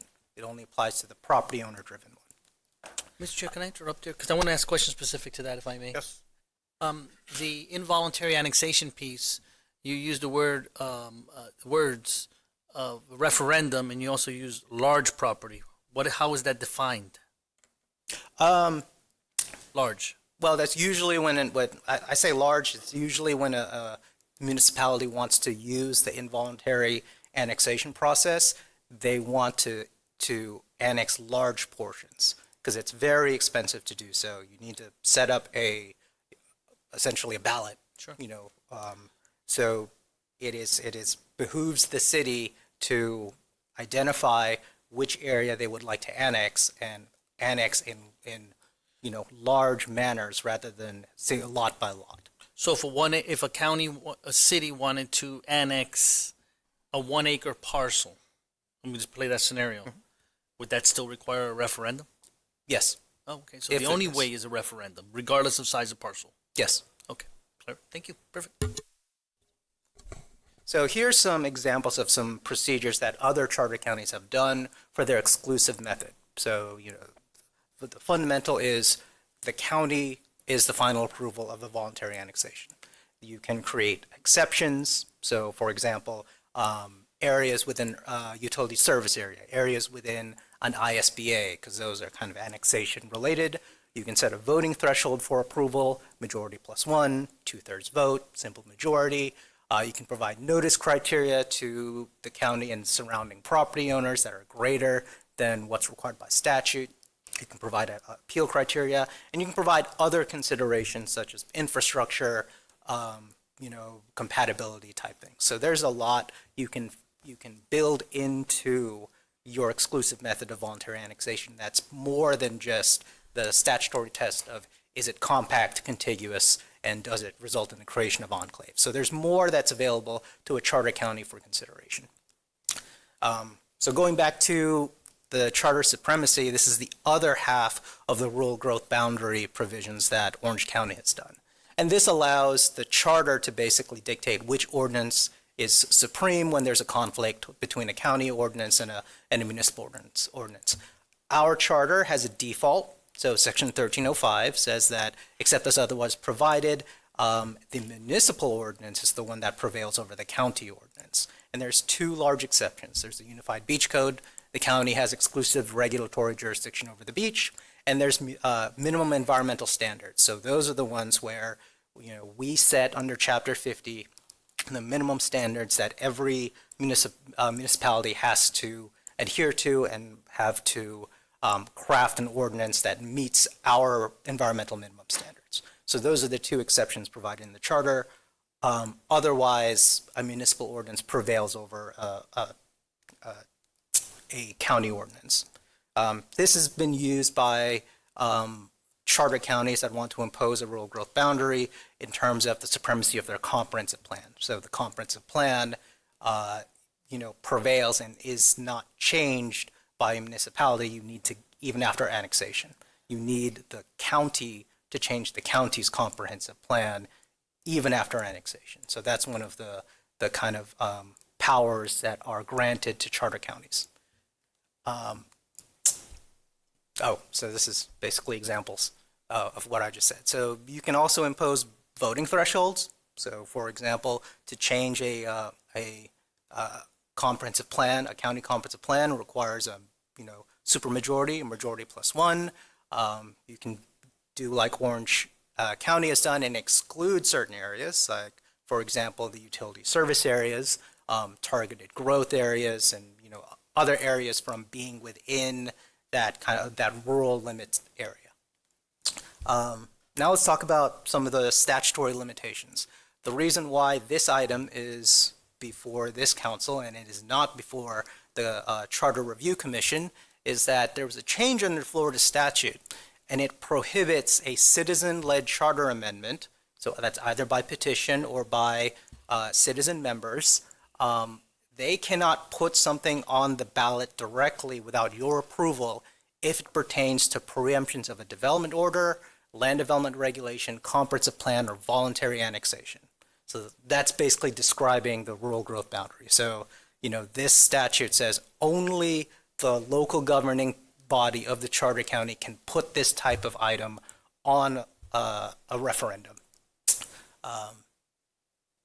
Oh yeah, that's what it said. So county council, you must approve this type of item to get on the referendum, and under our charter, a council approved referendum must be by 2/3 vote of the entire body.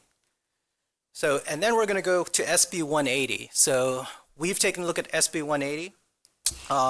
It applies to comprehensive plan amendments, land development regulations, development orders, and building permits. So that is, the first half of the rural growth boundary amendments, which deals with comprehensive plans and land development regulations, and majority votes for those and things like that.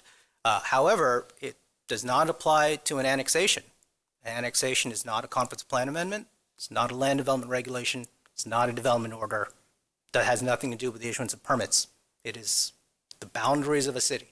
So while SB 180 affects the rural growth boundary in terms of land use authority of a charter county, it does not affect the provisions allowed by statute of a voluntary annexation.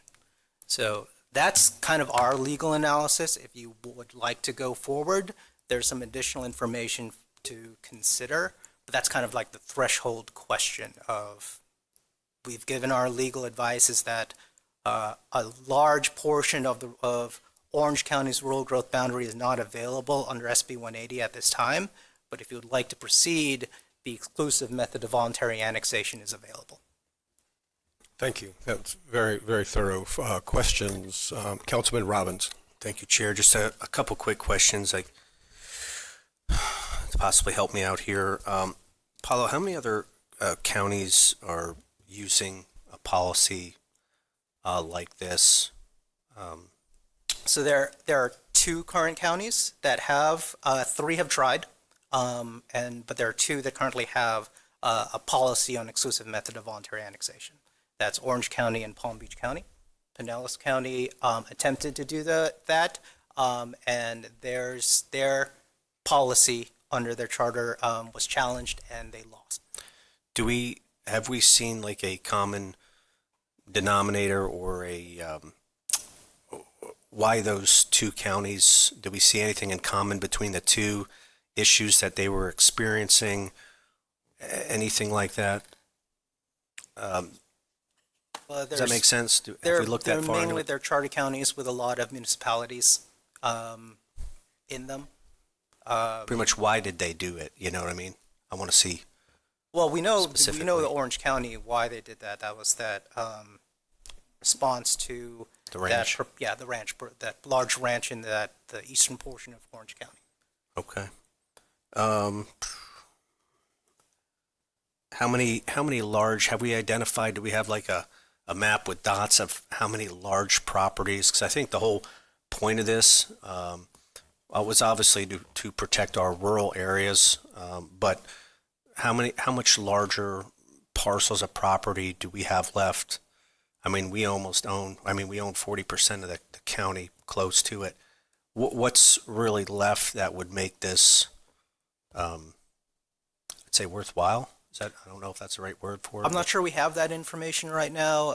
That's something that is definitely up for consideration for additional information.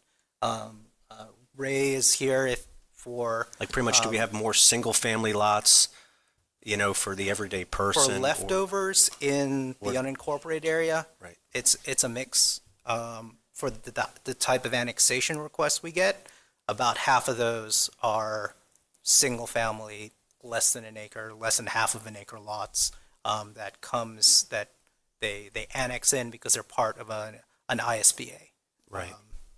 But the remaining lots, I can't answer that question. And have we looked in depth to, and I think this is all kind of pertinent questions to get to, a vote or consider a vote.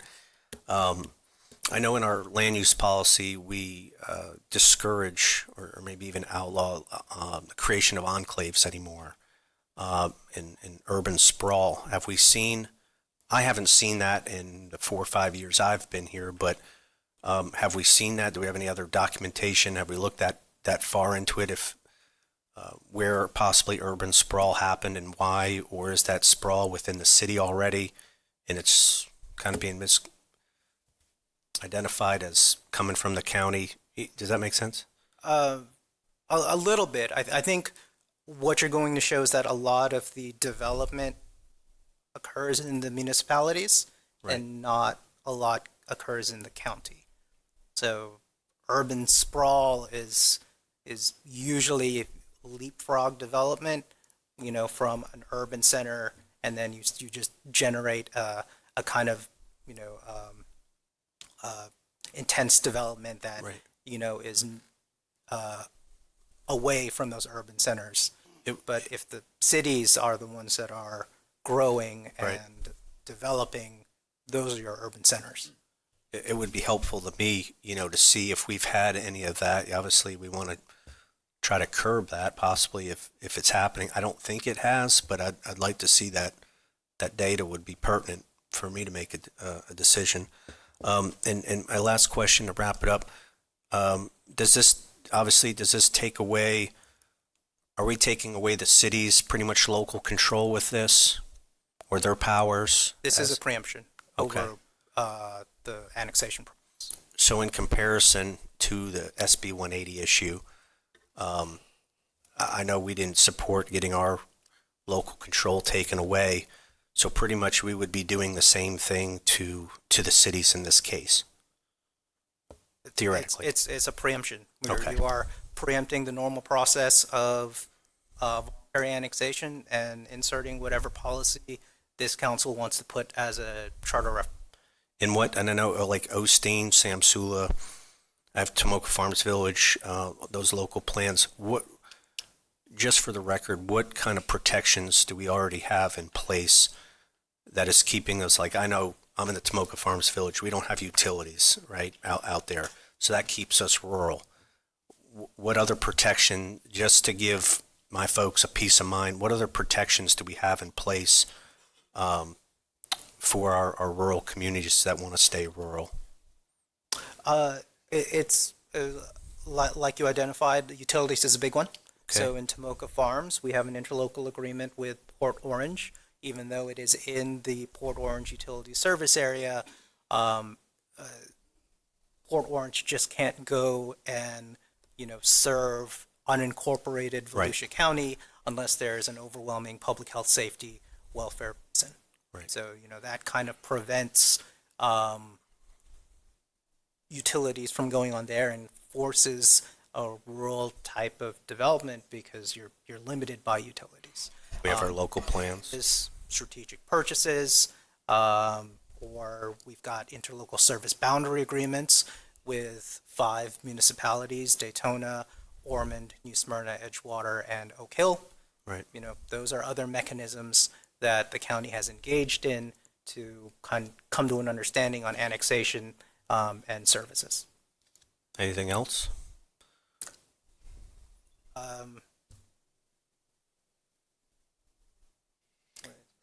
Paolo, just for the council's benefit, clarify in a local plan like Osteen you mentioned, or Tomoka Farms, I think I misspoke. You can't extend utilities into unincorporated, but if they annex a property, there's no restriction on annexation, and then they can serve them, correct? Correct, yes. Okay. Even from a local plan into? Yes. Okay. Repeat that last part. So, so there's like in the agreement we have with Port Orange prevents them from providing utilities to the unincorporated area unless there's an overriding public health, safety, and welfare. If they annex a parcel that is adjacent to the city, then they're not restricted from providing utilities because it's part of the city. So it's a protection for the unincorporated area. Danny, I know you have the floor, but can I just ask a follow-up to that, if I may, Mr. Chair, too? Yeah, go ahead. But don't some cities require people, if they're going to be on their utilities, to annex also? How does this affect that? We have an interlocal agreement that says even if you, with Port Orange specifically, we don't have an interlocal agreement with any of the others, but it specifically says that, even if you provide utilities, you cannot require that person you're providing utilities to enter into an annexation agreement with the city. So that's covered by another agreement between the county and Port Orange. So we prevent that situation where a city, yes. I know, but isn't that occurring right now? In some cities, but not in the Tomoka Farms area. Okay. Oh, yeah. I'm talking about in the county. Yes, Sorry. yeah. In the county, yes. That does occur. That is the typical way within the utility service areas. A city provides utilities, and in exchange, when the time is ready, when the city boundaries are contiguous, that parcel will annex it. Correct. And then, Mr. Chair, this is your time. I'll wait for my time. That's fine. And then also, but cities are also allowed to extend their service boundaries, their utility service boundaries. What is it, 2 or 5 miles out from their city limits? Right. There's the statute. Right. So cities that have exercised that, I'll use one for example. New Smyrna goes out pretty far into that. I'll just use that wooded area, that rural area, right? Mm-hmm. How would something like this, if it were to pass, affect all that? They would have to go to county council to annex in. Okay. Just an extra step to finish it. Yes. And if county council says no, then they get utilities or don't get utilities? That whole balance. That's up to the utility provider. On their end. Okay. Thank you, Mr. Chair. I'll yield to you. Yeah, which is really my purpose for bringing this up. I don't really want to waste time on the rural boundary segment of it right now because we can't do it with 180. But the annexation, we can. And the point you brought up, Danny brought up, I think is my main concern, that right now the county residents who move to an area that's rural, either agriculture or just rural residential, for that lifestyle, have no say in changing that. If a city comes in and says we want to annex a property that's next to numerous farms or whatever, use Tomoka Farms Village. It's happened to them with Port Orange annexing land from the county on at least to the north of them, and the residents didn't want it, but the residents didn't have a vote. The landowner had a vote, and with the city, and yeah, the residents could go to the city meetings and voice their concerns. They felt like nobody cared because they don't vote for those representatives, and so they had no nothing in the game.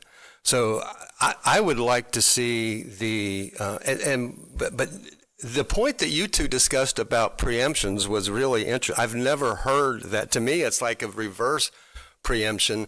The county's being preempted of protecting our current zoning and land use if a city comes in and wants to annex and change all that. So it looks to me like we're the ones that are preempted, not the city. So I'm not sure I understand your argument for that. Well, it's the statute calls it a preemption. So yes. I spent some time in a city. We never annexed, called people and go, hey, you want to annex? Maybe the fly-in once, but they said, heck no. Isn't it the landowner that usually? Yes. So when we say the cities want to annex, the cities don't want to annex. Maybe they do, but they don't go out shopping for annexation. It's the landowner. And again, we keep on talking about what color shirt most of us wear up here. By and large, we're land rights people, aren't we? So, Yes. so if the I don't know. I got comments coming, but I just want to make sure that we're clear.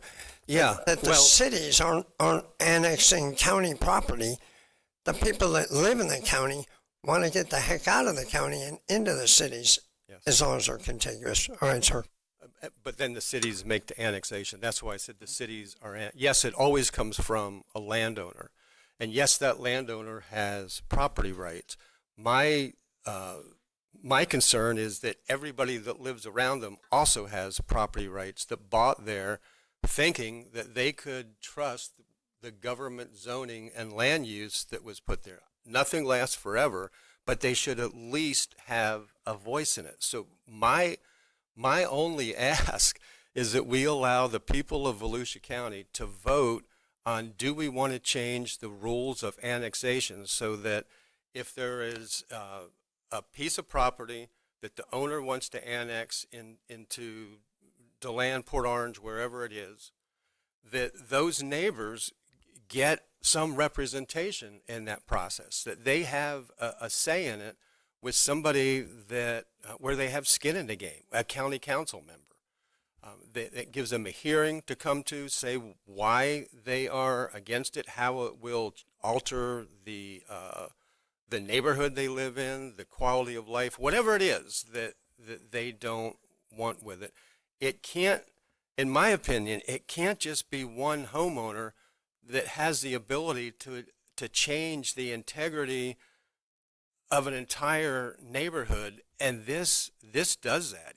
In the case of Tomoko Farms Village, it's created terrible flooding with the new development that went on into the north that they didn't have any vote in.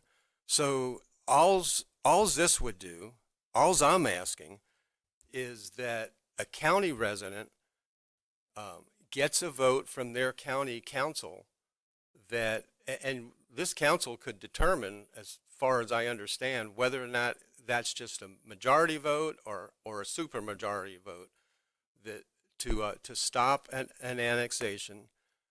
But it gives the people a chance to come to us, to their elected officials, make their case with somebody that does have skin in the game before their properties values go up or down, their way of life is severely altered.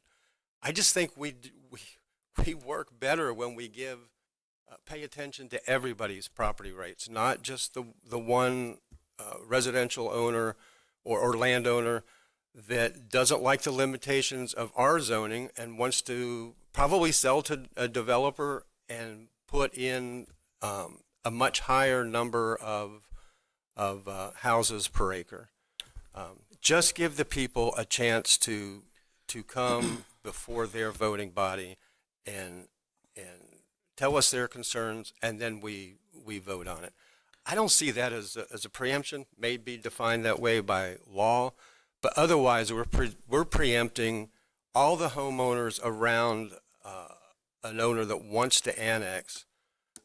We're preempting their rights to or their chance to have any say in this whatsoever. I want people to have a say. David Santiago. Thank you, Mr. Chairman. I'm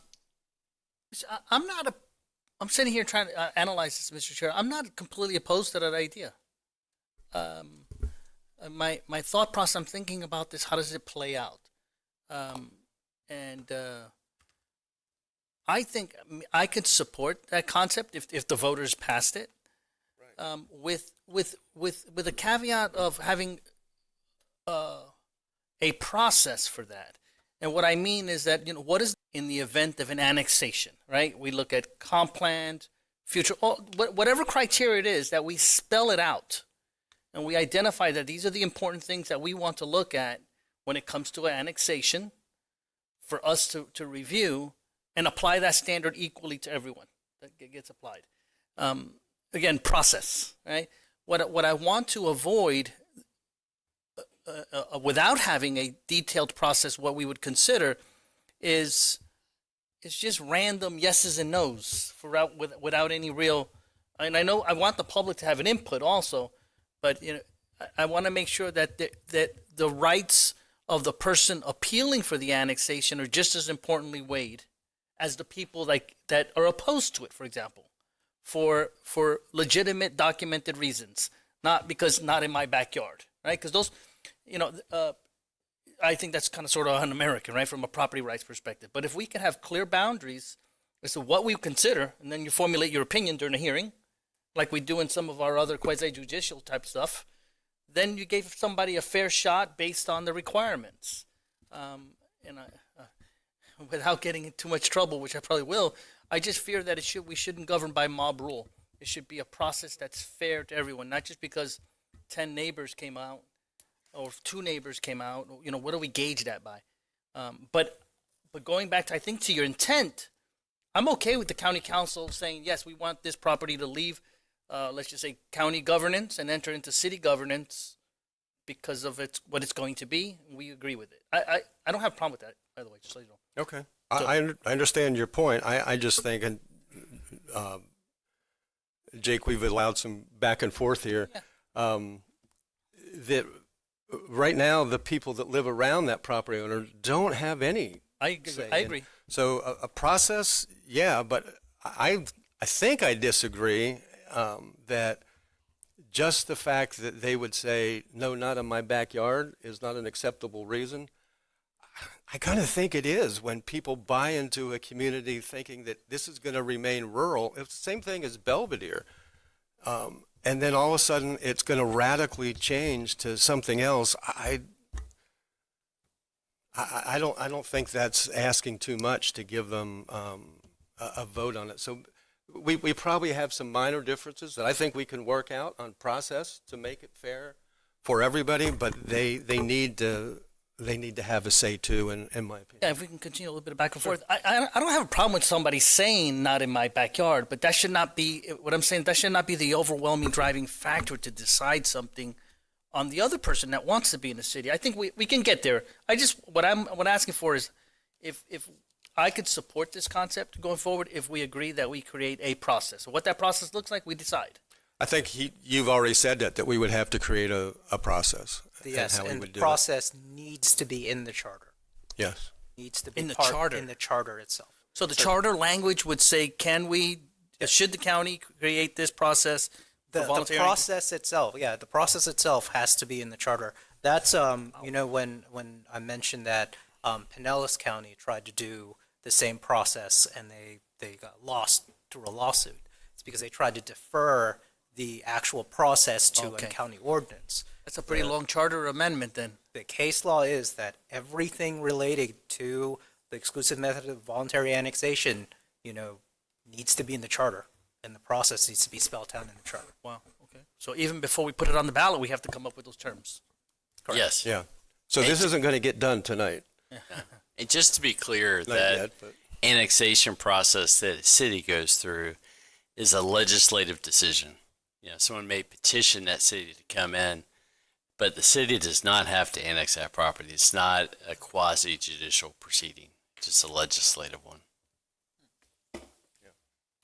Okay. I think we can get there, Mr. Chair, is what I'm trying to say. And me as my individual, I could support it depending on the process. Okay. Thank you. Councilman Johansson. Yes, sir. I'm asking a leading question. Have we had any cities deny annexation recently? Recently, I believe DeLand has denied one, or that withdrew and kind of denied another. This was, I think, a property north of the airport that, did not annex into the city of DeLand. Yep. And there was one recently a few years ago where the city actually denied the annexation. This was on the corner of Blue Lake and Taylor. Right. Northwest corner of Blue Lake and Taylor, where the city of DeLand initially denied the annexation. They went through and created an entirely new comprehensive plan land use category, and then eventually allowed the annexation after it went through few county processes, so that development could fit into DeLand's newly created comprehensive plan. And I think last Tuesday, it happened in Samsula as well. Vintage Acres got denied by Port Orange, which was another annexation.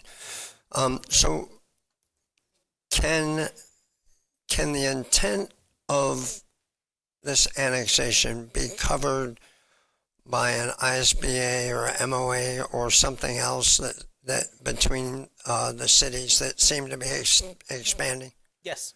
In fact, one of the things that you should take into account of is excluding those cities that have entered into an ISBA from this process, because that's another tool to, where both the city and the county agree to the maximum extent of municipal annexation, and it allows for the kind of removal of enclaves and the kind of control of utilities and services in that ISBA area. Got it. That's all the questions I have for now. Thank you. Councilman Robbins. Thank you, Chair. Council, real quick, and Chair, where I think where we say, for instance, we want people to have a say. What I can envision or picture that I've done, and I think a lot of us up here have done it as well. But when something like this comes up, and it's rare, right? What would be wrong with the county representative advocating, obviously for his district or whatever the case may be, with the city officials and appealing to them? I mean, we are our people's representation in that county, but I think there's a way to go about it, and that's where some of these relationships come in. And in the 4 or 5 years we've been up here, Chair, I've seen some scenarios where sometimes right out of the gate, I see folks automatically just know they don't know anything around the situation, what legal steps we do have to follow. It's just, no, we don't want it, which I can understand in some instances, but I compare it to like catching with honey. We saw it where we had our LID process is voluntary, but we've seen a couple of them now come in. They know that's what we want, and they're doing it. And they've brought up some good projects here in the last few months that I think has been all unanimous, So I think approach is a lot to this stuff. But another thing, too, what kind of scares me about, David, some of these processes, or standards, is that in the past, quasi-judicial hearings, for instance, for a long while, they weren't worth the paper they're written on because they weren't being followed. And there's many instances, I'd have to go back through my notes, where it's clear before that hearing, things were being said out of criteria, and then during the meeting, the criteria wasn't being followed openly, right? That's why for a while we saw court reporters sitting here for every hearing that we had.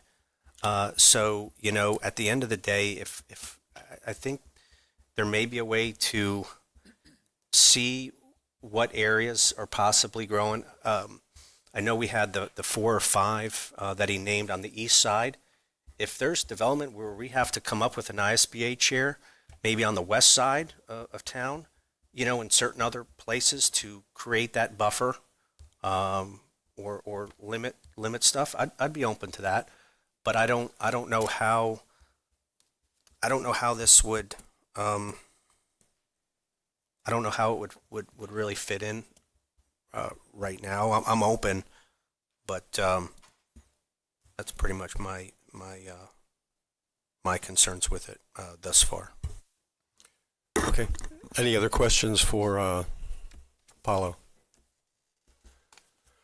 No other questions. I'm going to ask if I think, Danny, that we have to take another step to see what the process would be, to see how it would fit in, because for me, it seems pretty simple. It just gives the residents in an area, and I'm hearing from people from Osteen, Deltona, Edgewater, DeLeon Springs, Tomoka Farms Village, that we just want a voice in the process.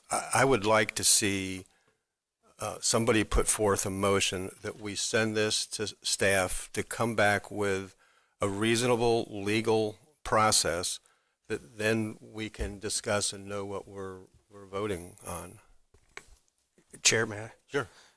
Would it behoove us to get any more data? I don't know if a motion would be premature. How would we make a decision based on I'd say would have to see the cases of urban sprawl or enclaves created or properties that were not in the cities that were annexed. There's got to be data out there because if there's no data out there, we're creating a solution to a problem that doesn't exist. I think there is some instances where there may be a problem, right? Mm-hmm. And we have to address it. Could it be addressed by an ISBA or another means to tighten it up? Absolutely. But going to third base before maybe going to first base and having the core information first, I don't know if that's, I don't want to say wise, but maybe just premature at this point. I mean, but I'd need some data.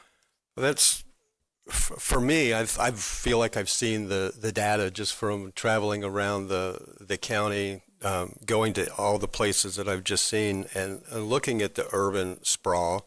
I mean, you have pointed out, or David pointed out, that we own 40% of the interior of the county. All the easy places to develop have been developed. So now it's the harder places, and it's, we may disagree on this, but I think it's contributing to significant flooding issues. So urban sprawl has got having an obvious effect on our county. I don't really want to wait for it. I think the evidence is there. I'm just asking that we look at the process that Mr. Santiago wants to see. What would it look like? Let's just give the voters of Volusia County a chance to decide, to vote on this. Jake Johansson. It's a following question for the chairman, actually. Is the purpose of the rural boundary, as we're discussing right now, to stop development and stop flooding, or to give people a voice in the annexation?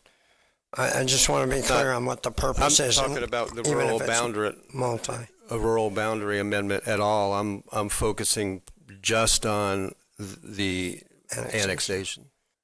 So the purpose... And the purpose of that is just to give the surrounding neighborhoods a chance to participate in the process, because they have none now. They don't feel like, they don't feel like they have, because they have to go to the city. Correct. All right, thank you. Councilman Santiago. Thank you, Mr. Chairman.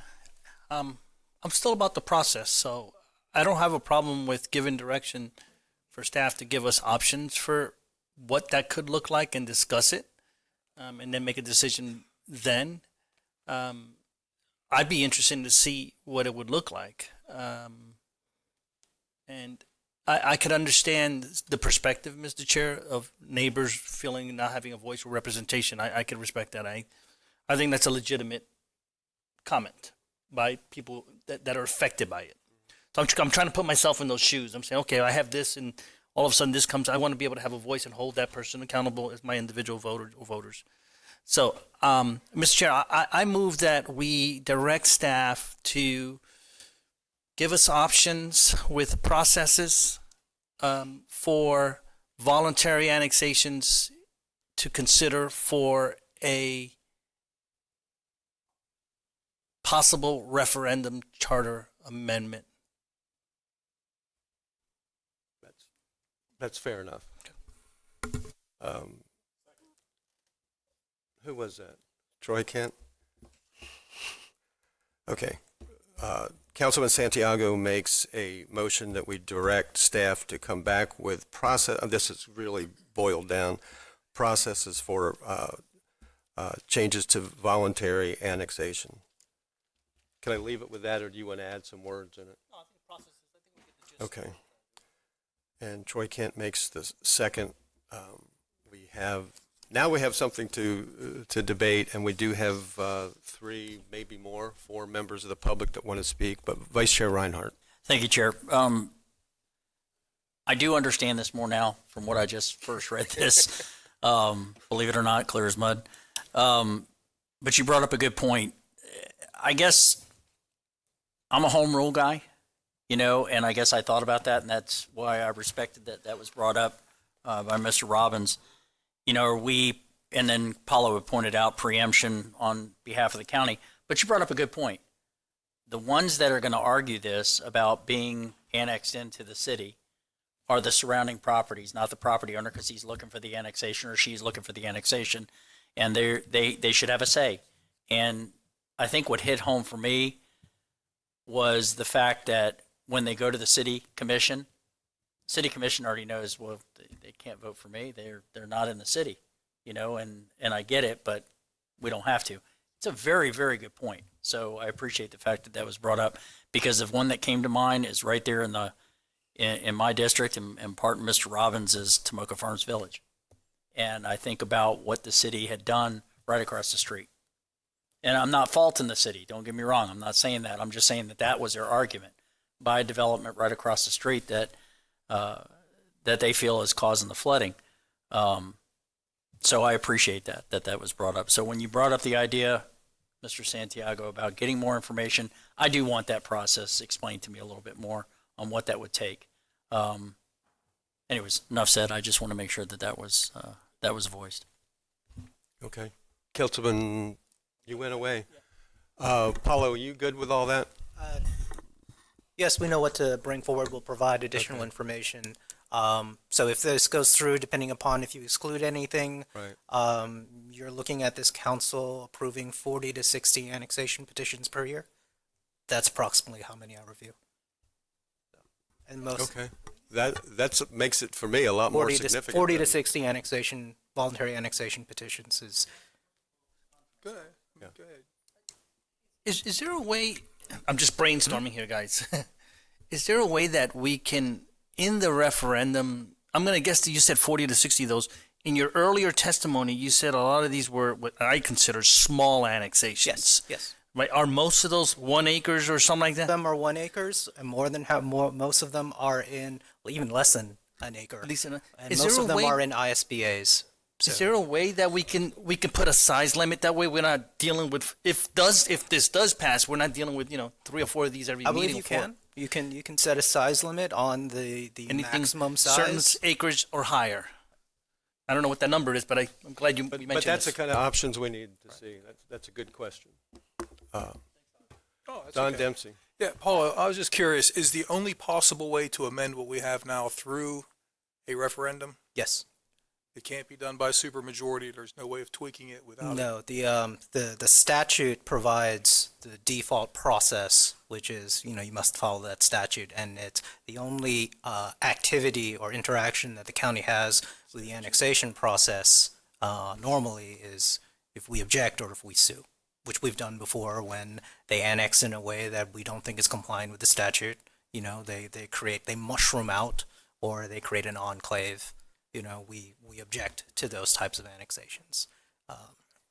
Or you can enter into an interlocal service boundary agreement, and which we've done with 5 cities, and that kind of generates the maximum extent, usually following the utility service area, and allows for the elimination of those unincorporated enclaves. Thank you. You know any judges you could ask? Okay, is there one more member of the public? We have 3. In order that they came to me, John Nicholson.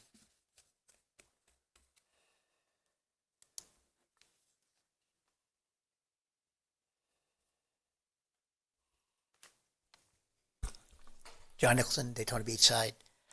As you know, I came from Miami-Dade County, and they had a service boundary at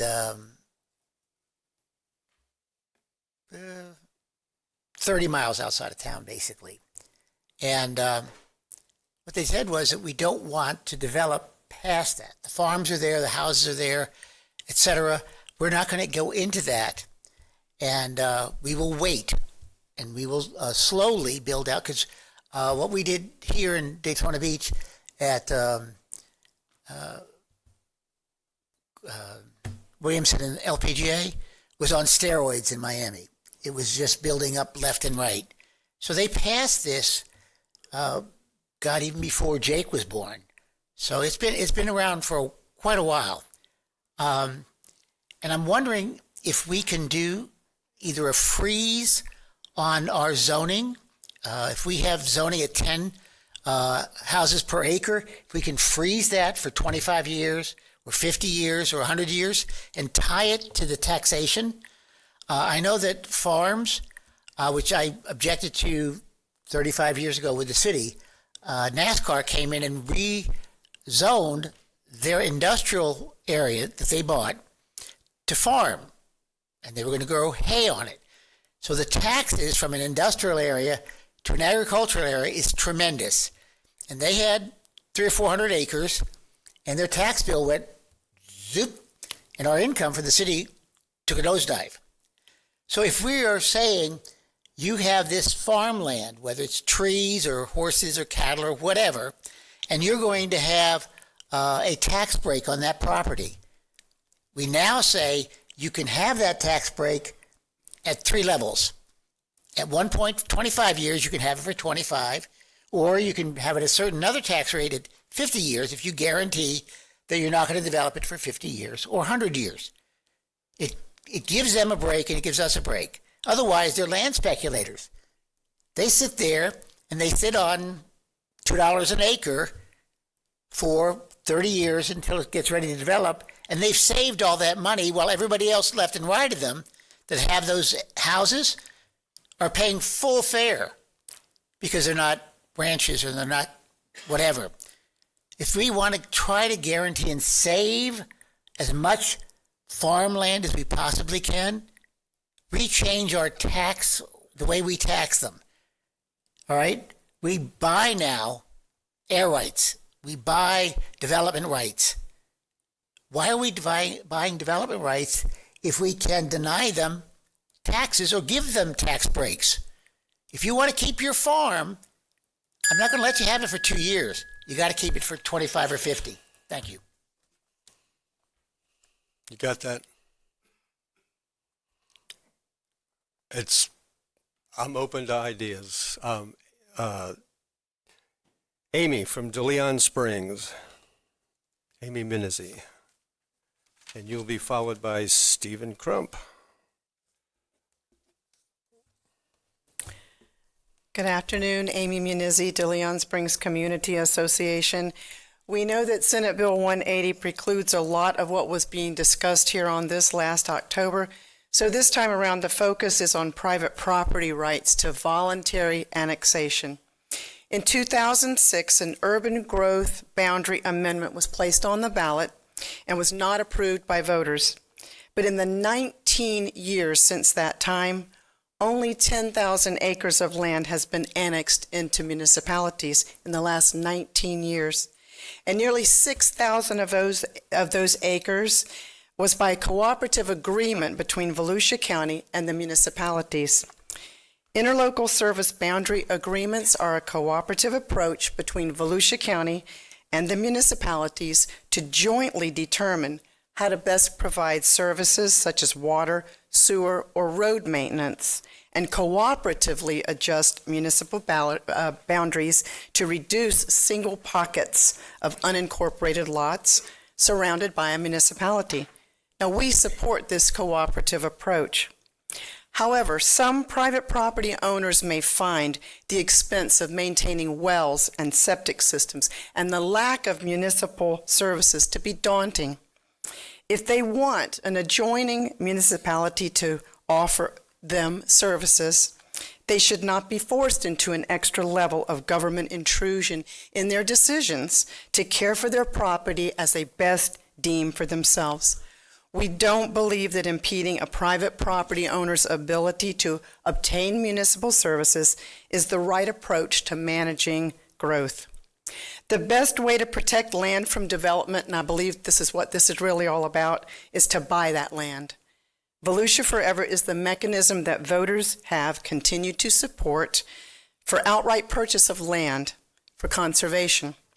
Volusia Forever can also offer conservation easements that compensate landowners for giving up an opportunity to develop their land and allow them to continue agricultural activities.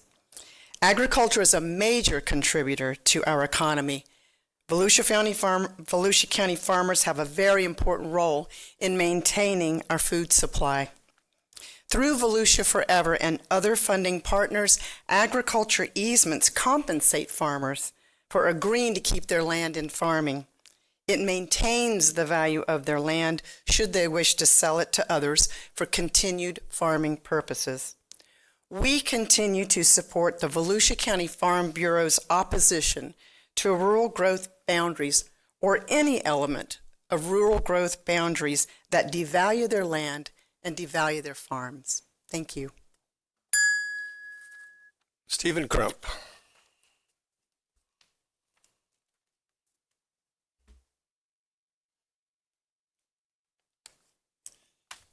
Steve Crump, DeLeon Springs. I'm here today to speak on behalf of Volusia County Farm Bureau Board of Directors. About a year ago, Councilman Brower visited Volusia County Farm Bureau Board of Directors to get their input regarding implementing the rural growth boundaries in Volusia County. At that meeting, Chairman Brower discussed his concern about the impacts of growth in the county and the resulting construction and the need to do something about it, and he shared how other counties had implemented rural growth boundaries. The board members agreed that new construction is causing problems for current residents, especially flooding adjacent to new subdivisions, that annexation by cities seems to be uncontrollable. We are losing current farmland to development, and the cost to purchase land in the county to start or expand a farm or ranch isn't financially feasible. But after discussion, the board concluded and voted that rural growth boundaries are not in the best interest of agricultural landowners because by design, the boundary lines create winners and losers. If your land happens to be on the urban side of the line, the value increases greatly because of its development potential. But if your land is on the rural side of the line, it's devalued because it's lost potential development. The board saw this as an uncompensated devaluation of a farmer ranch's assets, and this devaluation impacts on a farmer's ability to borrow against the value of the land and potentially reduces the resale value of the land, which is often their retirement plan. Farm Bureau at the state and county level has been supportive of preserving farmland by using conservation and agricultural easements like Volusia Forever and Florida Department of Agriculture's Rural and Family Lands Protection Program for two reasons. They are both voluntary, and the landowner is financially compensated for reduced potential future usages. Regarding this proposal today, though, the Volusia County Farm Bureau Board of Directors recognizes the growth that has already occurred and the impacts on both rural and urban residents in our county, but needs more time to research and discuss this proposal with its members before taking a position. We ask that the county staff include us in any future conversations and communications so that we can ensure that we have the best and latest information. Thank you for your time. Thank you. Councilman Santiago. Thank you, Mr. Chairman. And thank you for the folks that spoke today in the public. I want to make sure, at least I'm very clear, the motion that is in play right now has nothing to do with implementing an urban growth boundary. Right. That's not what we're... Today, the motion in place is to direct staff to look at voluntary annexations and how a language can be placed potentially on the ballot for folks to decide that and processes around that. Correct. That's all that we're discussing here today. So thank you, Mr. Chair. Councilman Dempsey.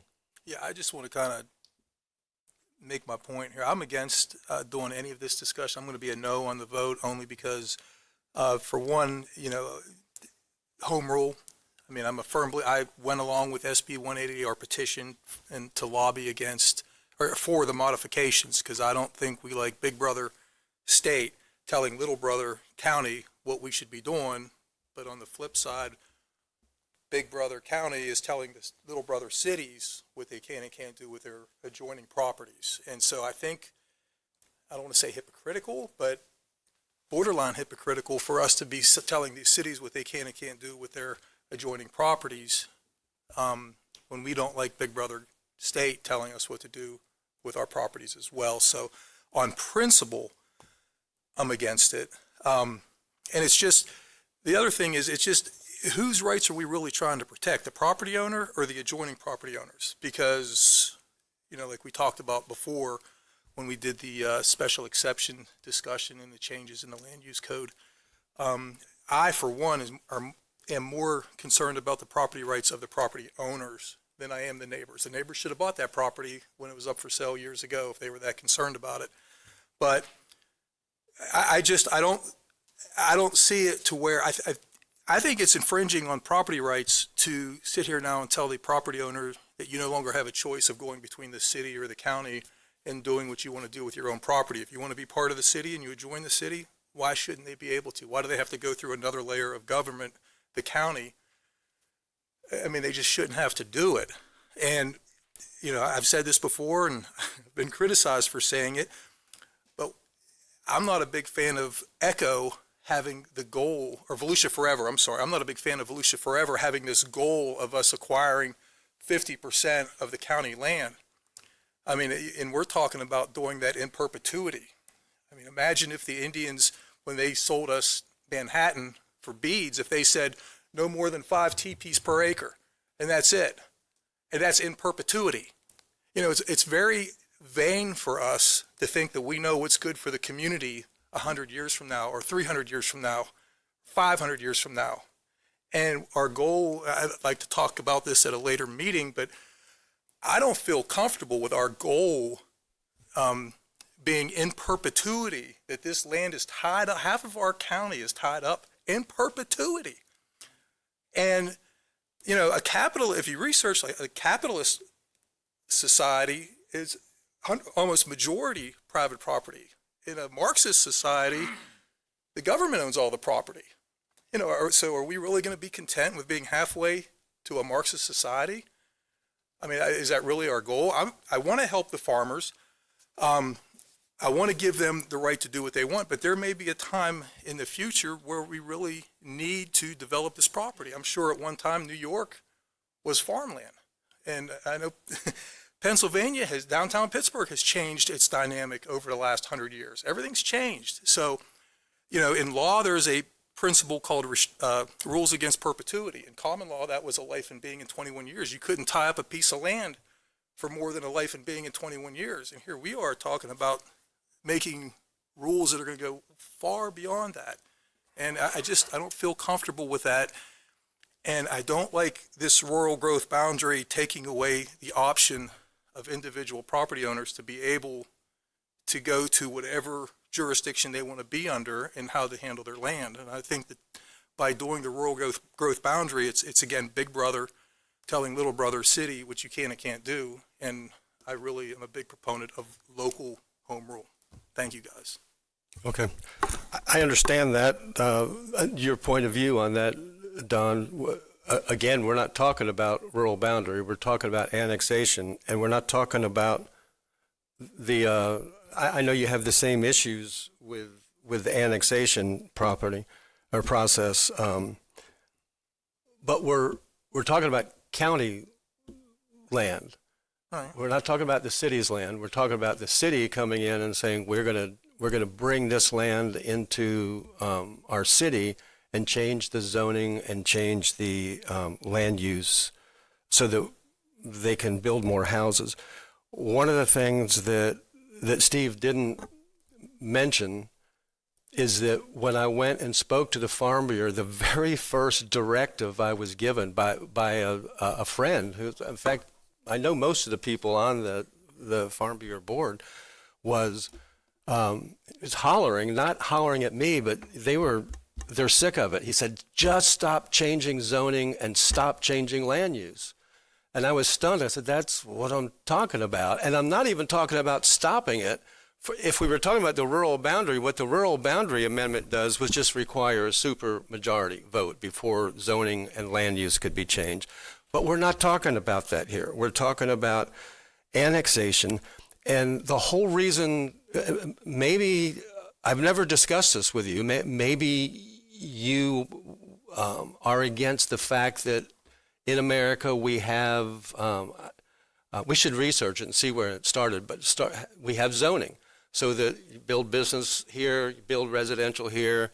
That's all that this protects, is for the people that bought property knowing that it had certain rights and potential, and they wanted to count on that. And then their next door neighbor wants to sell out and completely change the makeup of that community. I just believe they should have a voice in it too. I think if you research it, you'll find zoning only started like maybe 100 years ago. It's not always been around. Downtown DeLand was built, I would think, without much zoning or at least building codes. And my office is, 1892 it was built, and it's still standing without any. So maybe there's a reason it came in then, because people did want to protect where they live, where they work, where they play, and I think it's wise. And again, even with the annexation, this doesn't prevent anything. It just gives the community that's most effective a voice in the decision. But it adds a layer of bureaucracy to the property owner, which is what I don't like. Are you a property rights guy? Or are you a property neighbors guy? Yeah. I don't think you can be both. I'm not a property rights guy with no limits, no. Okay. No. I think we have a responsibility to our neighbors. Jake Johansson. Thank you, sir. I believe we have a responsibility to our neighbors as well. And that's something that anybody that has land ought to really take for action. However, I don't think we on this county council have a responsibility to a property owner's neighbor. Let them handle it. Let them work it out. I believe, and I know this is a far stretch because I've caught myself as well, when you buy property, you ought to be well aware of what it is, what it could be, and what your neighbors are and what they could be. If you live out in the middle of nowhere and you're 50 miles from a city, there's a good chance during your lifetime you're not going to be encroached on by urban sprawl. If you live across the street from my subdivision in one of those farm homes, there's a damn good chance you're gonna get affected by sprawl. So you got to be aware of all that, I believe, and I concur 100% with Don on this, that we all have property rights.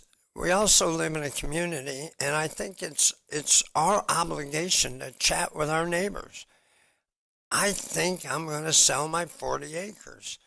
Man, I wish you wouldn't do that. Well, maybe I don't have a choice, but maybe you can join me and be part of the fun, and we can all live large if that's the case.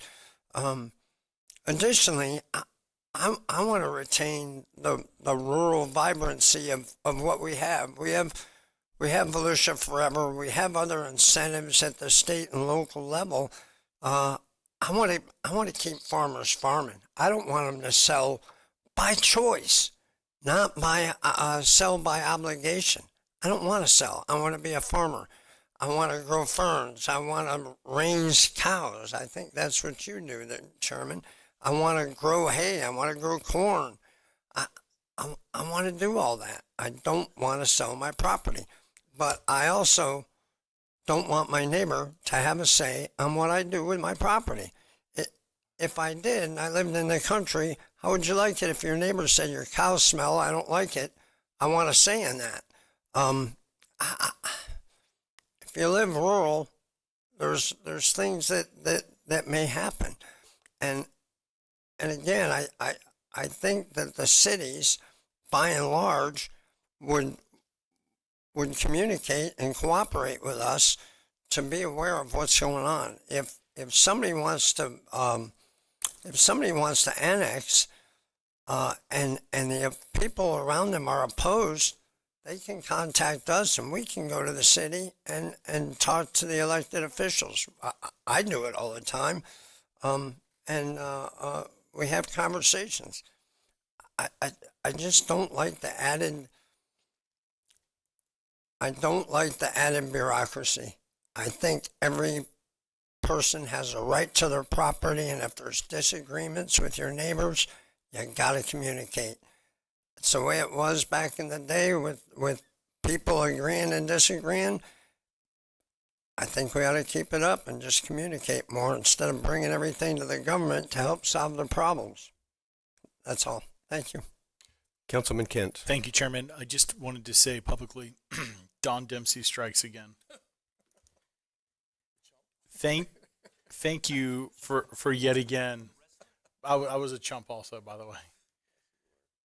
Why are you smiling about that, Don? I never see you at the meetings. I just wanted to just say, we all add our own piece to these meetings, but when I say you strike again, I mean, here you are, changing minds, at least one of us up here, and I'm appreciative of the input, so thank you. Councilman Santiago. I want to bring it in for a landing. I call the question, Mr. Chair. Krista, would you call the roll? Can you repeat the? The motion is to, is to direct staff to come back with language on the process for voluntary annexation changes, and then the council would at that time have we would decide then if we want to go forward with it. So this doesn't create, it just brings back information of how that would be done, what it looks like. Fair enough? Okay. Krista. Mr. Johansson,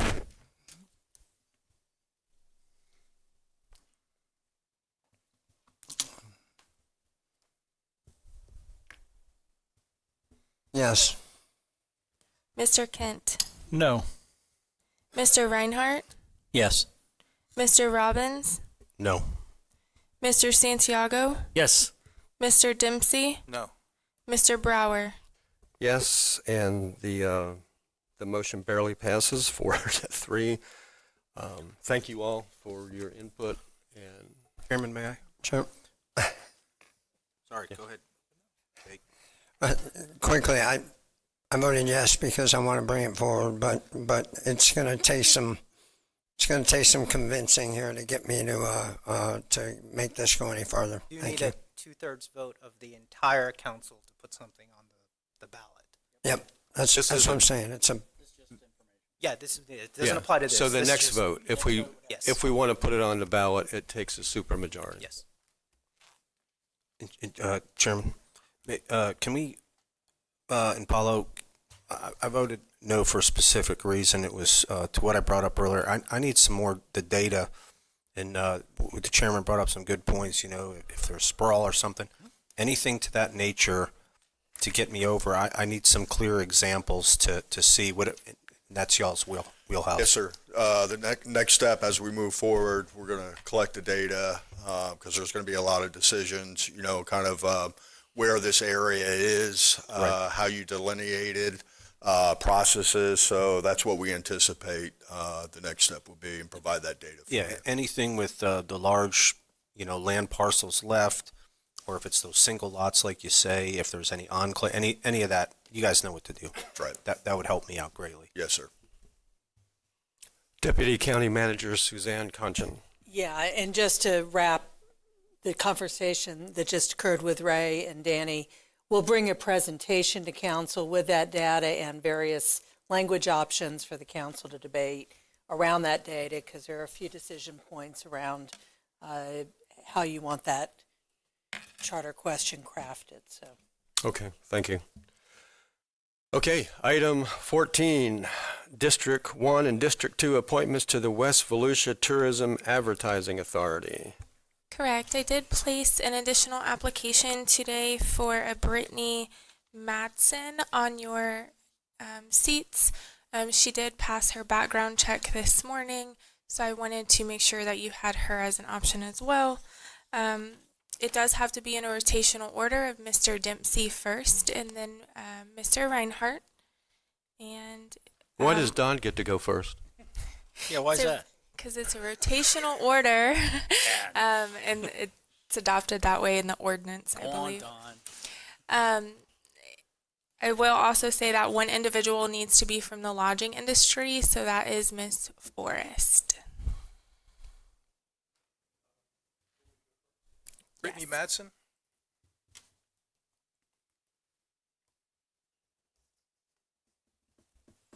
Is there a second on Second. Brittany?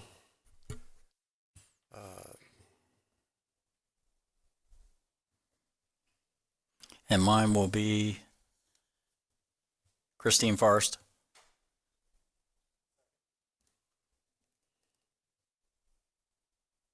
Okay. Any questions or concerns about either person? All in favor of confirming their appointment, say aye. Aye. Any opposed? They are confirmed 7-0. And then item 15 is the District 1, District 4, at-large and chair appointments to the Code Enforcement Board. Yes, you have a couple of upcoming expiring terms, as well as a couple of vacancies on this board, which is why so many are coming forward to you at this point.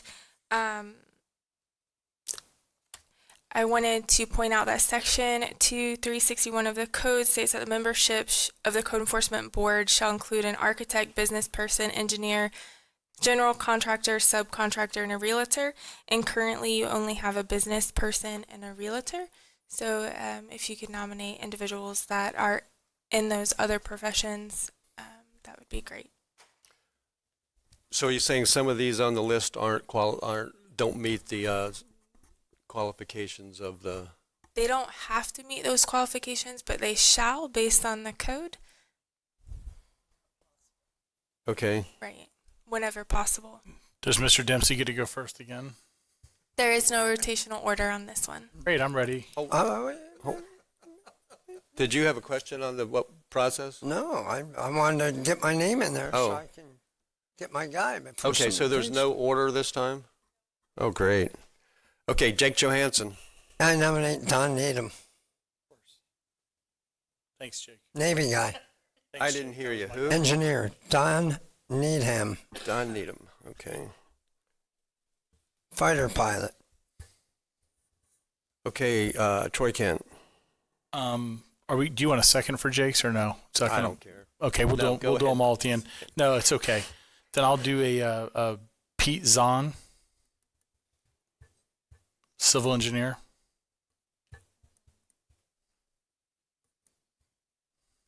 Okay. Don. And is there a second for Pete? For Pete. And I would say, if they're qualified, a marine technician, Edward Pelosi. I'll second.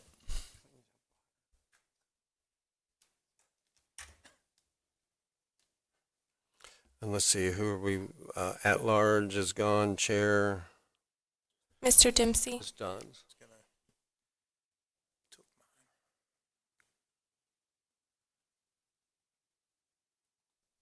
Your remaining individuals are Mr. Furman, Mr. Richard Hernandez, and Ronald Baxter.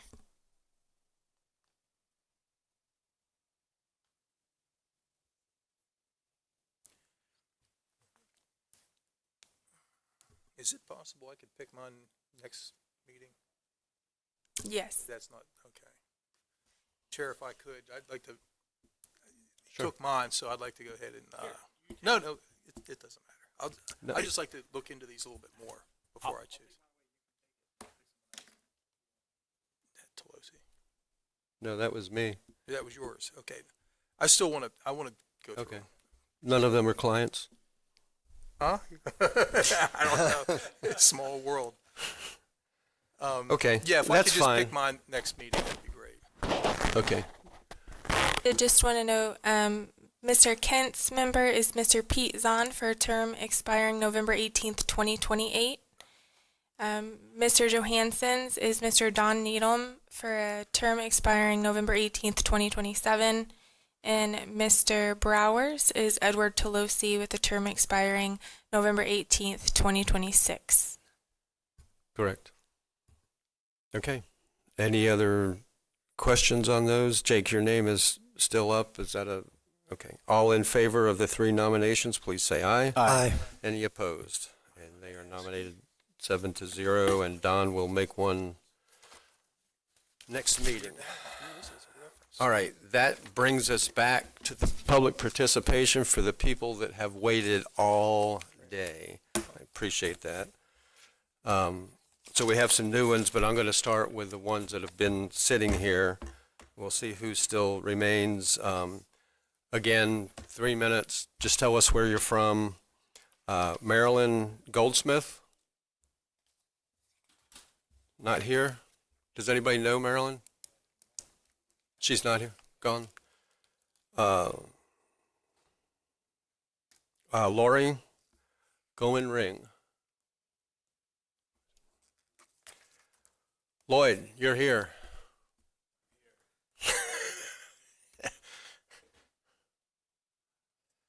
This is Lloyd Bowers. Thank you, Mr. Chair. Lloyd Bowers, District 2 resident, and for the last 14 years, the District 2 rep on the Cultural Council.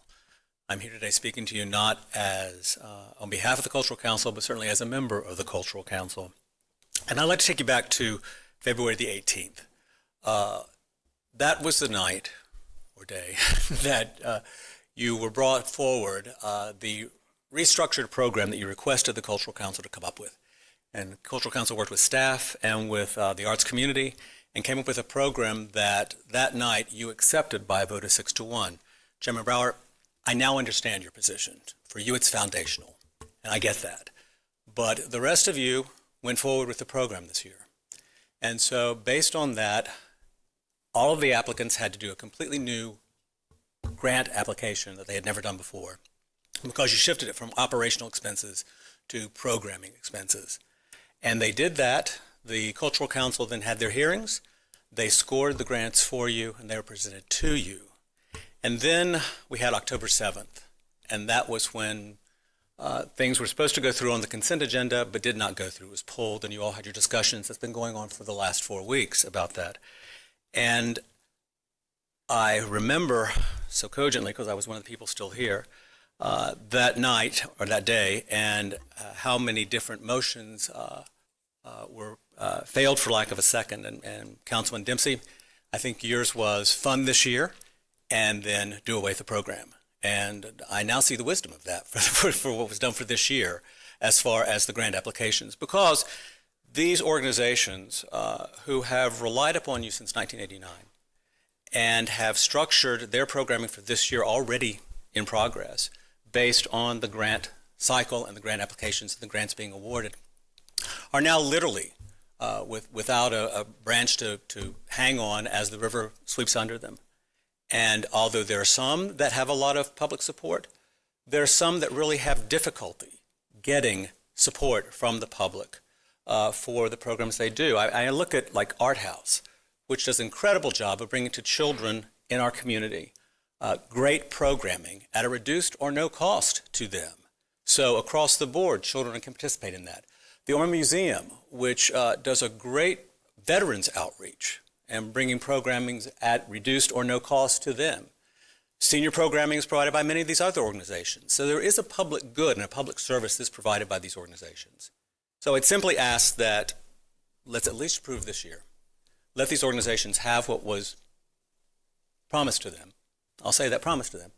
And then save the program and the decision for another day, because you will have to make a decision. I mean, the Cultural Council still exists, but what are we doing now? I'll leave it to you. Thank you. Thank you. Danielle Kreil. Daniel Kreil. Good afternoon, gentlemen. My name is Daniel Kreil. I live in the beautiful city of Daytona Beach, Florida, and been a Volusia County resident since 1968. Around the country, although not in Florida, today's an election day, and that's always important to me, a retired history teacher, because it reminds me that the very foundational principles upon which our republic is founded is public participation, listening to the people. The people can vote, and the people can come here and say what it is that they want to say, and our elected leaders listen, we hope. So I'm here as part of the people to do that today, and the first thing I want to say is to each and every one of you, thank you. Thank you for being willing to do a job that not everybody wants to do. I don't suppose I agree with many of you on very many things, but I respect so much what you are doing and your willingness to go through the mundane details of policy, work it out, argue amongst yourselves. I absolutely have respect for that. But earlier I was zoning out a little bit while you were doing that, and when I sort of reawoke, I thought, as the theater guy, wow, I could be watching a first rehearsal table read of Seven Brides for Seven Brothers. This is not a diverse group, but you represent a diverse county. And when at any time you scapegoat a minority in that county and use that as an excuse not to continue a policy, you let us know that, well, maybe you aren't willing to represent everybody in the county. I'm a very, very strong advocate for the arts, as you can tell, and I wish we could get that through. Representative Kent, I listened as you were very impassioned about your support for Dogs on the Beach. I don't like dogs, so I wouldn't agree with you on that. But the thing that caught my ear is that at least 3 or 4 times during your speech on that, you said, this is what they want. The people want this. This is what the people have told me they want. I guess, Julia, we haven't let Mr. Kent know enough what the arts community wants. Because what we want is a little support. And with all due respect, I will say to Chairman Brower, again, a most principled man you are. One thing you said before lunch, however, caught my ear. And what you said was, boy, when something gets in the budget, it's hard to get it out. Again, with all due respect, you made it look real easy to us. $611,000, gone. Thank you, gentlemen, again, for your service. We do appreciate it. Thank you for your comments. June Barth? Don't see any movement. Okay. Asher. Is Asher here? This is a relatively new one, I thought.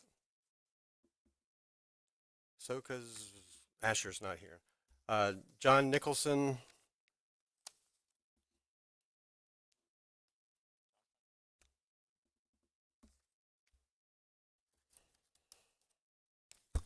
John Nicholson, Beachside.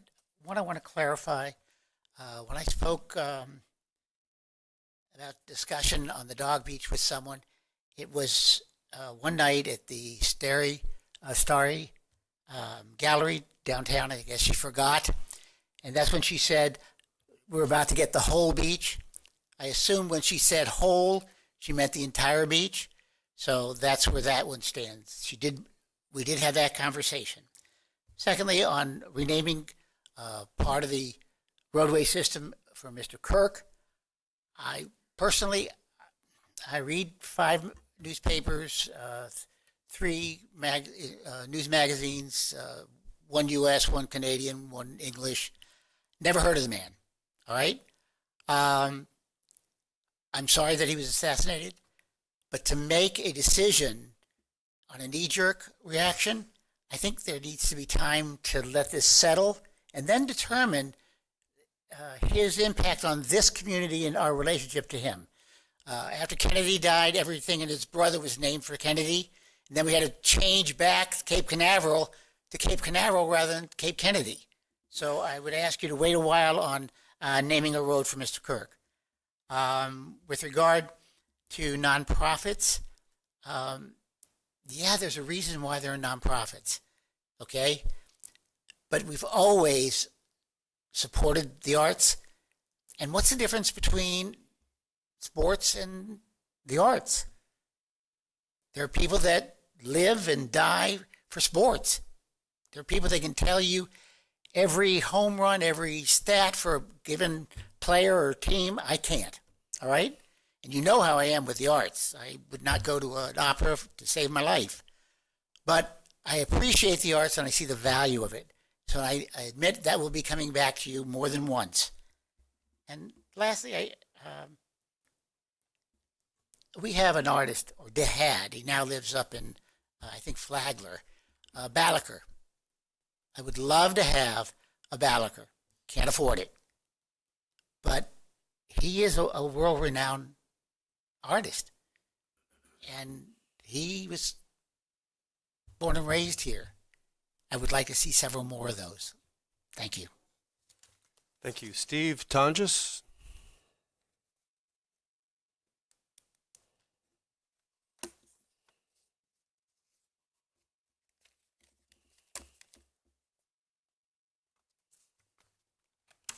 Hello, I'm Steve Tonjes. I live in DeLand in Mr. Dempsey's district. I was stunned when you all denied the funding which had already been budgeted for the arts. I heard some of your discussion today on the Children and Family Advisory Board, and I know it's difficult to assess competing needs and benefits. But what bothers me is that one form of recreation has been deemed superior to another. I'm not a big sports fan, but I haven't resented the money we spend on baseball fields and pickleball courts, and the millions we've been contemplating for dirt bikes. So I want to know what makes playing on a baseball team better than playing a role on a stage. If supporting the arts is charity, then so is maintaining baseball fields and pickleball courts. If we're going to spend millions on one form of public recreation, we should not be pulling the rug out from under another. A speaker ahead of me cited some of the benefits the arts bring to veterans and children. I want to point out the Fall Festival of the Arts coming up, which brings hundreds of artists, thousands of people into DeLand. Has been doing so every year for as long as I can remember. I spoke to some of the artists one year, and they love coming here. And part of the reason they love it is because we have a lively arts program. We run our festival properly. We judge the works. It's a juried festival, and that makes it a very, very high quality. So I would be one of the many who keeps bringing it back. The arts are important to many of us, and they bring us monetary benefits as well. And I don't know what else to say that hasn't been said before. Thank you for your consideration. Thank you. Okay, and that closes public participation for the afternoon. We'll go to closing comments. County Manager George Rechtenwald. Yes, sir. I just want to start off with a little announcement here. As evidenced by earlier today, the county has a long and proud history of serving veterans. And I just want to add to what we're doing for them. The county is going to show its support for veterans by participating in Operation Greenlight for Veterans. It's an initiative sponsored by the National Association of Counties and the National Association of County Veteran Service Officers. So on November 11th, we're going to illuminate the Ocean Center, the historic courthouse, and the Thomas C. Kelly building that we sit in right now with green lights to let the veterans know that they are seen and appreciated and supported. So I just want to let everyone know that. The other thing I was going to comment on from earlier today, the Miller Lake, there was some stuff said I feel like I have to clarify. The idea that Ben Bartlett somehow is approving some permit is inaccurate. The permit in question is a permit that a development in Orange City is applying through St. John's Water Management District. And there's a big difference between us approving or denying. We have no ability to do that, but we did not send in a letter of objection to it. That's important to differentiate because they make that assertion in some other stuff that's occurred. But we've not approved or denied anything. We're just not having an objection because we don't have any mathematical or technical reason to do such. And in fact, I think Ben sent out a nice email explaining that, he has reviewed that project, and the idea of the project that's going on is to hold more water back. So it's taking a system that maybe isn't functioning as well, removing impervious surface and supplying more retention on the site. That's exactly the type of thing that you would want to do if you were going to hold water back from an area. So I don't know the complaint from the folks. They're not well informed on that, I guess. But again, we don't approve or disapprove those. We did not object, and the reason we did not object is because we see it as actually helping the situation. You also just approved previous meeting. One of the studies that was forth will cover the area of Miller Lake. In addition to that, we've been working with the Department of Transportation on solutions. We also have worked on potential emergency solutions. So we've been in contact with the district on that, the Water Management District as well. And we'll be working with DeBerry because the solutions for any kind of emergency or relief for Miller Lake, one of the major options is going through the DeBerry system that's currently in place. But that system has limitations. And so I believe you'll see going forward, DeBerry is looking at how they can expand the capacity of their system and maybe get an outfall to the river that would ultimately help the Miller Lake or any other agency that would need to use that system. So again, a little bit of an update on that. And Ben just arrived. Is there anything else I didn't hit? No, sir, you got it. All right, thanks. I'd like to ask one question just for my own knowledge and hopefully the people of Miller Lake, if they're listening. George, you just said it would hold more water back, and that would be ideal. That's what needs to happen. I think they're focusing on whatever they read said more water was going to go through, and I assume some will. But what I wanted to ask you, Ben, is that we've been talking about this a long time. At one of the first discussions here on the council, I asked if we dug a retention pond, would it hold more water? And I thought you said no, it wouldn't because that area was so low. But I think I was talking at the time about the massive parking lot behind the professional center. Yeah. I don't know if you remember that conversation. Yeah, I or think not. there was a discussion about acquiring the Big Lots area. And I think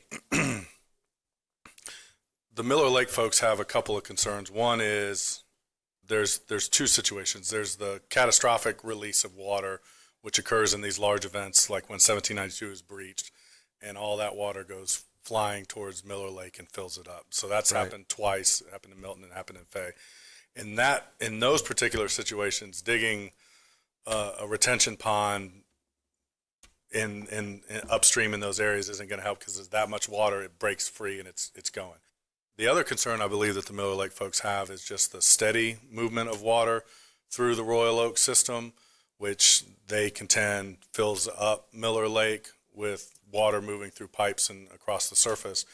This type of pond, they're removing impervious. So in these types of events, there's less runoff from impervious. They're removing 14,000 square feet of impervious, and they're digging, I think, adding 22,000 cubic feet of storage.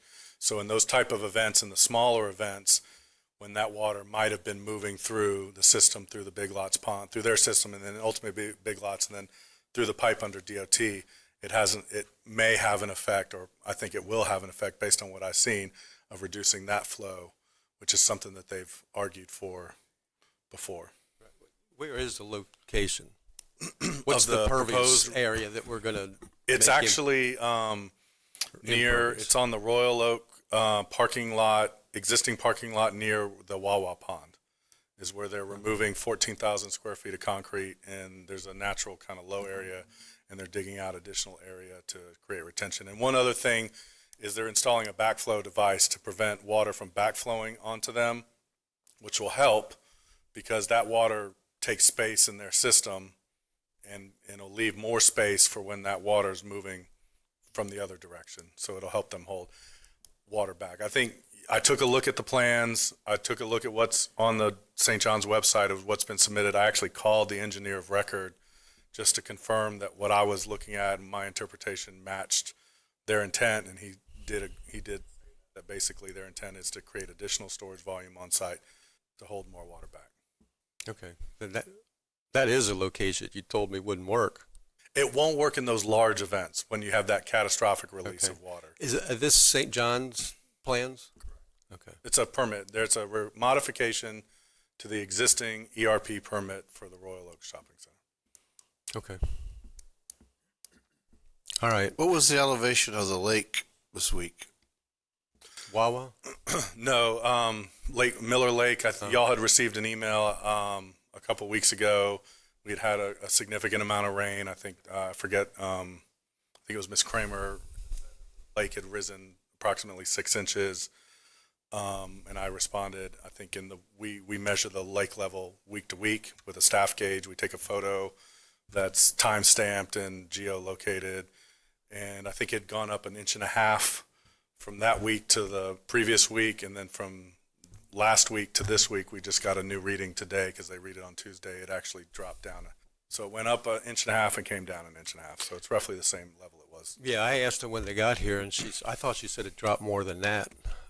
But she said they had a good week. It did drop some, but hopefully we're at the end of hurricane season now.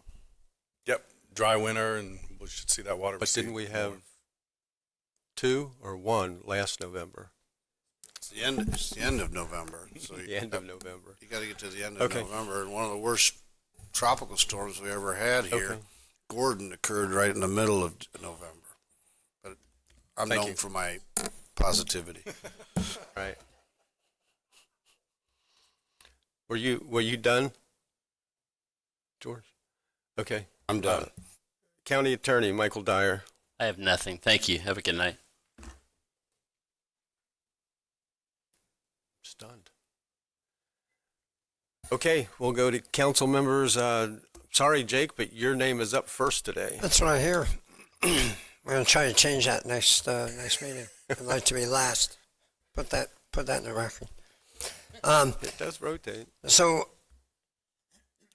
thanks, Ben and the county manager for talking about Miller Lakes and that permit. That was interesting to me. I saw it when the emails were flowing back and forth. They said they're building a pond and they don't want it, but now I kind of understand what the backflow and the issues associated. I'll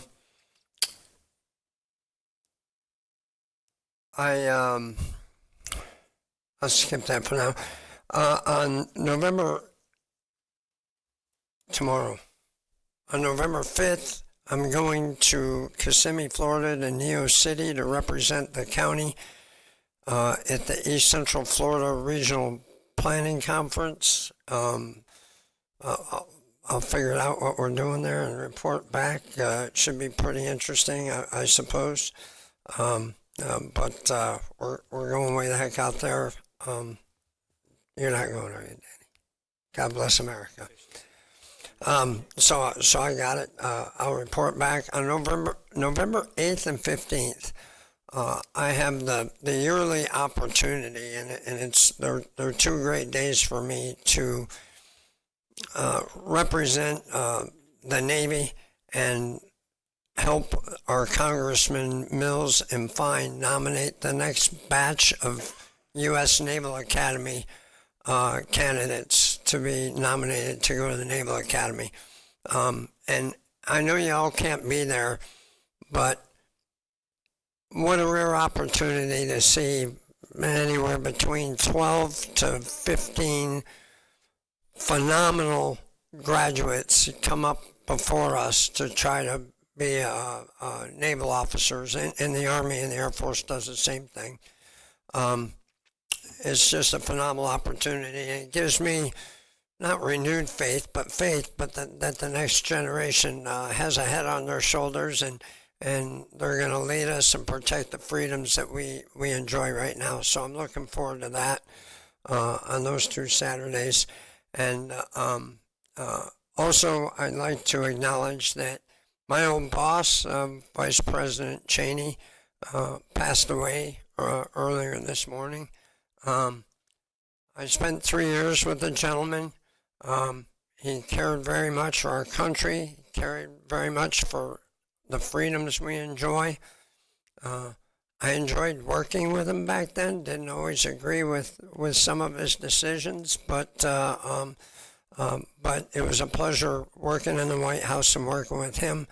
And my thoughts go out to his family this week as they deal with that grief.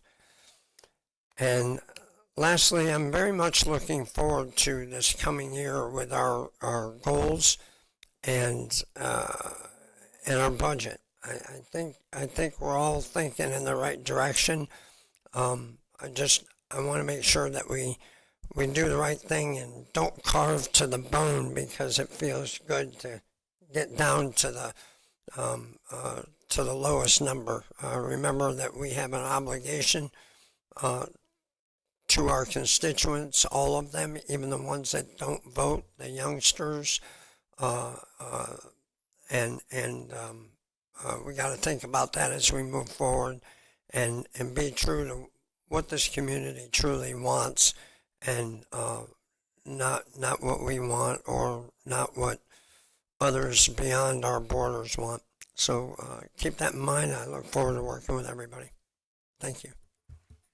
Thank you. Councilman Kent. Thank you, Chairman. And since we're making recommendations, Carissa, can you put me at the next meeting first? And then one after that, I'll be last. Dr. Burbaugh, great to have you back in these chambers. It's good to see you here again, and your level of professionalism and your knowledge to your subject matter. It's good to have you. But Ben Bartlett gets my top honors today. You have been on top of your game lately, and I know I have noticed it. More so lately. And I'm appreciative of it. So thank you for bringing that A game. George, I had a request from some constituents. If you're driving up on North Beach Street to get to, say, my daughter's house or Suzanne Conscien's house, when there is a king tide, that road is underwater. And you don't know it's underwater until, you used to not know until you got there. Now at Tomoka State Park, there's a reader sign that says, hey, turn around, road's underwater. The question from the constituent was, can a trail cam be put up so that they can log on to the Volusia website and take a look at it and see if it's underwater or not? Yeah, we'll look at that. And Yeah. we could look at putting the notice farther back too. And that was my next note that I had here, was that the notice should be at Granada and Beach Street, and then again, maybe a mile up the road from there, maybe 2 notices before you get to Tomoka State Park, which is you're right there at that point. It makes you turn around and you're back 15, 20 minutes. Just an idea. Wilmette is probably a good spot because that's the last place you can turn and get. That is a great location, Ms. Conchin. Yes. And then just because I'm curious, George, I know in Ormond, if you're an Ormond resident, someone mentioned baseball earlier, but if you're an Ormond resident, you pay a reduced rate to play baseball or any leisure services. If you're a county resident, do you pay a reduced rate to participate in the sports if you're, say, out of the county participating in the sports, or is it the same? Do you know? I don't know off the top of my head. I don't know. I was looking for Brad Tim, knows. but I didn't see him. Do you know, Dr. Burbaugh? You're going to take that top spot away from Ben, aren't you? I am competitive. Ben, get ready, man. So it is cheaper when you compare versus out of county versus in county. So in county residents pay a lower fee than out of county. Okay. I was just curious about that because it's got something rolling in my head. And then also, if it's funded by ECHO, we've run this into this in some of our municipalities. Well, they will charge to use a field less than they would charge a county resident versus a city resident, and that's not allowable by ECHO. So they'll adjust them when we point that out. Okay. All right. Thank you. Thank you very much. That's all. Vice Chair Matt Reinhardt. Thank you, Chair. Brad, happy birthday. I had to steal that. Just a couple things. Just when you thought it was safe, what am I going to bring up? Nope. There you go. So some time ago when we first got elected, the jail, the staffing levels were extremely low. I think it was 60 or 70 positions that we were down. And we have brought those tremendously back up. I've made reference to that before. Randa and Joe Demore, excellent job. We see some of those numbers coming down, or going up, I should say, again, which is normal. But I also understand from Mr. Demore that we're going to be doing 4 corrections classes per year, which is awesome. About every quarter or so, I get asked to go out to Daytona State College and talk to the recruits at every class.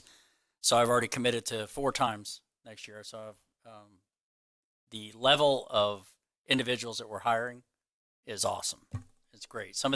I remember when I did this in the very beginning, talking to that class, the conversation lasted about 15, 20 minutes.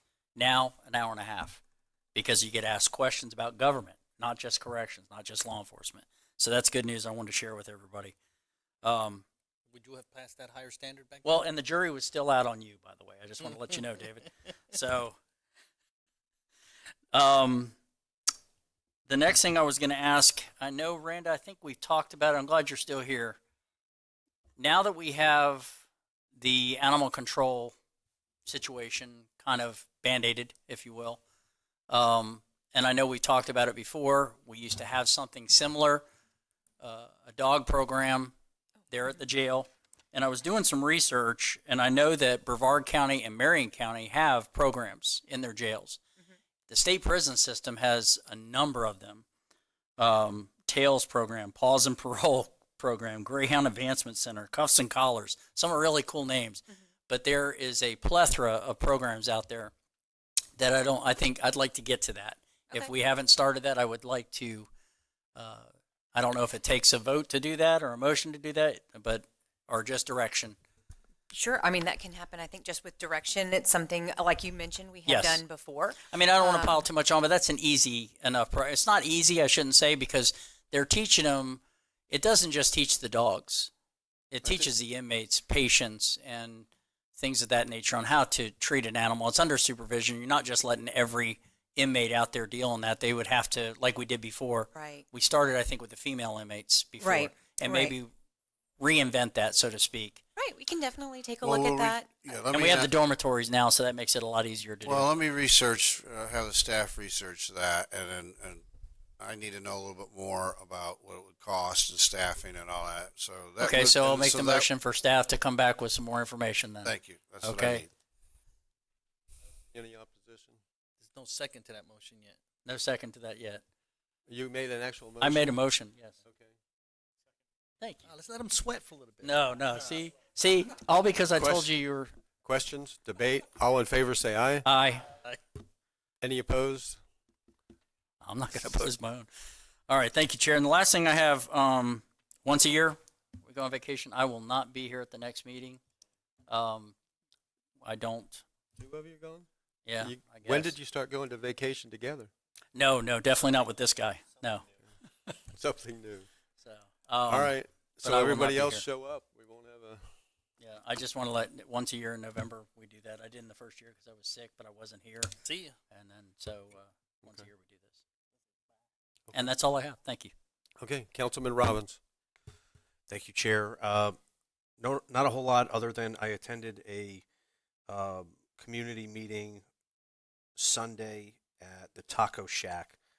We are getting absolutely hammered in Southeast Volusia by a group of people that are filing ADA complaints, and it's hurting a lot of businesses.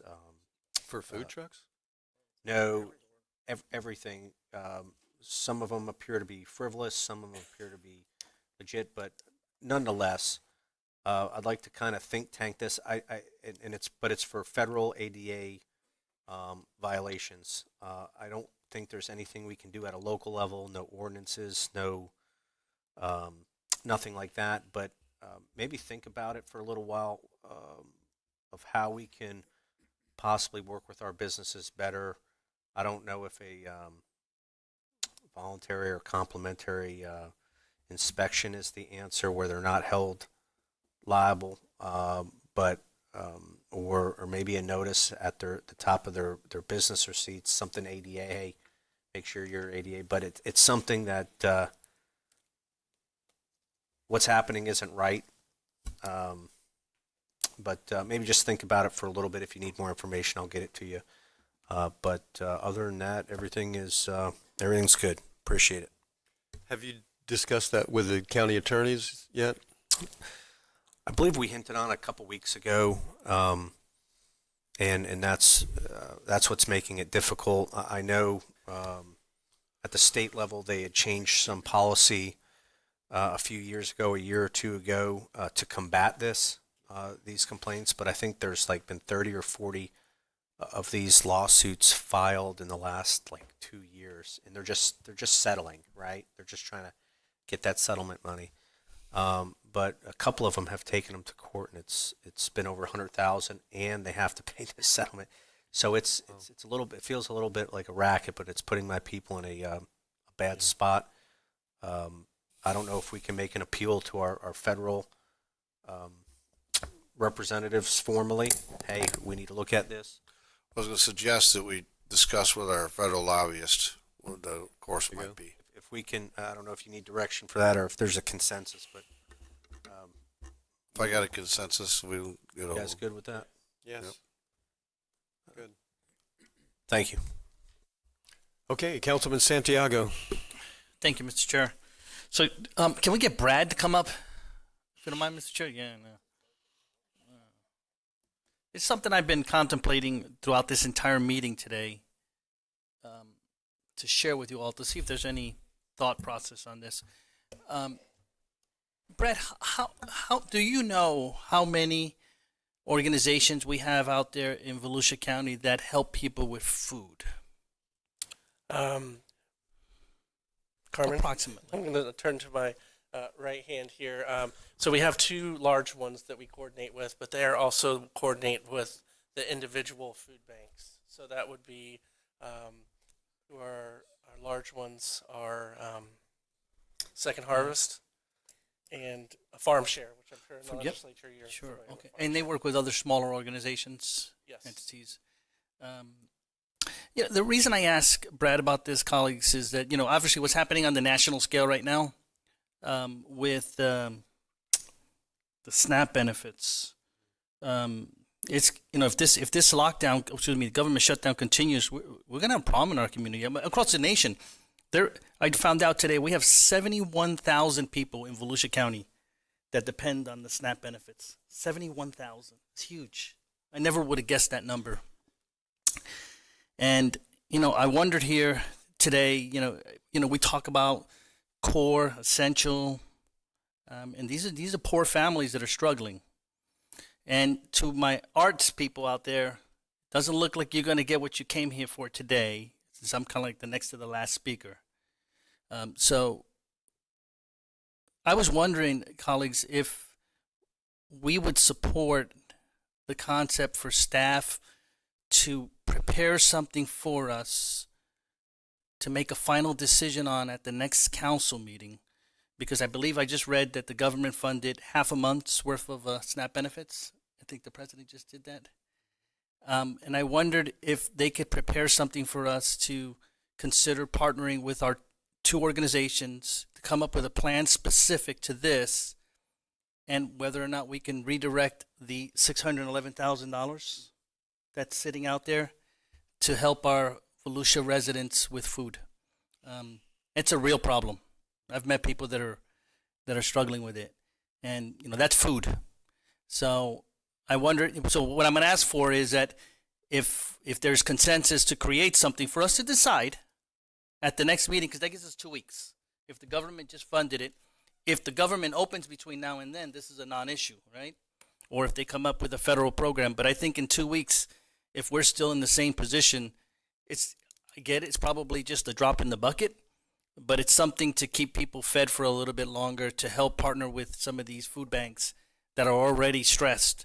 And feeding people, I think, is a really big priority for me. So I'm not asking for us to say allocate it 100% right now, but if there's support to give us a plan to execute with the $611,000 that we currently have sitting out there still unallocated right now.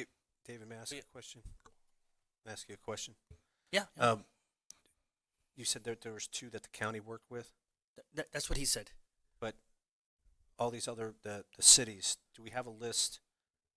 There's quite a bit. I've seen some activity on social media where there's a lot of places that are rounding up this sort of stuff. We do, and so we have the list, and we have one scheduled, food distribution event for Thursday, November 6th in Daytona. We did one of these a couple of weeks ago as well. So it cost us about $125,000. This was federal grant money to stock all the pantries in the area, get their shelves stocked, and then $125,000 to do a couple of these large-scale food distribution events. At our last one, we helped nearly 500 families, I believe. So we wouldn't even need the entire amount, but we could certainly do some good if the council gives us the direction. Brad, with that $450,000 that we approved earlier today for the emergency funds, where people couldn't make ends meet, I see you smirking, but I'm going there. But I'm being serious. Can any of those be used as emergency funds for this? Sure. I mean, the council can direct us, its general fund dollars, to use those funds for this. It's all general funds, so it's all the same thing.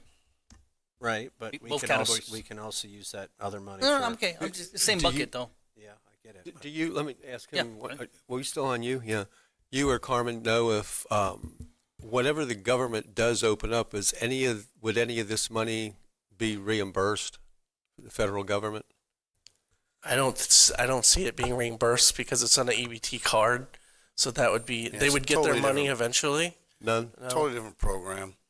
You would not get reimbursed. It would just be, it would go to the Still to the worth food banks. considering and taking a look at it. Yeah. Well, All right. the Thank reason you. I bring it up because I think the government funded half is what I read, or portion of the month, and that 2 weeks would put us in a position to execute on something here, make a decision, execute on something, and we have these unallocated funds. We won't have to use it all or use it all. I don't know, but give staff the direction. Give 2 weeks. Come up with a plan, but a plan where all of that money goes, whatever we allocate, goes to the people. None of this 20% stuff, 25% keeping. All of it to food. If there's consensus, just to come up with a plan, and then we'll decide in 2 weeks. Yes. I move to direct staff to come up with a plan for the 18th meeting. What is it, November 18th meeting? Second by Troy Kent. Did I hear that? Yes, I did say yes, and that's because we're going to have 2 weeks to marinate on it, have staff come up with a plan, and by then this could be over with the federal government. Like you said, it could be a moot point, but yes, to have the discussion. As I say, is the direction, or could we, if it opens between now and then we will stop that effort? Yeah. Okay, thank you. There's 97 pantries in our county that we help stock, so that would be the same again. Yeah. Well, that's all I have, Mr. Chair. Thank you. Councilman Dempsey. Yeah, the only thing I would add, I think Channel 9 just released a news article. They said there's 38,000 that are households, and there's the sheriff's office. I'm sorry. I am so sorry. The sheriff's office, collaboration with the Jewish Federation, Walmart, and other donors, they're assisting the 38,000 households. So there's a lot. They still being done can't hear you. by our sheriff and other organizations. So if we can put that in the mix and our calculations of how much is being sent to help these people, that's all I'd ask. No, I agree. It needs to be it needs to be done responsibly. The number I got, the 71,000, was from the Department of Children and Families. Okay. Channel 9 says it's 38, so we can let Fake them news. hash it out. But that's all I have. Thanks. Okay. Thank you. I'll go last.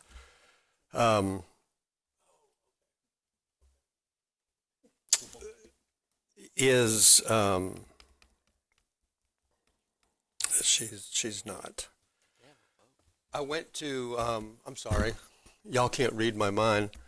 I went to the LID conference instead of going to the legislative delegation meeting. I appreciate our capable vice chair of going, but I chose to go to that because I also serve on the Indian River Lagoon Council, and this conference was unusual. It was all about low impact development and how it affects the Indian River Lagoon, all of our bodies of water.